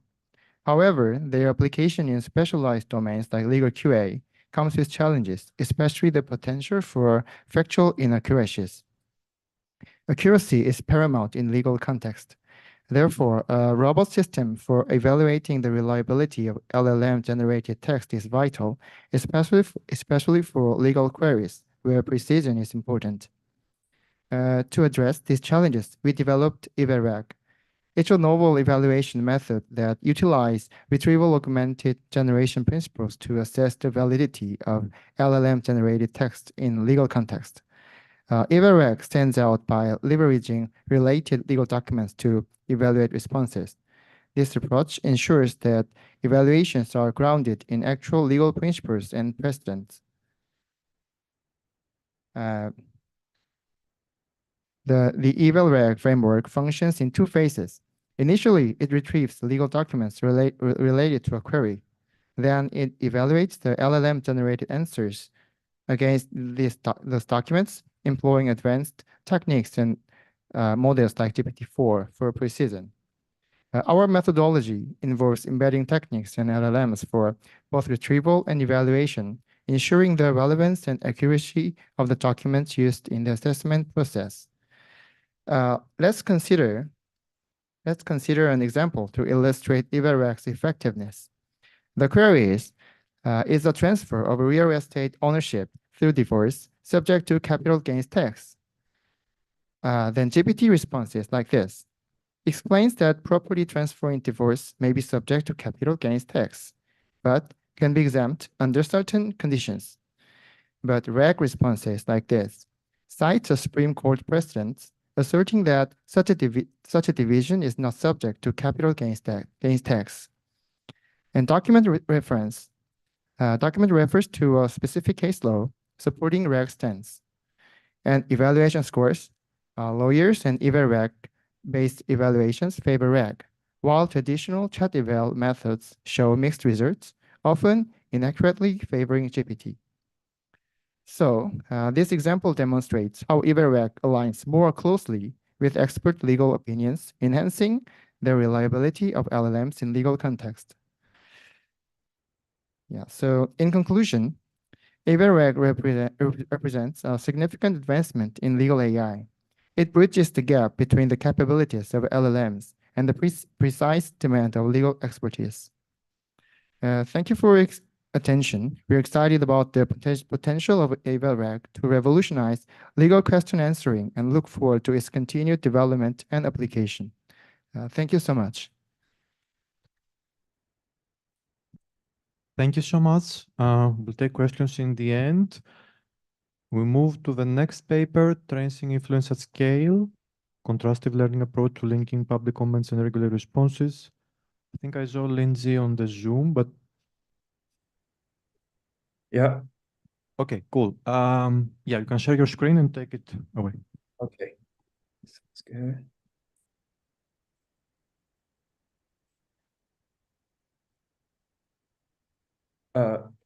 Can you guys see the screen? Yep. Okay. So hello everyone. Today I'm going to introduce our research work, Tracing Influence at Scale, a contrastive learning approach to link public comments and regulator responses. This is a joint work by UBC and Ivy Business School in Canada. Okay. So the policy or rulemaking process of the United States can be summarized as 4 stages in high level. First, agency will propose rules, and then they collect comments from the public, and then they review received comments and revise these rules accordingly. And finally, they publish final rules with responses to the public comments. And recently, more and more research try to monitor, assess, and understand the role of individual organizations that comment on proposed rules and how these comments influence the rulemaking process over time. The final rule observation, which includes responses from regulators, is published in the Federal Register, and its associated comments can be extracted from the website regulations.gov. The answer to the question of how comments influence the rulemaking process, the first step is to figure out which comment has impact on which rule. But as the number of comments received by regulators has been growing over time, and the federal government now regularly receive more than 1 million comments per year, a follow-up research question urgent to be answered is, how can comments and regulator responses be effectively and efficiently linked in the large scale? Aiming for this research question, we formulate comment response linking as a text semantic matching task and propose a contrasted learning approach to enhance the matching accuracy of conventional text encoder-based methods. So in practice, we have a rule observation consisting of a set of comments and a set of regulators' responses, and a vanilla common response text matching model, which we choose here. We choose the sentence word by encoder as the foundational architecture. We basically propose this contrastive learning approach to fine-tune the text encoder in this common response matching model. As we do not have ground truth matching label, we make the model training entirely rely on the labels of created pseudo positive and negative common response sample pairs. To do so, we first identify a set of positive pairs by searching for the most semantically related comment for each response by using the initial common response matching model. Here we can see each row is a pseudo label whether a response match each comment, and only one label is positive in the row, as in our setting, a response only match one comment. At the same time, we can also obtain the prediction from the common response matcher. And after computing the loss between pseudo label and prediction, we pick those pairs with the highest loss as hard positive or negative samples and optimize the encoder part on them. And it's worth to notice that this contrasted learning framework is iterative, which means that the updated matching model will be used to select hard positive or negative samples in the next iteration. And for evaluation, we create 160 common response pairs manually labeled using a 5-point Likert scale and compare with 5 semantic matching baseline, including 2 powerful gigantic language model, Llama 2 Chat 70B and GPT-4. The way we tested these 2 language models on this task is prompting them with the same annotation scheme we provide to human annotators. We first observed that applying our iterative contrasted learning framework, the performance of common response matching model using both Roberta or SentenceBird as text encoder gets substantially enhanced by Pearson correlation with human. We then also found the contrastive framework we introduced here, plus the SentenceBird, can perform much better than Llama 270B and achieve comparable performance at GPT-4. But it is a more cost-effective option in the large-scale setting because usually comments or response text can be very lengthy. And as we know, those closed source large language models, we need to pay them by the input and output length, and also the number of your data. So yeah, here's some key takeaways. So first, we aim for automatically matching response in policy regulations and relevant comments to respond to. And then based on that, we propose a simple yet effective contrasted learning approach. And this approach can make the text matching model achieve comparable performance, but more cost-effective than GPT-4. And also our method from the experiment, our method exhibits the model agnostic behavior. So it's not just to perform well on SentenceBird as the base encoder, it also perform well on Roberta. And if in the future, there are more powerful text encoding model, it might also work. And thank you very much. And yeah, you can also find our code from this link. Thank you. Thank you so much. And we'll move to the last paper. I think the authors are also online. Yep. Great. You can share your screen and start. Perfect. Hi, everyone. It's a pleasure to be here with you. I am presenting some work that we presented as kind of a position paper on disconnects between legal NLP and legal practice. And so the key takeaway is that we find ourselves amid an access to justice crisis, and it appears that legal NLP could help address this crisis by scaling the provision of legal services. But as we discuss, our community does not always focus on this. And so what is access to justice? This is this long-standing principle in judicial systems that everybody should have equal access to legal systems. The problem is that we observe around the world that not everyone does have this kind of access. Even in the United States, 90% of civil legal problems encountered by low-income individuals receive inadequate legal support. There's a similar kind of picture for small businesses. About 60% of those have problems getting legal support for civil problems. In criminal contexts, public defenders around the United States are systematically overworked and underfunded. And we observe and we discuss in the paper similar issues in jurisdictions around the world. This seems like a tremendous opportunity for legal NLP.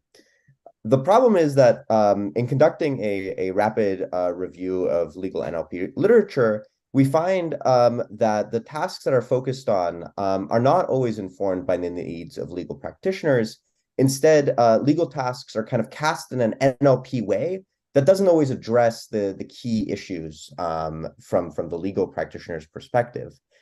We also see that these publications tend to be produced by and consumed by the legal NLP community, and there's very little interdisciplinary citation, and it seems like there isn't a whole lot of interdisciplinary communication, which may in part be responsible for the slow adoption of legal technology in the legal community more generally. A fine example of this disconnect is legal judgment prediction. This was the most common task identified in our literature review. And often what legal judgment prediction will do is use facts from a judge's opinion to predict the outcome. But the problem is that these facts aren't really neutral. And so you're not always picking up the key kind of legal elements, and instead you're doing something that's more akin to sentiment analysis. Even when legal judgment prediction is framed correctly and uses the legal data correctly, it presents pretty serious ethical questions. Biases in legal judgment prediction would present massive societal risk of incorrect judgments. And there's also this kind of human element of judging, which we argue should probably make legal judgment prediction one of the last things to be automated. So what are the right tasks to focus on? We inform that partially based on a survey of 60 senior law firm partners from 17 different countries. This was conducted as part of an executive education program at Harvard Law School. And we asked them kind of what applications of NLP or generative AI would be most interesting to you. And some of the things that bubbled up include things like persuasive legal reasoning. So how do I make the best possible argument in the context of a specific judge or a specific jury? Practice-oriented legal research. So we know that there are a lot of papers already focusing on legal research. This is a big part of practice. But there would be ways to align that research more closely to how lawyers actually conduct legal research. And finally, retrieval augmented generation with private data. A lot of data is privately held by law firms. And so discovering methods that allow that data to be leveraged to generate texts like briefs and filings would be tremendously helpful and is something that the lawyers are actively asking for. So to wrap up, access to justice has the potential to be a normative goal for legal NLP. And we hope that the community kind of embraces it more. And I'll just wrap up by saying that this kind of work was made possible by an interdisciplinary team of legal and NLP experts to whom I'm very grateful. And thank you. I look forward to your questions. Thanks. We have some time for questions before we go into the coffee break for all 4 papers. Is there somebody who would like to start for any of the papers? Yes, I'm coming.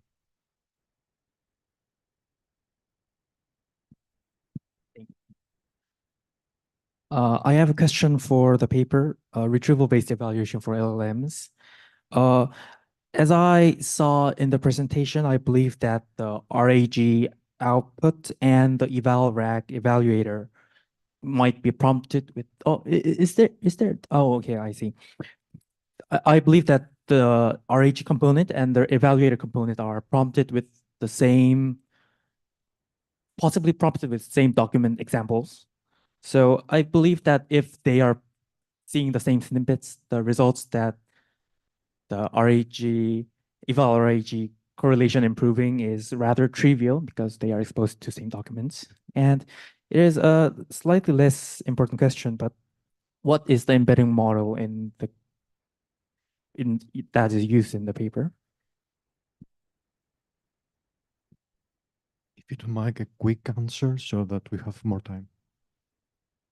Yeah, so they're not the same document.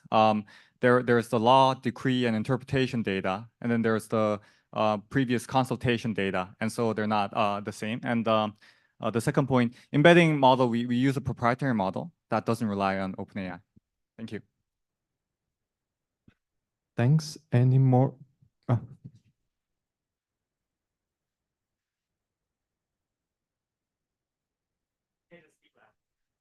No, because the Zoom one.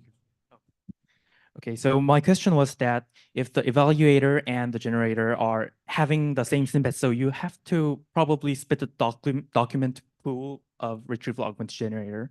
So, I mean, like there could be different kinds of documents, but if the retrieval pool is the same, it doesn't matter if you like evaluate with RAG. It's obviously better results.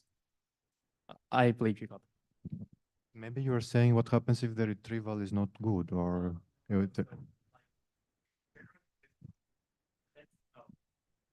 So you generate with snippets and you evaluate with snippets. So you use document snippets in both cases. But if the pool is the same, it could be a serious matter because like if generator sees document ABC and the output is evaluate with ABC, then it's kind of trivial that the retrieval augmented generation will give better points. So I believe, yeah. Quick comment.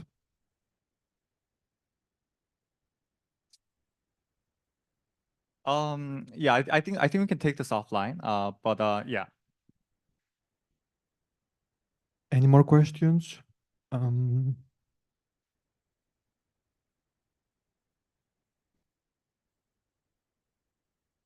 We have any questions in the Zoom or? Yes, one question in the room. Please. So this question is for tracing influence at scale. Was there any attempt at deduplicating the comments? Because when you look at the comments that usually come in, you would have different organizations who have organized letter writing campaigns. And so the comments will differ by maybe just a line or two, sometimes just the greeting or the name on it. What pre-processing methods did you have in place to deal with that? Yeah, so because this paper, the contribution presented in this paper, it's like one part of like a larger picture, like of our project. So so there's another colleague who is particularly working on like pre-processing the data. But yeah, but like from my experience and from my observation, it is also very like the data, the raw data, very noisy because a lot of times even those comments, they are just they are not like they're just scanned and then uploaded like pictures. So like those yeah, the quality like of those comments sometimes can be like very bad. But what we basically do is, yeah, so for a lot of like those not make sense at all, like those comments, we just drop those comments. But like for some others, we basically try to remove like all these paragraph, or like remove like all these paragraph breaks, or like remove like those blank lines, and then we try to segment those, like using the sentence segmentation and paragraph segmentation models, and try to make them like more structured and organized. And yeah, so sometimes like if they only contain those greeting, or like they just have one or two lines, then we usually just drop them. Yeah. Thank you. I know you all want to go to the coffee break, but I have maybe a quick question for Gwen. So the second, yeah, paper. So in your paper, you showed, you worked a bit on the one hand with the weighted and the average approach, and I'm wondering, the weighted seemed to work better. So what exactly was the weighting there? So which of the two tasks or two approaches were weighted better? Could you uh, repeat your question? Well, you had the ensemble approach, right, with the weighting and the averaging. So, and the weighting, of course, worked better. So I'm wondering if you had any more thoughts on how did you do the weighting, and which approach it favored in the end. Oh, yeah. I have four main model is that single task, in Japanese data, English data, and multitask in Japanese data and English data. I I do a research process in validation sets, and set and choose the best weight for each relevant score that are output of that model, and I choose the best weight. Okay, thanks. Given the time, yeah, I propose we now go to the coffee break with only a 6-minute delay. So we'll be back at 4 with the last session of the day. So yeah, feel free to grab some coffee and some snacks, and we'll see you back at 4. Also, Gerald is still around, so if you wanna poke him for more thoughts, please feel free to do so. So we'll be back at 4.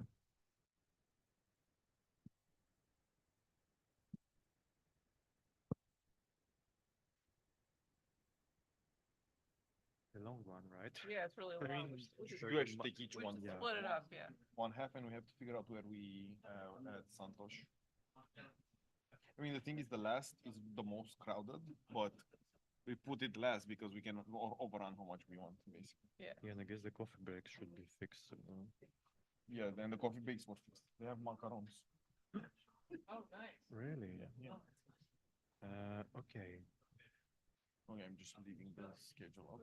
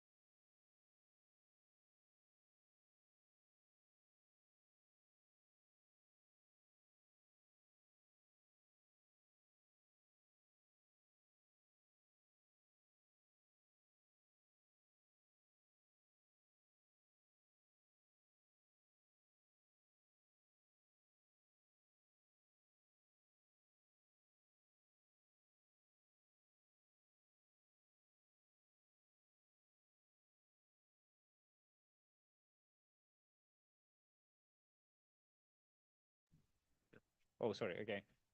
Right. Welcome back.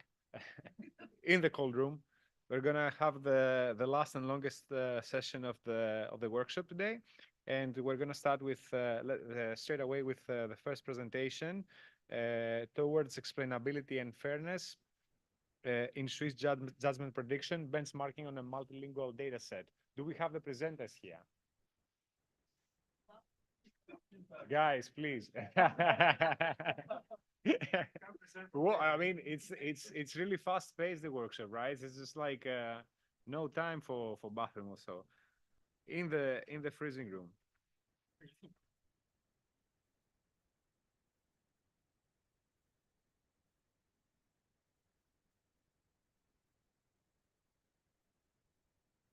No, I think who is Joel presenting or oh, okay, there you go. Okay.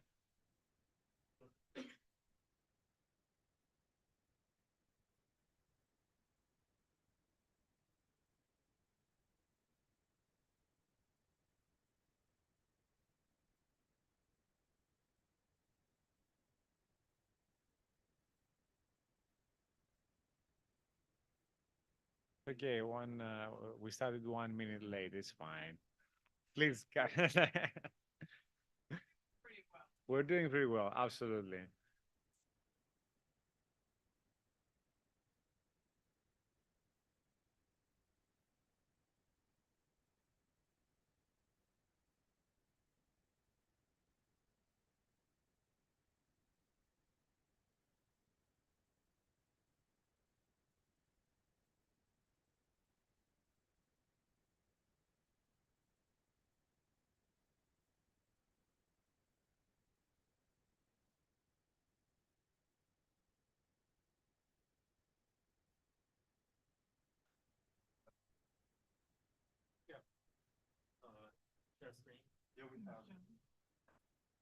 Am I sharing the screen from here? Should I stop share from here? Sorry.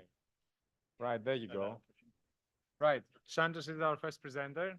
5 minutes. Right, let's go. Hi everyone, I'll be speaking today about towards explainability and fairness in Swiss judgment prediction, benchmarking on a multilingual dataset. So the task of LJP is to determine case outcome from facts description. Currently, the trend is to apply deep learning methods to predict the outcome based on fact statement, but bypassing all the interpretability and the reasoning process underneath. So this can turn out to be having a significant risk when they rely on factors which may be predictive, but really lack legal relevance or does not make or involve some sensitive attributes. So such reliance will lead to unjust outcomes. So evaluating these models or understanding from an explainability standpoint is very important at this stage. So we technically analyze explainability at a rational level using Swiss judgments, and we annotate 108 cases at a sub-sentence level with labels called support and oppose judgment. Unlike the current works, which only try to identify the sub-sentences which are important for explainability, we also do at a fine-grained level to understand whether this particular sentence, because it's not a black and white, it's a gray area between. So we want to identify which factors try to support the judgment, which tries to oppose it.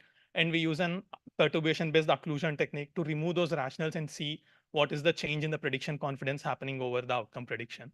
Then we also observe bias based on Supreme Court jurisdiction setup where that handles the cases from lower court. So we try to identify if we just change the lower court name, which is just a 7 token text in a whole case document, and try to analyze how does inserting other lower court names into those case documents and measure the change in prediction confidence scores. So this is the Joel's SJP dataset, which is the multilingual dataset available in 3 languages, German, French, and Italian. So we have three legal experts annotating 108 cases, both from validation and test set, equal proportion of languages.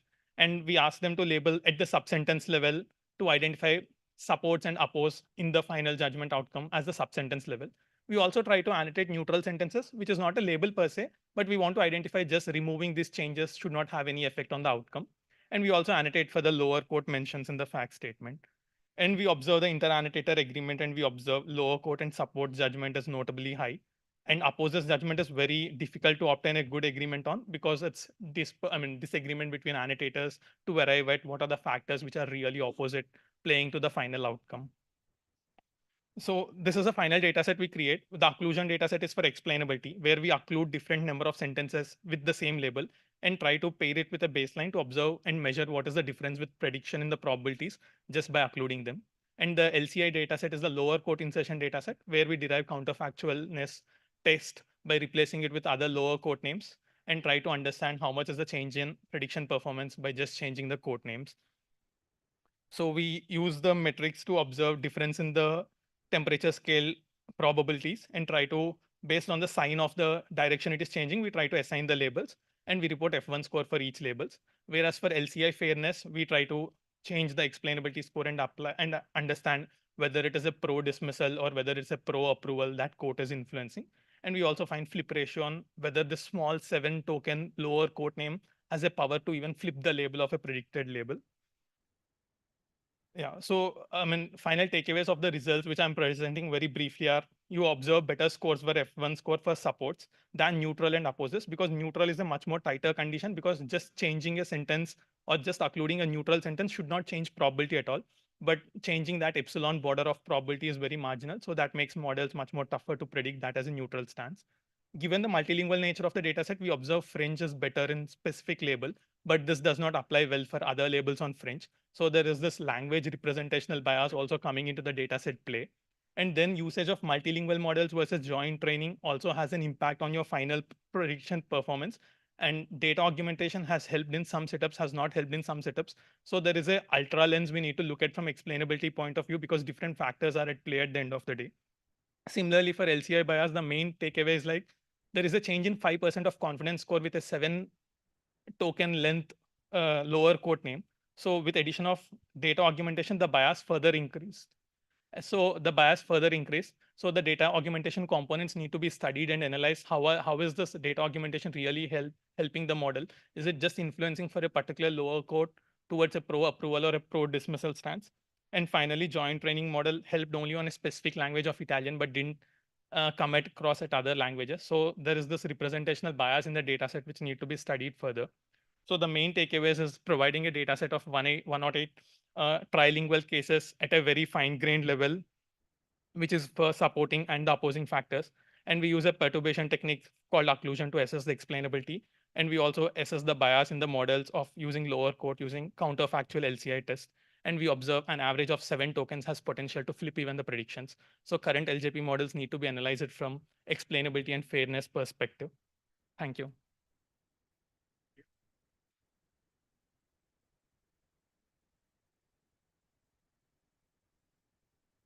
Right on time. And now we're going to move to the next presentation for this session. The paper is called Mixed Domain Language Modeling for Processing Long Legal Documents. Do we have any of the presenters here or online?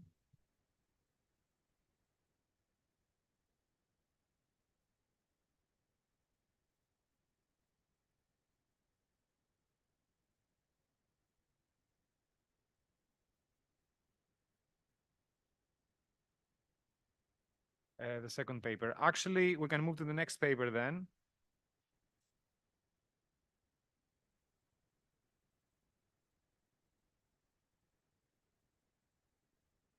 Wait. But I see, oh, sorry. I mean, I read a different paper. Sorry, that was from the morning session. What I'm saying. Okay, so do we have any, LLMs, the good, the bad, or the indispensable? Do we have any of the authors here? Yeah. I'm present. Okay, sorry. I made a Yeah. mistake. All right. You can share your screen, and Atharva, you have 5 minutes, okay? Yeah, okay. So LLMs, the good, bad, or the indispensable. So very strong motivation for this paper is as follows. Whenever AI prediction is considered, the faith on judicial system, careers, money, reputation, social image, everything is at stake. So the end users or the legal professionals are not likely to trust an absolute black box. So therefore, explainability of AI system is vital. To show how an explainable system might work is the use case of statute identification with explanation. So these are these are the facts of a Supreme Court of India case, and the statute applicable in this case is punishment of murder, IPC 302. The part of the text highlighted in red is actually the explanation for the applicability of the statute. So when we provide the facts of the facts of the case as the input, and we get the output IPC as the result, along with the explanation which is highlighted in red, then we can say that the system becomes more transparent and is actually close to an explainable system. So nowadays, LLMs are becoming popular not only to the common man, but also to the legal professionals themselves. So in the light of this, we have attempted two legal specific tasks, statute prediction and judgment prediction, and have also discussed the presence of bias and the ethical considerations for using LLMs in law. So this is the structure of the prompt for statute prediction. Here we can see that we have provided the instructions for carrying out a task, and then we have provided in context learning. So this is a form of few shot method of prompting for only prediction purpose, and this is for the prediction for explanation purpose. We have also used the chain of thought prompting, where examples of explanations are also part of the prompt. So the results, we can see that whenever we provide explanation, whenever we ask for explanations in addition to predictions, the LLMs perform better in all other cases when compared to other cases. And we can see that LLM outperforms all the baselines in the prediction only task. And it is significantly better than ExcelNet, which is the best performing baseline. In this binary classification problem of judgment prediction with explanation, we have also used few shot method of prompting with chain of thought. This is the structure of the prompt. And ExcelNet large was again the best performing baseline, probably due to lots of parameters to train from. And we are doing better than in legal BERT and are close to legal BERT. Now we tallied the explanations generated by the LLMs with the expert annotated ones, and we see that the BERT score value is better. So this probably indicates a good semantic match, which is not captured by a verbatim match. Here are some perfect examples. These are the annotated examples, and these are the generated explanations by the LLMs. We have also then provided this the statute prediction, judgment prediction. So explanation analysis to an expert. We have provided 10 cases, and on the Likert scale, we have asked him to give points out of 10. So in judgment prediction, it is better. So regarding hallucinations, so hallucination analysis was done in our paper. We have also recorded fairness and bias in the paper, in which we recorded gender frequency disparity and group disparity. So we can see there is an increase in male by female ratio in the generated explanations over the annotated ones. Like here's the presence of he, she, and these gender pronouns in the generated explanations. About ethics, yes, LLMs have tremendous potential of spreading misinformation, but there are concerns. But there is a way ahead in which we can see that we can use LLM technology as not only as an augmentative, we can use LLM technology as an augmentative technology and not as a substitute for an human effort. So thank you. Thank you.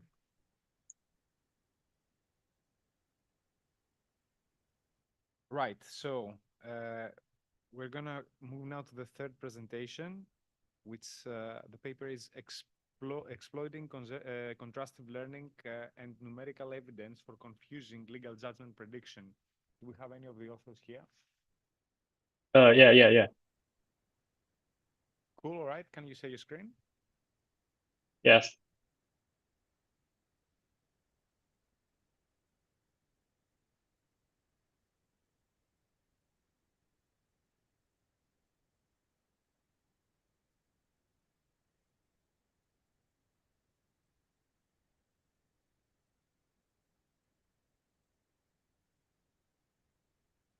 Hello, can you see the screen?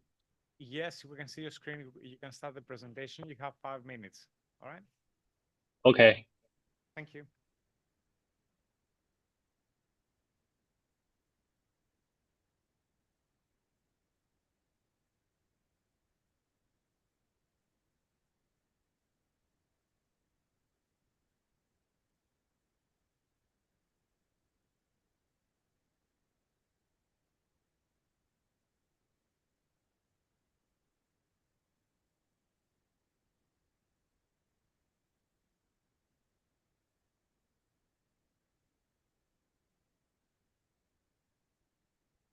Hello, everyone. My name is Gan Lele, a research fellow from the College of Software Technology at Zhejiang University, China. I will present our work entitled Exploiting Constructive Learning and Numerical Evidence for Confusing Legal Judgment Prediction. Legal judgment prediction is one of the most attractive research topics among legal artificial intelligence, as shown in Figure 1. Given the fact description test of a legal case, legal judgment prediction aims to predict its charge, applicable law article, and term of penalty. One core problem hiding the performance of LGP from being satisfying is confusing legal cases. Will have subtle tests or number difference, but with totally different charges, applicable law articles, or terms of penalty. Figure 2 shows 2 examples of confusing legal cases. Figure 2a shows an example whose golden charge label is crime of picking a quarrel, which is easily classified into its confusing charge, crime of intention injury.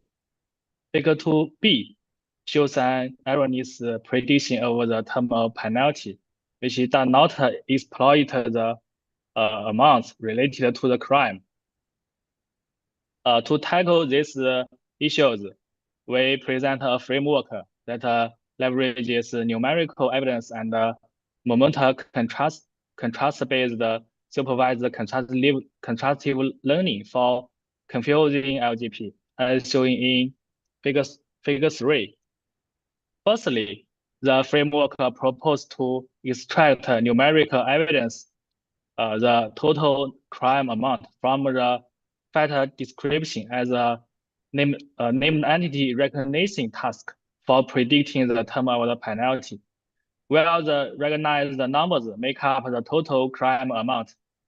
Then the extracted numerical evidence is infused into the term of penalty prediction model, while preserving its numeracy, which is achieved by a pre-trained number encoder model. Secondly, in order to pull factor representations from the same class closer and push apart factor representations from confusing charges, the framework introduces the momentum contrast-based supervised contrastive learning and explores the best strategy to construct positive examples pairs to benefit all 3 subtasks of LGP. To evaluate the effectiveness of the proposed framework, we conduct experiments on the CAIL small and CAIL bigger datasets from table 2 and table 1 and table 2. We can conclude the proposed framework can improve all the baselines and achieve new state-of-the-art results on the 2 datasets. To examine the effect of the numerical evidence for predicting the term of penalty, we conduct ablative experiments as shown in table 3. the improvement of molecule-based SL only is relatively tiny on number-sensitive legal cases. However, when the models are further provided with the extracted numerical evidence, the FE scores of all the baselines have a considerable boost. We also conduct experiments to validate the effect of contrastive learning for predicting charges, particularly confusing charges. As shown in Table 4, the absolute FE scores improvement of confusing charges are greater than those of the overall charges, which demonstrates the effectiveness of the molecule-based LSL in learning distinguishable representations for confusing charges. To summarize, we propose to extract numerical evidence from the factor description as a named entity recognition task for predicting the term of penalty. We introduce the moment contrast-based supervised contrast learning and explores the best strategy to construct a positive example pairs to benefit all three subtasks of LGP. Extensive experiments on two real-world datasets demonstrate that the proposed framework achieves new state-of-the-art results. Ablation studies also demonstrate the effectiveness of each component of the framework. Thanks for your listening. Thank you, Mele. Thank you. Okay, so moving to the next presentation, which is multi-defendant legal judgment prediction via hierarchical reasoning, and we have the presenter in person. Yeah. Share my screen. Share your screen, yeah. Okay.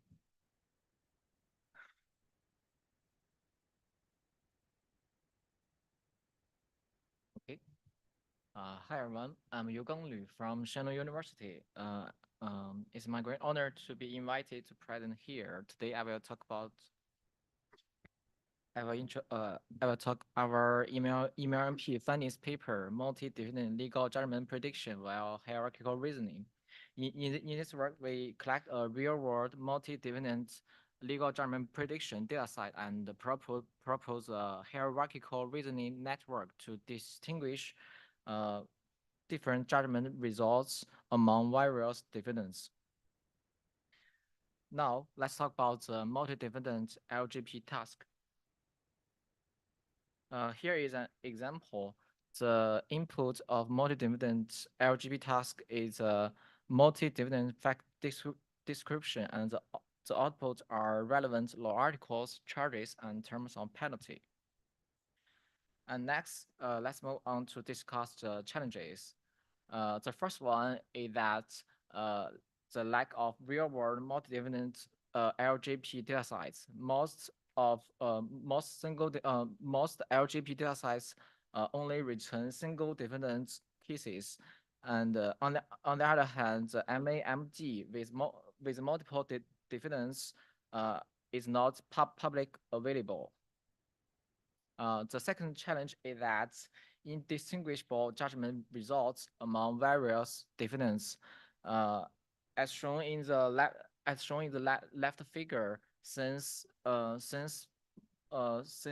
complex interactions exhibit among various defendants and fact descriptions of different defendants are mixed together, it is hard to distinguish different judgment results.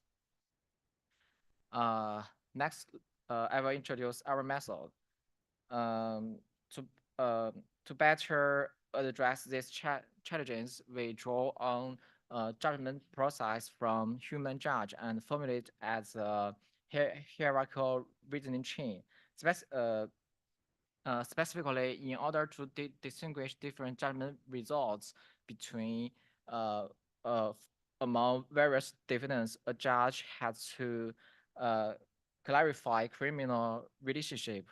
The criminal relationship is used to determine whether defendants share same articles and charges. For example, defendant B helped defendant A, so the defendant B has the same articles and charges as the defendant A, and then the judge has to determine the circumstances. The sentencing circumstances affect the terms of penalty. For example, the defendant C has the confession circumstances, so the defendant C will get a lighter punishment. And finally, based on these intermediate results, the judge could accurately predict the judgment results. To tackle the first challenge, we collect a real-world multi-dividend LGP data size. It is characterized by two features. The first one is large amount of data.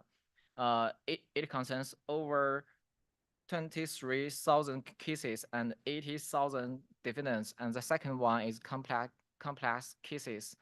On average, there are 3.4 defendants per case and multiple articles and charges per defendant.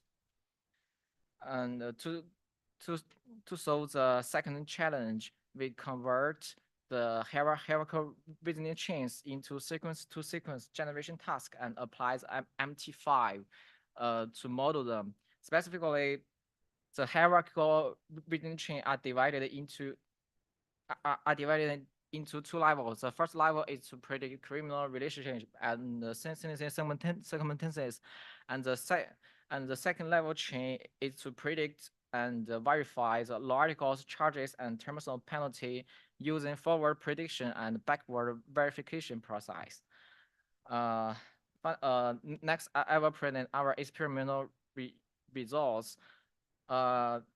This table shows evaluation of multi-different LGP task compared to three types of baseline: single dividend method, pre-trained method, multi-dividend method. Our method HRN achieves the best performance for all subtasks.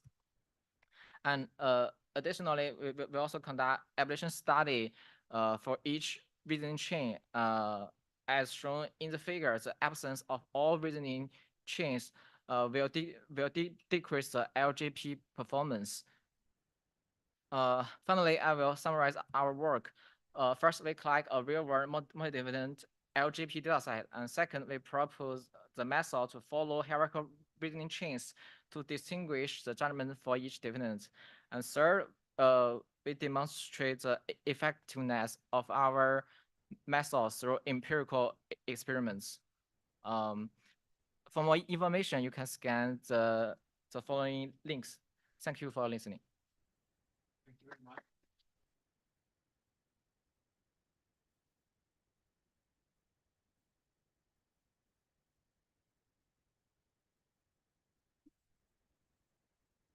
Right. So the next paper is titled "Pre-trained language models versus court ruling predictions: a case study on a small data set of French Court of Appeal rulings." Yes, I'm here. I'm here. I'm remote. Okay, no problem. Can you share your screen? Yes.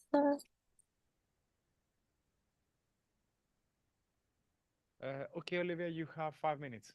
Thank you. So hello, everyone. I'm Olivia Rodot, and I'm going to present you our article, Pre-trained Language Model versus Court Ruling Predictions, a case study on a small dataset of French Court of Appeal ruling. It was made in collaboration with informatics, statistics, and law researchers at the Grenoble University. So first of all, the context. We chose to work on a corpus made of French Courts of Appeal rulings about children's habitual residence. So there are three possible outcomes. We took the most simple. The children goes with their mother with the label M, or with their father, label F, or in alternate residence with both parents, so label B for both. So the objective for law professors was to assess whether pre-trained language models, such as Flowbird, Camembert, or Jurybird, deliver on their promises, and the task was to predict the outcome of appeal cases ruling on the residence of children, so with 3 possible outputs that I said earlier. For the data, we used 987 rulings from French courts of appeal about children's habitual residence. And the main issue was that judges' writing is poorly standardized. The text, vocabulary, sentences are complex. And throughout the documents, there are some sentences that reveal the outputs, like little spoilers. So it wasn't possible for us to use the raw documents, and we had to perform a manual annotation of each segment of text by law students who cut the text in 4 parts. First of all, the facts, where the children and parents are introduced, and where the parents said what they want, what is the outcome, what they want as an outcome. Then we have the judgment under appeal. This is not the final decision of the ruling.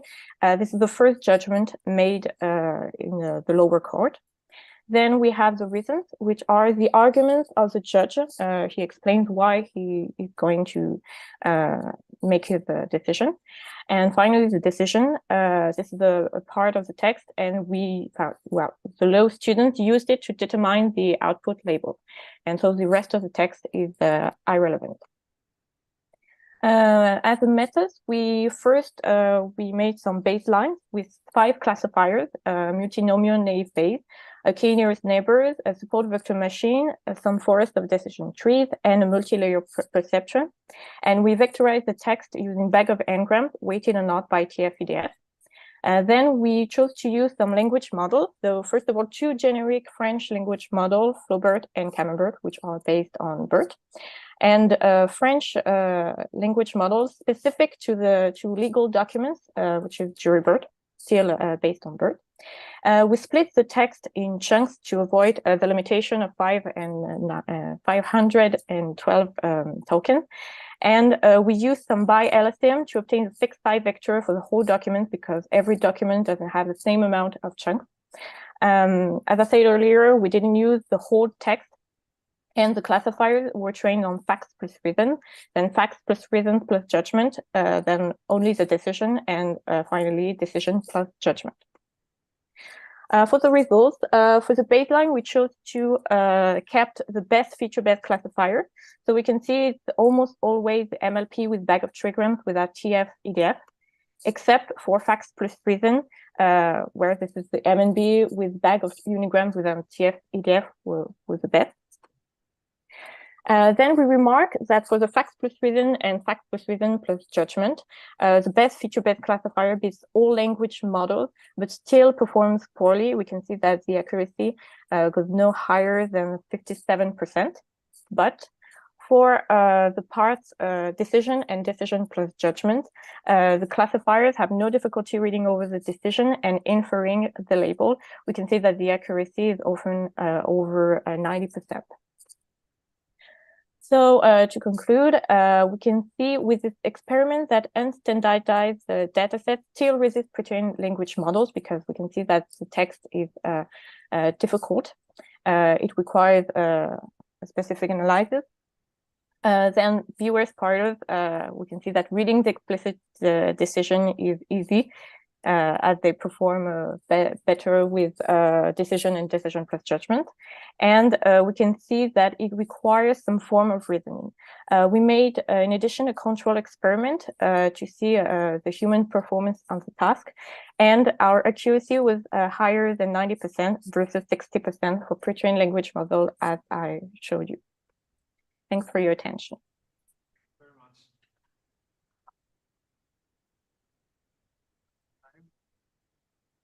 All right, so the next presentation is on legal judgment prediction. If you're going to do it right.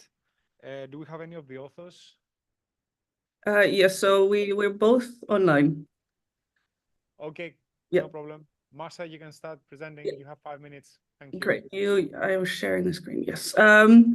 So for our work, we surveyed 171 legal judgment prediction papers from the past 10 years. And while we mainly report really high scores, there's even 100% there, we witnessed a very sad picture. So let's look at the data that most of the models are trained and most importantly tested on. Almost everyone either uses full judgments or so-called case facts that are often part of data sets such as like School, KO 2018, CGPE, and other abbreviations. But this approach, also reflected in today's presentations, is a really big problem. These facts are almost always extracted from judgments that already have a verdict. We tend to think about case facts as something indisputable, something that is the same for everyone, but really there's no such thing in legal proceedings. The facts in a judgment had to be established by the court.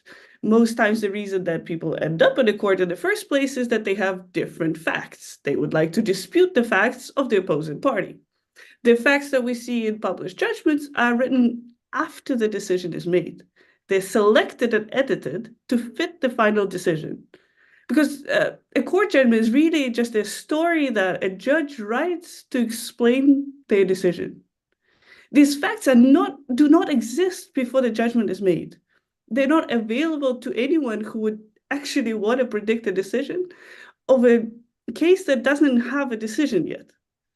And being tested on the data that is not available to the potential user, the models are only able to predict what the decision was rather than what the decision will be. But if you want to know what the decision was, you could just check the judgment. So there's absolutely no clear utility to these models when it comes to actually predicting court decisions. Unfortunately, out of all the papers that were reviewed, we found that only 12, approximately 7%, use the data that is available prior to decision making. They use submissions by the parties, legal brief, complaint documents, and other information that is available prior to decision making. But as we can see, they don't report nearly as high scores. And the rest of the papers simply do not do legal judgment prediction, even if they claim that they do. Doing legal judgment prediction wrong has real-world consequences. It feeds into AI hype. It encourages policymakers to believe that legal judgment prediction is a solved or nearly solved task, and that these systems are ready for use in the wild. It means that claims that these systems have utility in the sense of enabling prediction of future judgment are false and misleading. Using appropriate data is the crucial first step in doing legal judgment prediction right. Doing legal judgment prediction right is about more than using appropriate data, however. For example, it means not only recognizing that explainability matters, but that the right kind of explainability matters. For many users, if an explanation is to be useful, it will have to explain the prediction in terms of the relevant legal rules. And it will not be sufficient to evaluate these explanations according to metrics like blue and rouge. They will have to be evaluated according to whether they are in line with the relevant law and respect conventions of legal reasoning. In fact, the key to doing it right, we suggest, is an application-centric approach to evaluation. This approach, suggested by Hutchinson and others, applies to researchers as much as to developers. An application-centric approach implies a keen focus on the class of user, for example, judges, lawyers, or citizens, their use case, and the context of use. It focuses attention on how the system may have utility for those users. What kinds of explanations, if any, should be output by the system? What good data is available? What data should be used to test the system, and the wider implications of use? Today, we are a long way from building systems that could do a good job of predicting future judgments. We want to advocate for better research in the field and hope that our recommendations seen here will contribute to doing legal judgment prediction right. Thank you.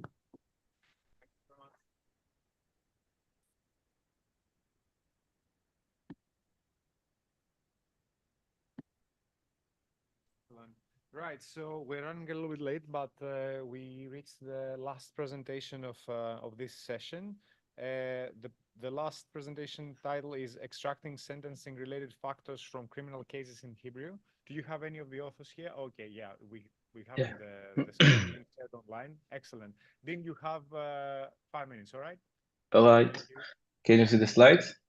Yeah, all good. Okay. So hello, my name is Dean. Today I'll be presenting the study Extracting Sentencing Related Factor from Criminal Cases in Hebrew, along with my colleagues from Ben-Gurion University. This research is supported by the Israeli Ministry of Justice. Let's start with the motivation for the research problem. When attorneys are asked to propose an appropriate punishment for a new case, they should find verdicts with similar features and propose a similar punishment. Today, the search for similar features between the verdict is done manually. Let's focus on the manual search. As part of identifying similar characters between the cases for just the punishment, the attorneys must delve into the details for each cases, a process that may take a long time. Let's look at an example of information that can be extracted from the text. This sentence contains information about the weapon carried by the accused, and this contains information about the weapon bought by the accused.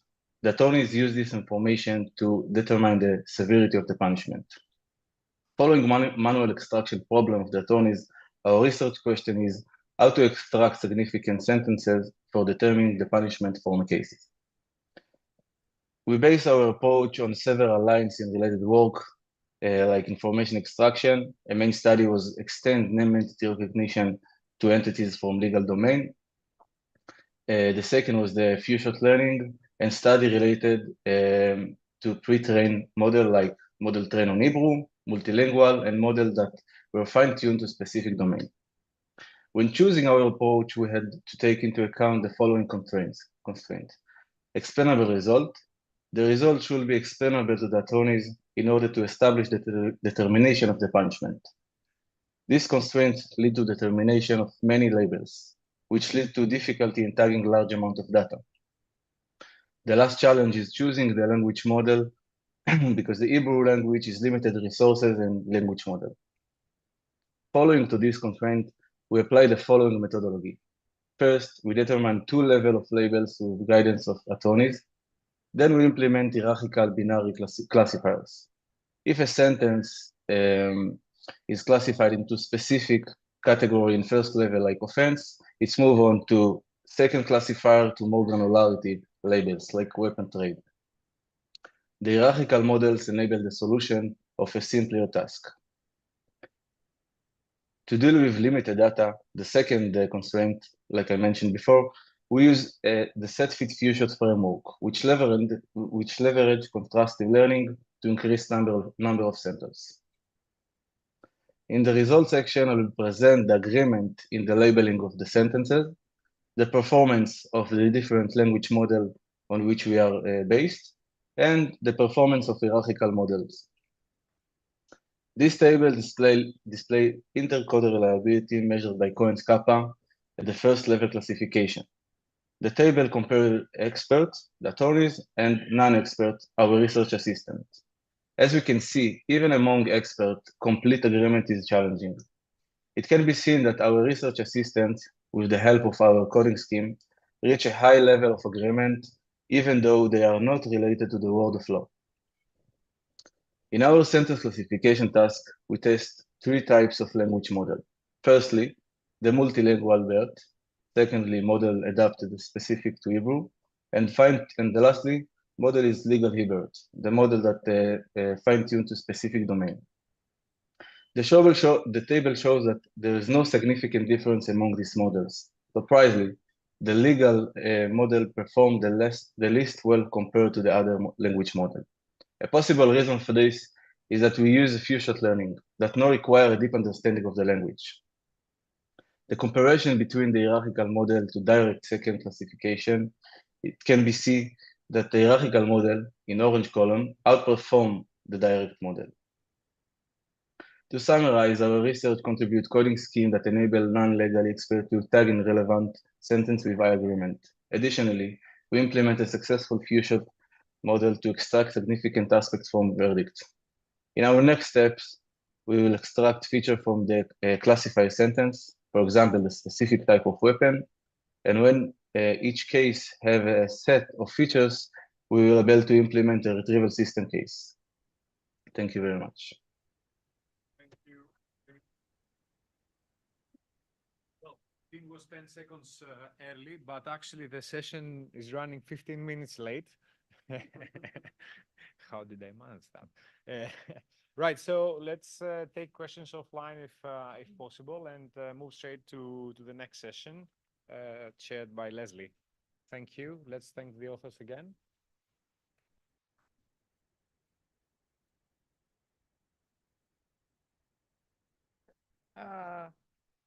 Hi, everybody. Welcome to the next session. Oh, give me 1 second.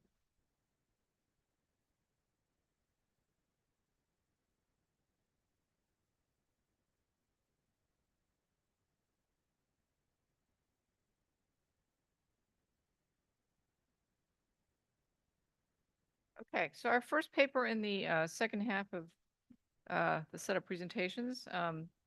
Just to remind you guys, don't go away at the end of this. We do have the best presentation awards, so that's going to be pretty fun. So our next paper is going to be, do language models learn about legal entity types during pre-training? Do we have the presenters for that? It looks like we do. So take it away. You have 5 minutes.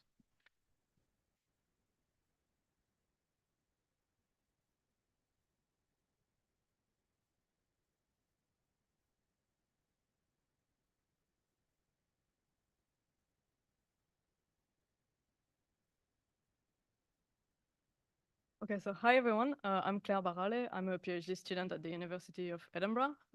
So this work is a language model probing task applied to legal NLP. So the first idea for this was to explore if language models do capture any kind of legal knowledge that we could later use as a source of weak or indirect supervision in place of fully annotated datasets. So we know that language models of all sorts learn the probability distribution of a language, but some research papers have made the hypothesis that incidentally during training, they also memorize some semantic, linguistic, and factual knowledge. Second, it has been demonstrated that domain-specific and task-specific pre-training improve models' performance and adaptability. On the other hand, language modeling and NLP and legal NLP are reliant on high quality and recently updated annotated datasets. So if this assumption is even partially true, and if language models do memorize some sort of knowledge, then we could leverage this for downstream tasks. So the idea of this work is to understand to what extent this is true, if true at all, and what types of signals do language models learn during pre-training, in particular semantic or syntactic signals. So for this, we propose 2 experiments around the task of entity typing.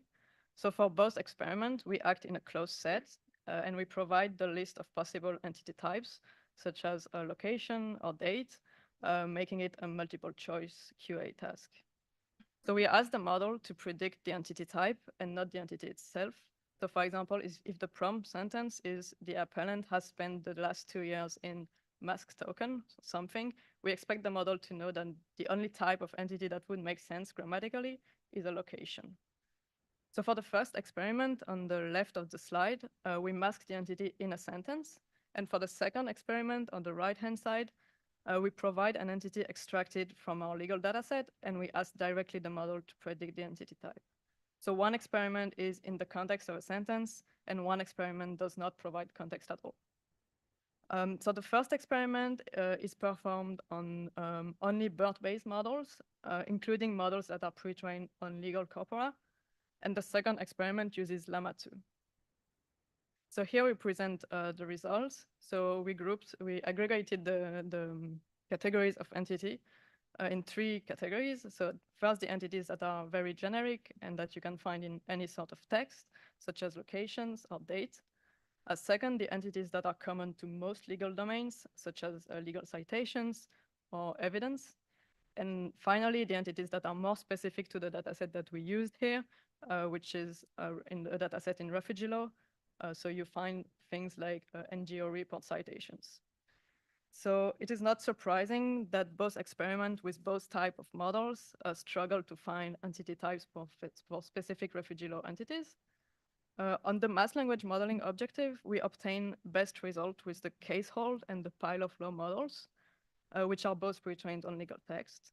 And seeing that we obtain similar accuracy with both generic and generic legal entities, it does confirm that the domain of pre-training is very important here. On the second experiment with Llama 2, the result also makes sense because it performs better on the more generic and common entity types. So I think the most interesting part was to conduct an error analysis on the cases where the language models fail. So we systematically analyzed the errors made and we categorized them.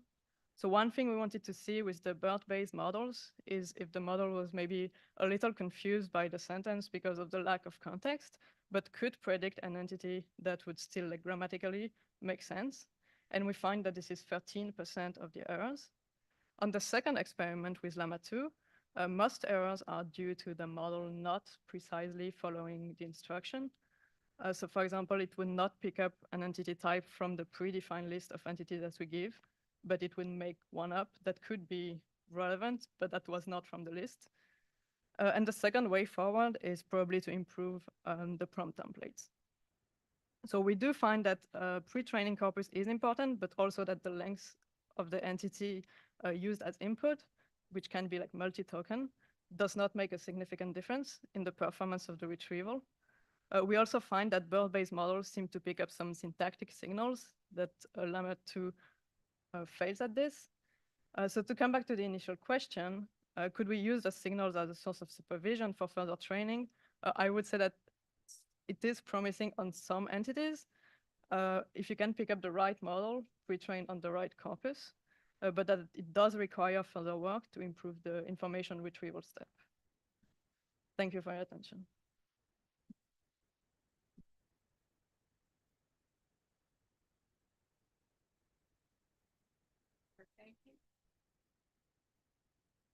Okay, our next paper is questions about contract prompt templates for structured answer generation. Are those folks in the room? Yeah, I'm here. I did. Oh, you're online. Okay, great. Take it away. You have 5 minutes. Thank you. So hi everyone, I'm Radha Chitta. I'm a researcher at Zuva. And over the next 5 minutes, I'm going to try and answer the question, can we use LLMs to extract structured data from contracts? So let's dive in. Oops, yeah. So let's imagine you're a tenant and you found some mold in your property and you're trying to find out if you're responsible for paying up for those damages or your landlord is. What you or your lawyer would do is go into your lease agreement here and pull out a clause called environmental indemnity, and therein would lie your answer. This is fairly easy to do if you have one or two contracts, but most businesses and law firms are looking at hundreds and thousands of contracts. So we need to do this at scale. So we wanted to see if LLMs can be used to do this at scale. We started with ChatGPT. So we basically typed in this clause and asked who indemnifies whom, the tenant or the landlord. So each time we ran it with a couple of times with the same clause and the same question, but each time we got a different response. So these two are two example responses that we got. Both are correct, mind you, but they're pretty different from each other. So they're inconsistent and so not very easy to evaluate. And there's no way we can actually build an actionable automation around this. So chat paradigm really won't work on a large scale. What we really want is a structured response like this, maybe a multiple choice where you have options A, B, and C, and you want the model to tell you which option it is. Based on that, you can build up some automations. So our first task was to see if we could build a prompt to give us just that. And we went through hundreds of prompt styles and hundreds of prompts with different classes. And we finally arrived at a few conclusions. If we ask the model to only select the lettered option, and not provide any other information or justification. In most cases, they do give us structured responses. They do even better if we ask the model to pretend to be a party to the legal agreement and even give specific information about what clause it's looking at. In this case, it's environmental indemnity. So these question-specific prompts did pretty well. We tested it out on 4 questions, 4 different types of questions, and lots of hundreds of clauses, and with 4 large language models, and we got accuracies in the high 80s and 90s. So that's pretty decent. The only caveat there is these are pretty sensitive prompts. You change the wording a little bit here and there, and it could significantly affect your results. So these question-specific prompts, though, perform pretty well, are pretty cumbersome and not very reliable. So we would try, and our next task was to see if we could templatize these prompts. So we built a fill-in-the-blank style prompt template from the second prompt here. So the user would have to just fill in the clause name, the clause, and the options. So, and instead of specific questions such as who indemnifies whom, they would ask a question, generic question like which of the following is true. So this makes it easy to apply to multiple types of questions, multiple types of clauses, and we only need to engineer the options. So we ran these prompt templates also on the same clauses and the same questions, and though they did not perform as well as the question-specific prompts, they were pretty close and they were more consistent. So the 2 key takeaways from our work. So with most instruction-based LLMs, we tried on the GPT 3.5, Turbo, GPT-4, PaLM-2, Llama-2, 13 billion model, it is possible to obtain reasonable accuracy and to obtain structured answers. And then the second key takeaway is we can also construct generalized prompt templates, which will do almost as well as question-specific prompts. Thank you for listening. Please take a look at our paper when you get a chance, and I'm happy to answer any questions later. Thank you very much.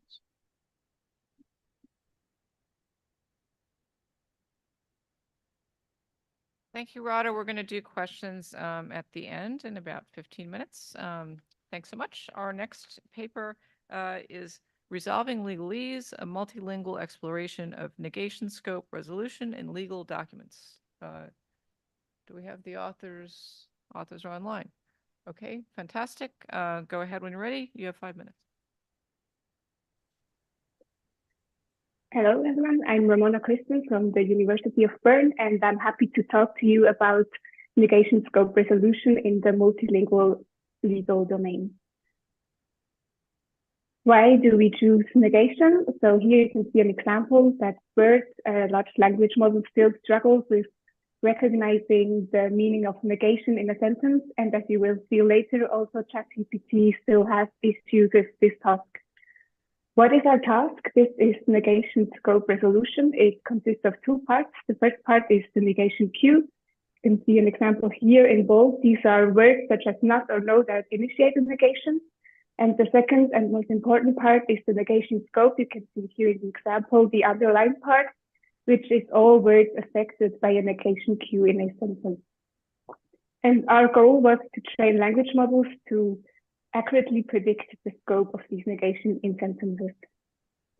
The contributions of our paper are new datasets. We produced new datasets in German, French, and Italian that all include legal data that are annotated for negation queues and scope. We then train and evaluate different language models in negation scope resolutions on our new datasets, and we publicly release all the data, our best models, the experimentation code, as well as the annotation guidelines. Here's a quick overview of the data we produced. You can see the top rows there are our new data sets in French, Italian, and German. They all consist of court decisions, and you can see the bottom rows there are existing data sets. These are all in French or English, and none of them are in the legal domain. Our data sets are available on Hugging Face. Onto the experiments, we first used ChatGPT with the API to try to get negation scope predictions. And then we use the NextBERT architecture, which allows to train language models in negation scope resolutions. There we took different approaches.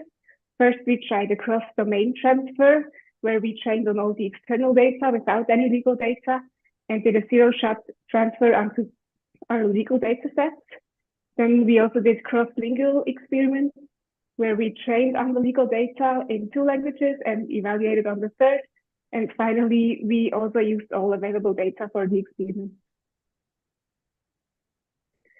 These results can be reproduced using our pre-trained model, which is on Hugging Face, and also our experimentation code, which you can find on GitHub. And the results you can see here. First, note that ChatGPT is the small gray bar there. As you can see, it did not perform well at all. This is the average over 0, 1, 5, and 10 shot experiments, and it was not successful in any of these tasks. And then you can see our models. We mostly use XLM Roberta and BERT models. And you can see the zero-shot cross-domain transfer, where no legal data was included in the trained data. It's the lowest at between 60 and 70% F1 score. We were then able to significantly improve this by adding legal data to the training data in the cross-lingual experiments. And finally, the multilingual experiments using all available data, including legal data, yielded the best results overall. Just a very quick error analysis is an example from our cross-domain experiments. We could see that often the models wouldn't recognize the subject as part of the scope, but this should be included as per our annotation guidelines. We were able to improve this by using our legal data to train.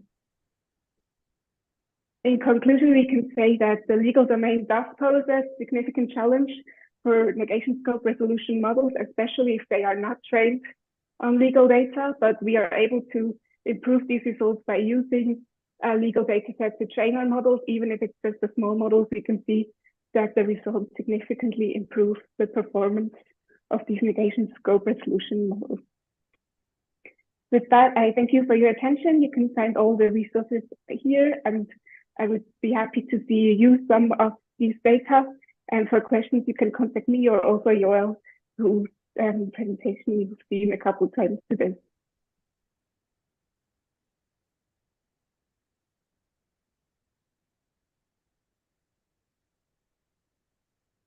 Great, thank you, Ramona. Right on time. Gosh, the three of the last speakers, right on time. Thank you. You all are killing it. You're keeping us on schedule. Our next paper is Beyond the Text, Analysis of Privacy Statements Through Syntactic and Semantic Role Labeling. We have the presenters online. I'm right here. Fantastic. Hi, everyone. Take Can it you away. hear me? Yep. We can Good. hear you perfectly. All right, You have 5 great. minutes. Great to be here, and thank you for a wonderful workshop. So, hi everyone, my name is Jan Schwarzenegger, and I'm going to discuss today our work on analyzing privacy statements using syntactic and semantic role labeling. It's collaboration with NYU and Lausanne School of Engineering. So, I hope I don't need to spend too much time on this slide. Hopefully we all agree that privacy policies are notoriously lengthy, hard to parse, understand, written with legal lingo, and the list goes on. So there's a lot of work in this community, in particular, looking at ways to help out consumers and whoever uses services to understand their privacy implications of those services in any way possible. So in our work, we taking a bit of a different approach to traditional privacy definitions. We look at contextual integrity, proposed by Hale and Nissenbaum, that defines privacy as an appropriate flow of information. And kind of an intuitive example, given the limited time, consider you going to a doctor's office, sharing your medical data, and with expectation that it's done confidentially. If any of those things change, so if it's not a doctor, it's somebody on the street. If it's not your medical data, it's someone else's. And if it's not confidential, things might not be as pleasant. So you might think something is off and your privacy is potentially violated. So in order to do those kind of analysis, contextual integrity provides us with a framework of five essential parameters, and basically asks to specify explicitly the values for the sender of the information, the subject of information, the recipient of information, the type of information being shared, and the transmission principle, which is the purpose or the condition under which the information is being shared. So having that in mind, we thought it would be it's a good idea to apply this to privacy policy statements and see if we can essentially define a new parameter extraction task. Giving a privacy statement, we would like to see whether they specify all five parameters and we were able to identify them, whether they state who as the sender is in this example from Yahoo privacy policies, and information that they share, but whom they share it and under what condition. So in our paper and in our work, we tried a few different methods, off-the-shelf methods, models, sorry, and the paper discussed the results for all of them. A bit of spoiler alert, a lot of them didn't do so well, but a couple of them did provide some promising results, and I'm going to discuss briefly what we did with dependency parsing and semantic role labeling, and in particular, adding some CI-based heuristic to help out to boost some of the results. So for dependency parsing annotations, what we essentially did, we took the output, the dependency types, and the role, the semantic role labeling, so dependency types, and map them to the CI parameters and see whether there will be our rules be effective. And they were. Well, I'll show you the results shortly. But beyond that, we wanted to see whether something like semantic role labeling, which tries to actually look beyond I'm missing the word, sentence depends basically beyond the types into something that triggers semantic frame, essentially a meaning of the sentence by looking at the verbs and predicates of the sentence and seeing how the arguments associated with that map to something like an agent, purpose of a goal. So for example, if the semantic frame triggered by a verb collect, there is an agent that collects something, and there's something that is being collected, and so forth. So having those output from a model, SRL model, those arguments, we map them again to CI parameters. And by choosing particular types of verbs that essentially indicate something being sent or shared or being received in terms of information, and essentially trying to see if that will help us find the CI, extract the CI parameters. Right, so briefly, and again, the paper gives you much more detailed results. The dependency parsing performed okay. Was promising, so we wanted to go further. SRL gave us much better result, and then we introduced, and it's kind of the takeaway really, that we introduced some CI domain-specific knowledge to help with a bit of a heuristic to help boost some of the SRL results, and that helped a bit, as we discussed in the paper. Note that SRL was not able to detect subject in our work. We analyzed 50 privacy policies from the OPP 115 dataset, and overall, it's again very promising. That shows that quite a few policies reached a high F1 score. But we also discussed the limitation that some of the method doesn't work on all privacy statements, and there's something that obviously can be done to improve it.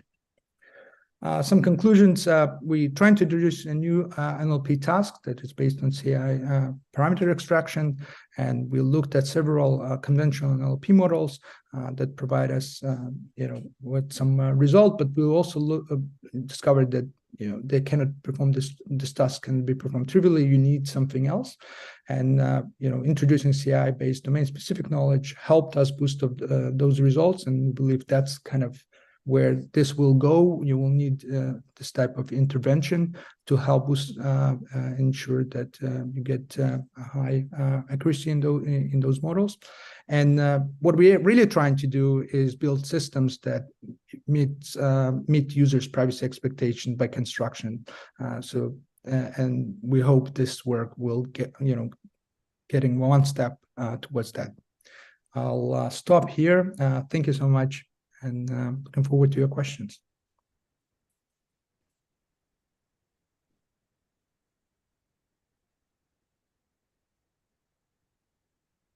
Great, thank you so much. We're going to take questions at the end.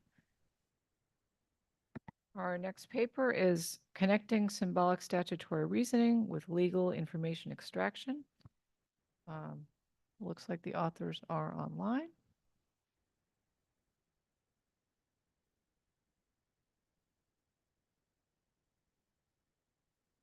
Okay, ready to go? Yep. Hi, can everybody hear me?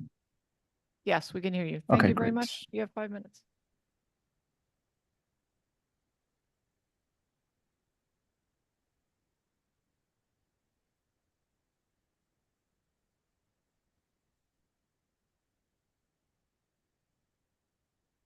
All right. Okay, so hello, everyone. So the title of my paper is Connecting Symbolic Statutory Reasoning with Legal Information Extraction. So there are two, in that title, there are two tasks. One is statutory reasoning, the other one is information extraction. And the thing that connects both of these is law as code in this context. So here, the main idea I want to keep from law as code is the idea that laws, which are normally represented with natural language, should be represented with some form of computer code. And that's something that has been done historically in certain contexts. So, for example, some governments in the world curate expert systems to compute the taxes of their taxpayers. So the idea is that You can collapse that window, by the way. I know it's in the way. Oh yeah, right. Okay. The idea is that lawyers and computer scientists will produce some expert system that represents the tax code, and then taxpayers will enter their own information into that system, and then the correct tax amount will come out. But then in that setting, there's one thing that's missing, which is that taxpayers have to enter things in the language of the expert system. So we're missing that part where the situation of the taxpayer that's best described in natural language is translated into structured information that's differently expressed in computer code. And so this is a natural language processing task here, translating this natural language here to this computer code. So to work on this task, we used the SARA dataset. So that dataset is made for a different task, but we're recasting it for information extraction. So it contains 9 abbreviated sections from US tax law. And then it also has a set of cases that were handwritten, so they're not real cases. And those cases all relate to these 9 sections. And what's interesting in this data set is that there is a translation of the statutes into Prolog and of the cases, of each case into Prolog. So just to reiterate this, so there's statutes and cases, and then each of these has a translation into Prolog. And what some governments have done historically is this top arrow, they've done this translation themselves. And then we're interested here in trying to perform this translation at the bottom automatically. And so that's a form of legal information extraction. So we did this in 2 steps. The first one was to re-annotate the SARA dataset to make the Prolog knowledge bases more user-friendly for IE systems.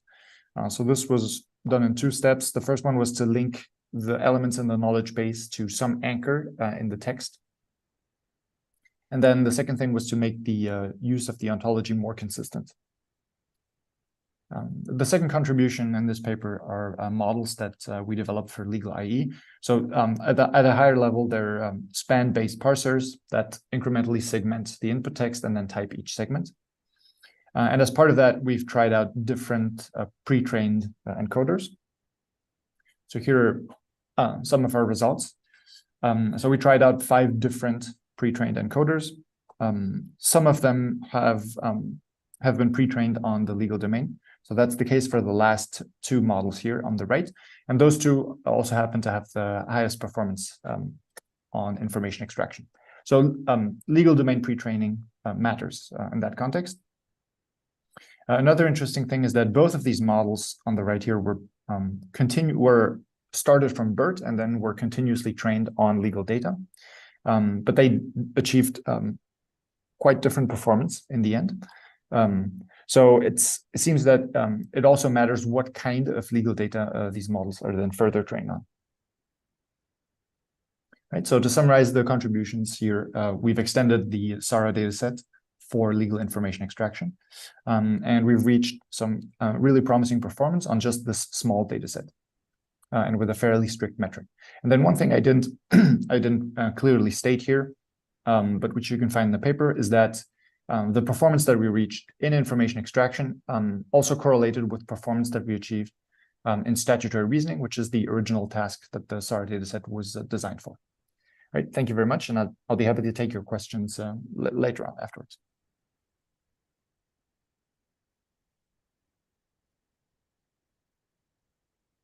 Fantastic, thank you.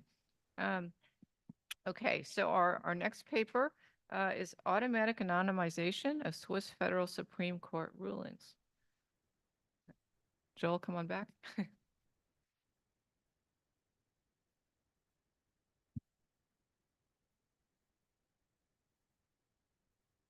think it works anyway now.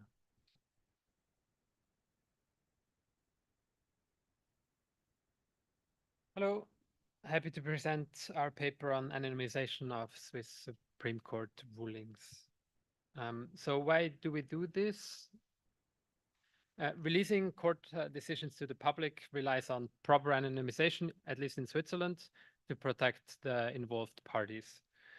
So far, the Swiss Federal Supreme Court relies on an existing system with regular expressions, and then uses human experts to finalize the anonymization. So if we can improve this system, we can save a lot of human resources that can be deployed elsewhere. So what we did is we enhanced the existing anonymization software by using this large data set annotated with entities that need to be anonymized. So we also compared BERT-based models with models pre-trained in-domain on legal data. And we show that using this in-domain data to pre-train models further, we can improve the F1 score by more than 5%. So to have a look at the data set, we have a trilingual data set of Swiss Supreme Court rulings that are between a few hundreds to a few thousand tokens long usually, that they each contain between 10 and 1,000 anonymized tokens. And yeah, many entities, many different entities we have there, and also a lot of different anonymized entities.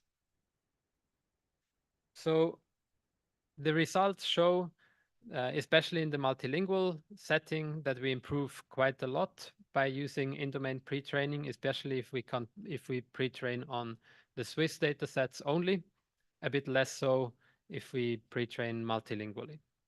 For the monolingual results, we don't see as large improvements. To conclude, we combine existing anonymization methods, such as regular expressions, with machine learning. And like this, we can further use manual labor and enhance the automatic suggestions that the Supreme Court gives to the manual labeler before the decisions are released openly to the public. In the future, I think we could improve this system further by improving the sentence splitting part, because we saw some errors that were still occurring there. As well, so far we only trained the base size models because of the limited infrastructure in terms of GPU compute inside the Supreme Court. So extending this to larger models could also be beneficial. Thank you.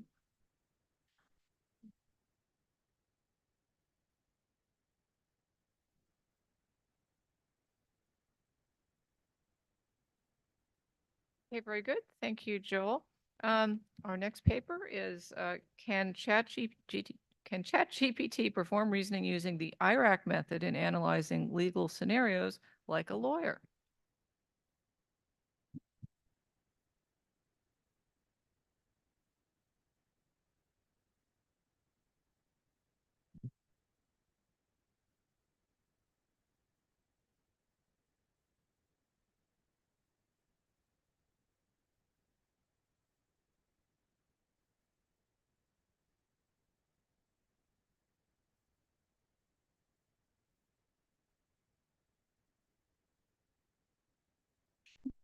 Good afternoon, everyone. My name is Xiaoxi, and today I'm presenting our work can ChatGPT perform reasoning using the IRAC method in analyzing the legal scenarios like a lawyer.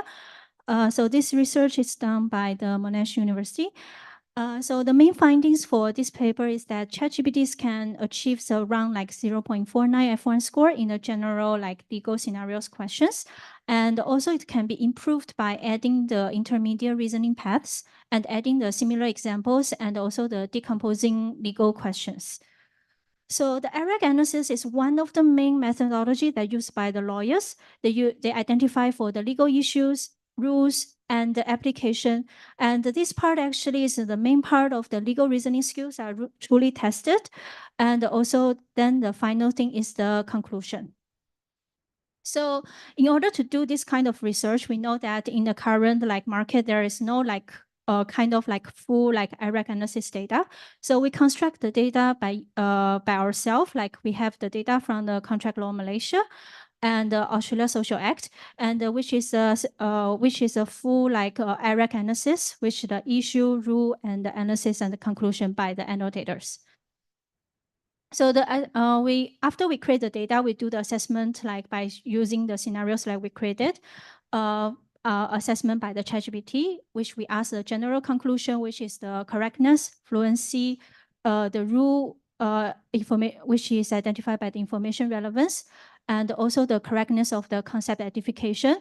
We also ask the annotators to identify the assumptions made by ChatGPT, which are how many assumptions that are made, and how many are correct assumptions that identified by the ChatGPT. And also it's like we found out that even though sometimes ChatGPT identifies some of the legal concepts correctly, but they didn't discuss correctly. So that's why we also have these factors to ask the annotators to evaluate if the legal concept is discussed correctly.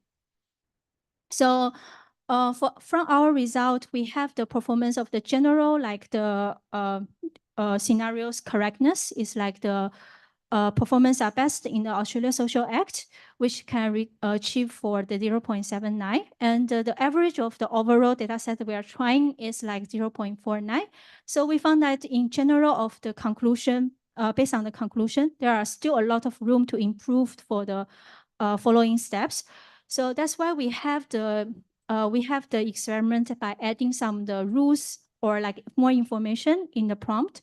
So we found that there are some improvement, but they still have very poor performance on the articulation of the reasoning. So the formulation of the analysis from ChatGPT is sometimes very confusing and logically inconsistent based on our annotators' feedback. And then we tried on adding some reasoning paths into the prompt. So because we have the ground truth of the from the annotators, so we pass by some reasoning paths in the middle in the prompt. So then we found out by adding 20%, 40%, and 50%, even 100%, actually the result is getting better and better. So this can prove that by adding on the reasoning paths in the intermediate steps actually can help ChatGPT to answer the legal questions better. So hence we have also done the experiment on the adding the similar examples. So from to give the ChatGPT with we call it like in-context learning. So from this result, we find that actually the analysis can improve a lot by 50% by giving the scenarios after adding the examples. So especially on Australia Social Act, because the Australia Social Act, we are using simpler scenarios. However, for the Malaysia contract law, because the source of the scenario is coming from the exam questions and the tutorial questions, which is very complex. So even though by adding the similar examples, the answer are still not expected as better as the Australia Social Act. So hence we done another experiment on by adding more like decomposed question, which is the smaller issues. This is a kind of like critical task for a lawyer as well. They have to identify for the smaller issues in order to do the full analysis. So we can see that there are very big improvement on that by adding the decomposed question. The results shows that not only they can identify the legal concept, and they also can analyze well. Because as we all know that ChatGPT, especially answering the small questions, they actually can do it better. So the more specific questions that we ask, the better result we can gain. So in conclusion, that the data set we construct, which we call CREC, is a comprehensive EREC analysis for the legal scenarios. And also the performance of ChatGPT can be improved by providing parts of the reasoning paths and also in context learning and the decomposed question. So this will be our future work. And so thank you. That's all for my presentation. Thank you.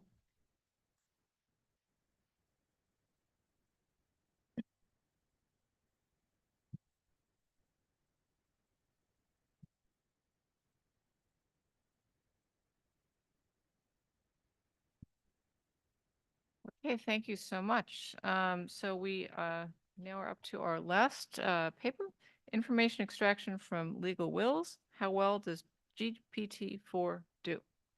And we have that one in person. Come on up.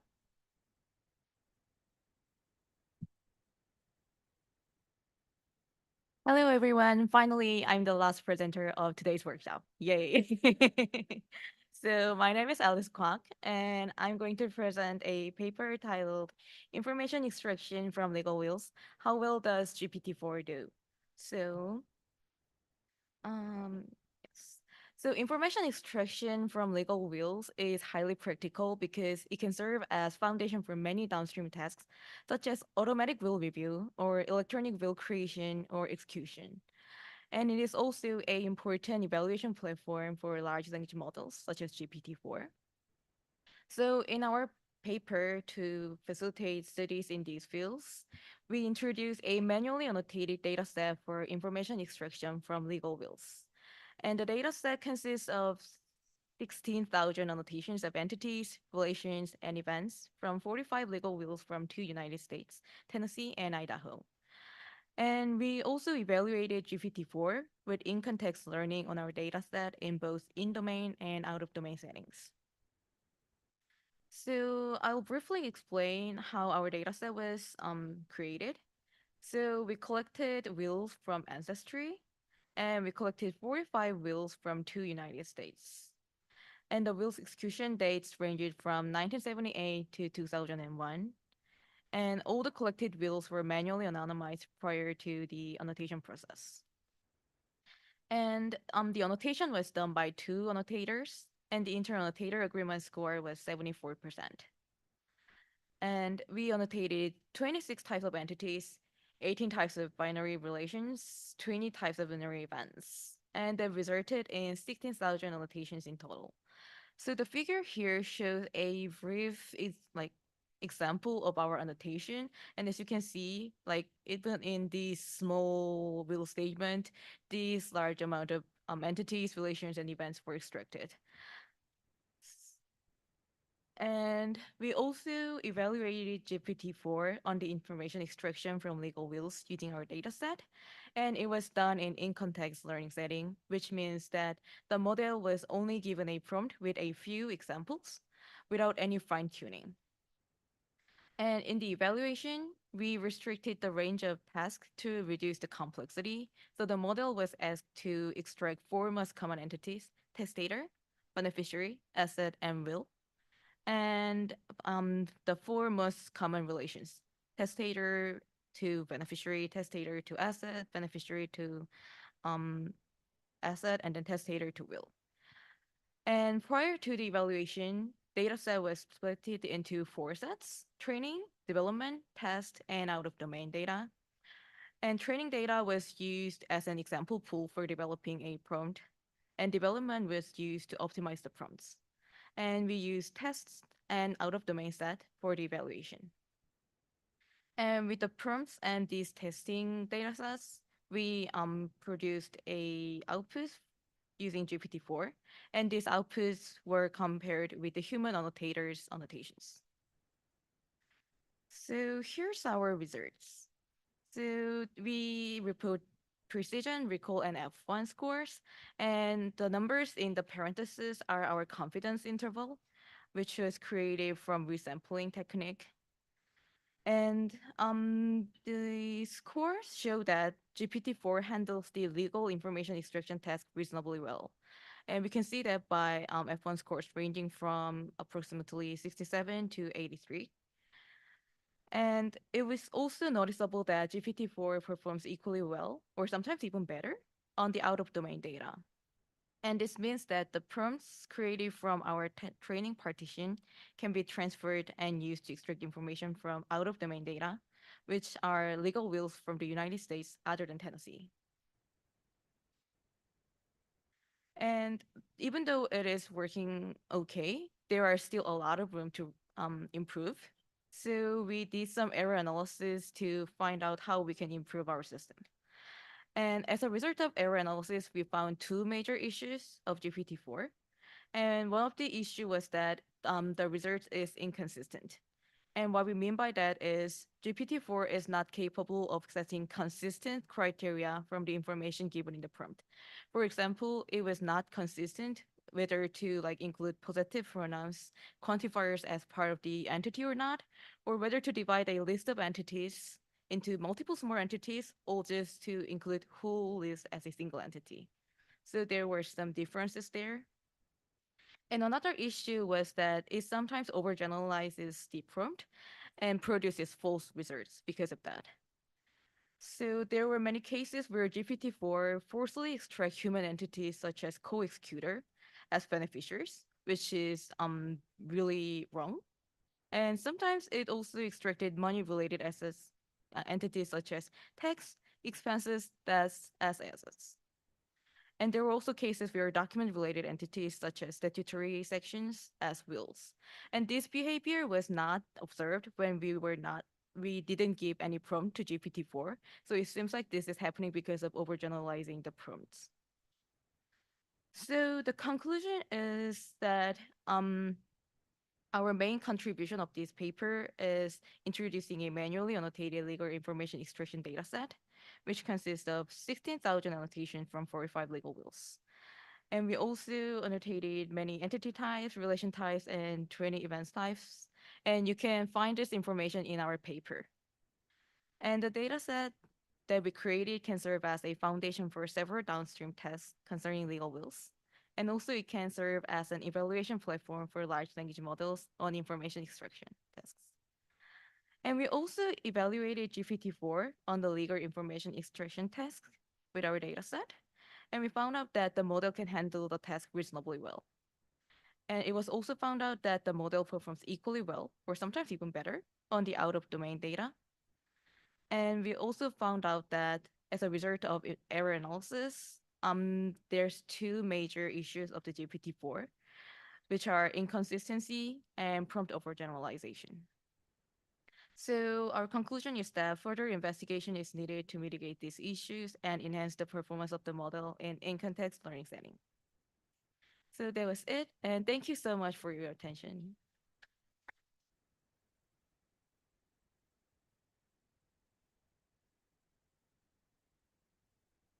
Fabulous, thank you. Now it does turn out we have one more paper because unfortunately somebody was skipped earlier.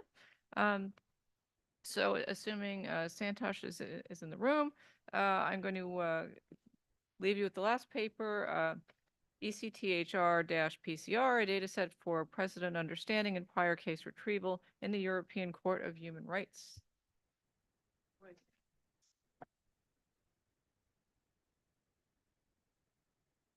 So I'm Santosh, and this is a joint work along with Rashid and Matthias, where we work on ECHR creating a new prior case retrieval dataset for European Court of Human Rights. While today's presentation has advocated for how to do LJP, legal judgment prediction right, we advocate for doing PCR the right way. The ideal task of PCR is to identify important prior cases, whereas in common law jurisdictions, people rely on existing case decisions that form a vital source of law. So there's a growing demand to have better PCR systems. The problem with existing common law datasets such as COLI or IRLED is the query comprises of both facts and the reasoning sections, where they only just suppress the citation text, which boils down to just doing exact text matching because it's more prominent that people verbatimly quote the citations as a part of reasoning section. And they also create artificially pooled candidates as negative pool. So that may not really reflect the realistic setting. So we present an actual interesting scenario of a PCR dataset extracted from European Court of Human Rights, whose case law documents themselves give the leverage to separate or segregate facts from the arguments so that we can only use fact section to do an effective prior case retrieval, so that we ensure the queries which we use for PCR do not contain any kind of argumentation or verbatim quotations present. So we create a ECHR PCR dataset by scraping the WHODoc website by parsing them and extracting citations with various regexes. And we obtain a 15,000 document set, which we chronologically split into training, validation, and test set. This is a brief statistics we find of different datasets, common law datasets such as IRLED and COLI and our dataset, which we presented, which has a larger negative pool, creating a realistic setting of PCR dataset. Then we tried different models, BM25 and other bi-encoder models with different types of negative sampling, starting from random negatives, BM25 based negatives, mix of both of them, and a specific type of negatives such as ANSI and SIMANS, where the idea of ANSI is use model itself to identify your top k negatives, whereas the idea of SIMANS is can you find the neighborhood of a positive and then use them as negatives. And these are the traditional information retrieval metrics we use to employ it. Surprisingly, dense models has just surpassed BM25 by very niche margins. But even surprisingly, if you observe recall at 500, which means giving even 500 documents as a first step retrieval method, it's only about to only pick up 50% of documents, which means current IR models are really far from understanding just at a textual level what is relevant just based on facts. Similarly, even with other negative samplings, things don't improve well with only minor improvements with using different types of negatives across the board. So the other issue which I want to bring out is the BM25 has a better temporal robustness compared to dense models. If you observe the lower part, the dense models with time deteriorate over, which says the models do not really have temporal distributional shift effectiveness because of the training and testing data distribution. That means the dense models are not really temporally robust and temporally misaligned. So future retrieval models should adaptively adapt over time so that they can create better PCR systems which evolve over time.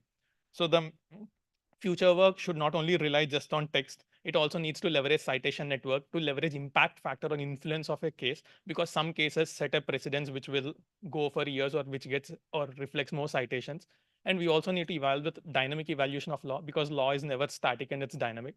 And we need to deduce the reasoning process to understand why a document is even cited, or to understand the reasoning or explainability between such sentences. So given the last session, I'll take the opportunity. Tomorrow we have a Birds of Feather session titled NLP on legal text. I hope to see you all tomorrow at this time at Aquarius 2. Thank you.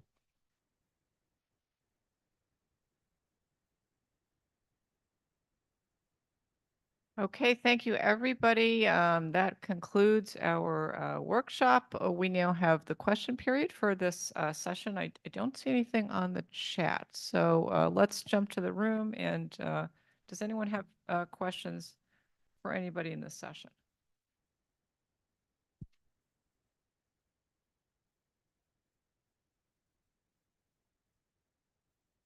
Oh.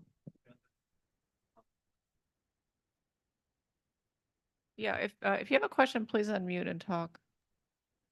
Hi, this is Radha. So I had a question for Alice, with a paper about the information extraction from legal wills. So I was just wondering, could you clarify what you mean by overgeneralization of prompts? Do you mean hallucination or something else? Yes, I would say it's pretty similar to hallucination because when prompts were given, it was only given like an example for each cases, so it wasn't like enough maybe. So I think that caused GPT-4 to just overgeneralize that information, that limited amount of information, and just created many false positives, such as the cases that I just explained. Like, for instance, annotating co-executor as beneficiary while it's certainly not, or making any money-related entities like debts as assets, which is also pretty much false. And there were many such cases that we saw. So yes, I think that's pretty similar to hallucinations, but in a So, wrong way. just curious, did you make any attempts to modify your prompts to avoid those hallucinations? Could you repeat the question? Yeah, I was just curious. Did you make any attempts to modify your prompts to avoid those hallucinations or avoid those false positives? I'm not sure if I understood correctly, but we were not trying to hallucinate any data, but this was a side effect of our prompt, I believe. I think this limited amount of data has just caused this very unfortunate results, I would say. Okay, I'm thank not you. sure. Yeah, thank you. Yeah, we'll take it offline. Thank you. Thank you. Any more questions? Do we have any more questions?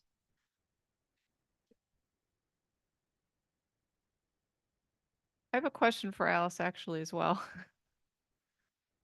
I noticed your inter-annotator agreement was actually relatively low, lower than I would expect for this kind of a task. Did you have any opinion about why that might have happened?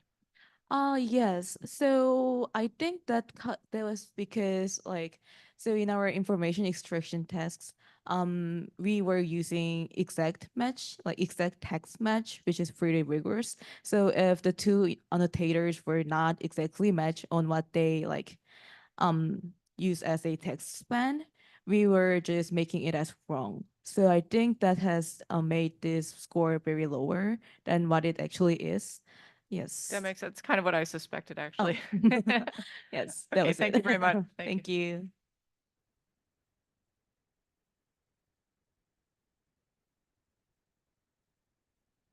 Any other questions before we wrap it up? Okay, well, don't go away because we're going to have the best presentation award. Just give us, I wish we had like some, some music. Give us give us 2 minutes. Don't go away. Okay, so while you were presenting your wonderful papers, which we're very thankful for, the organizing committee had a list of 35 criteria that we judged all presentations. Yes, we were very thorough.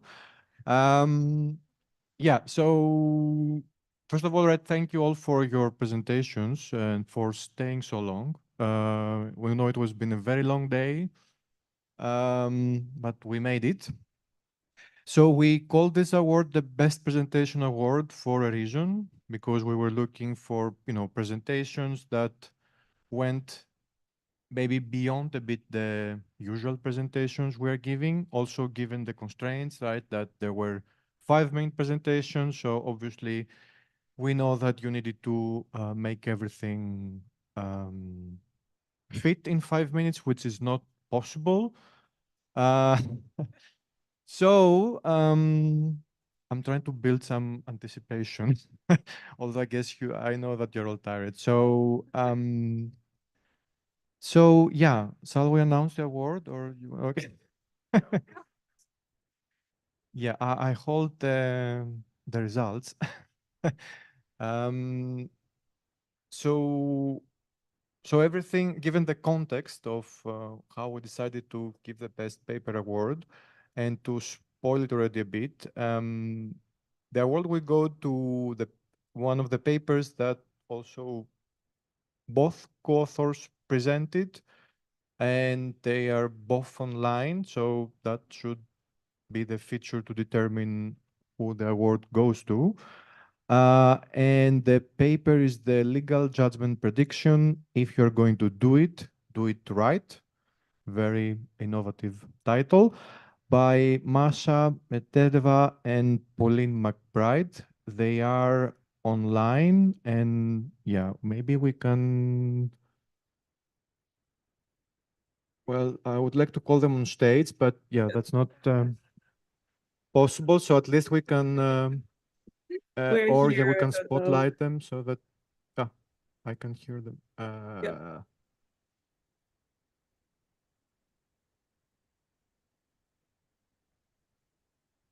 We can see Yes, Masha on the I'll screen. represent both of us. Maybe I don't. Do you want to say 5 words? Yes, thank you. I hope that the message also came across, not only the presentation. And I think I'd like to thank Wham, the band, for inspiring the title. If you know, then you know. But yeah, thank you very much. Appreciate it.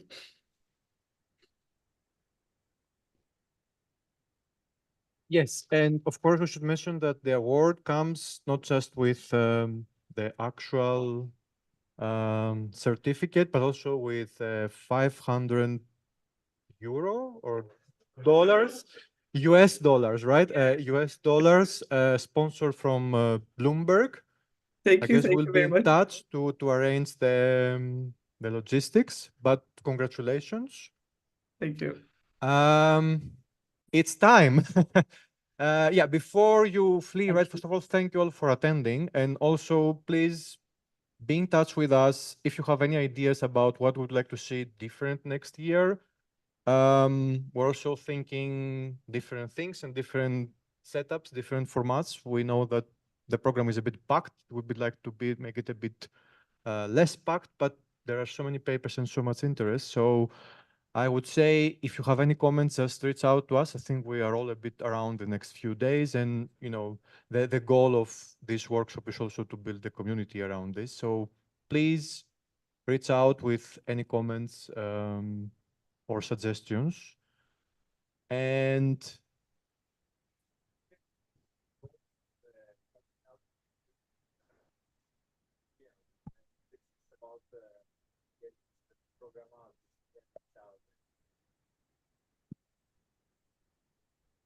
yeah, so Nico is saying that if somebody wants to do more things in their free time, because we all know that you'll have much free time, please also reach out. We need extra hands and helping on all fronts. Yeah, I have nothing else to say. Does anybody wants to have anything else to say? Yes, so there is the welcome reception at. Okay. This time is wrong. Yeah, also before we go, right, I would like to thank, of course, again, our keynote speaker, Gerald, for his fascinating talk. I'd also like to thank the co-organizers, Elias, Nikos, Daniel, Leslie, and Catalina, who cannot be with us, but she did also much work in the organizing committee. And thank you all again. Have a good rest conference. And yeah, thank you for being here. Hopefully see you next year in wherever EMNLP is going to be. Yeah, thanks everybody. You crushed it.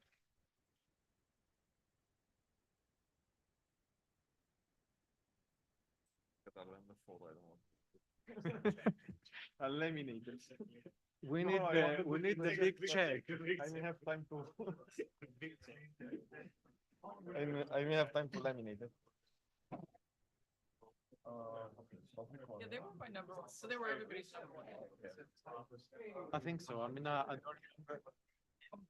don't remember the.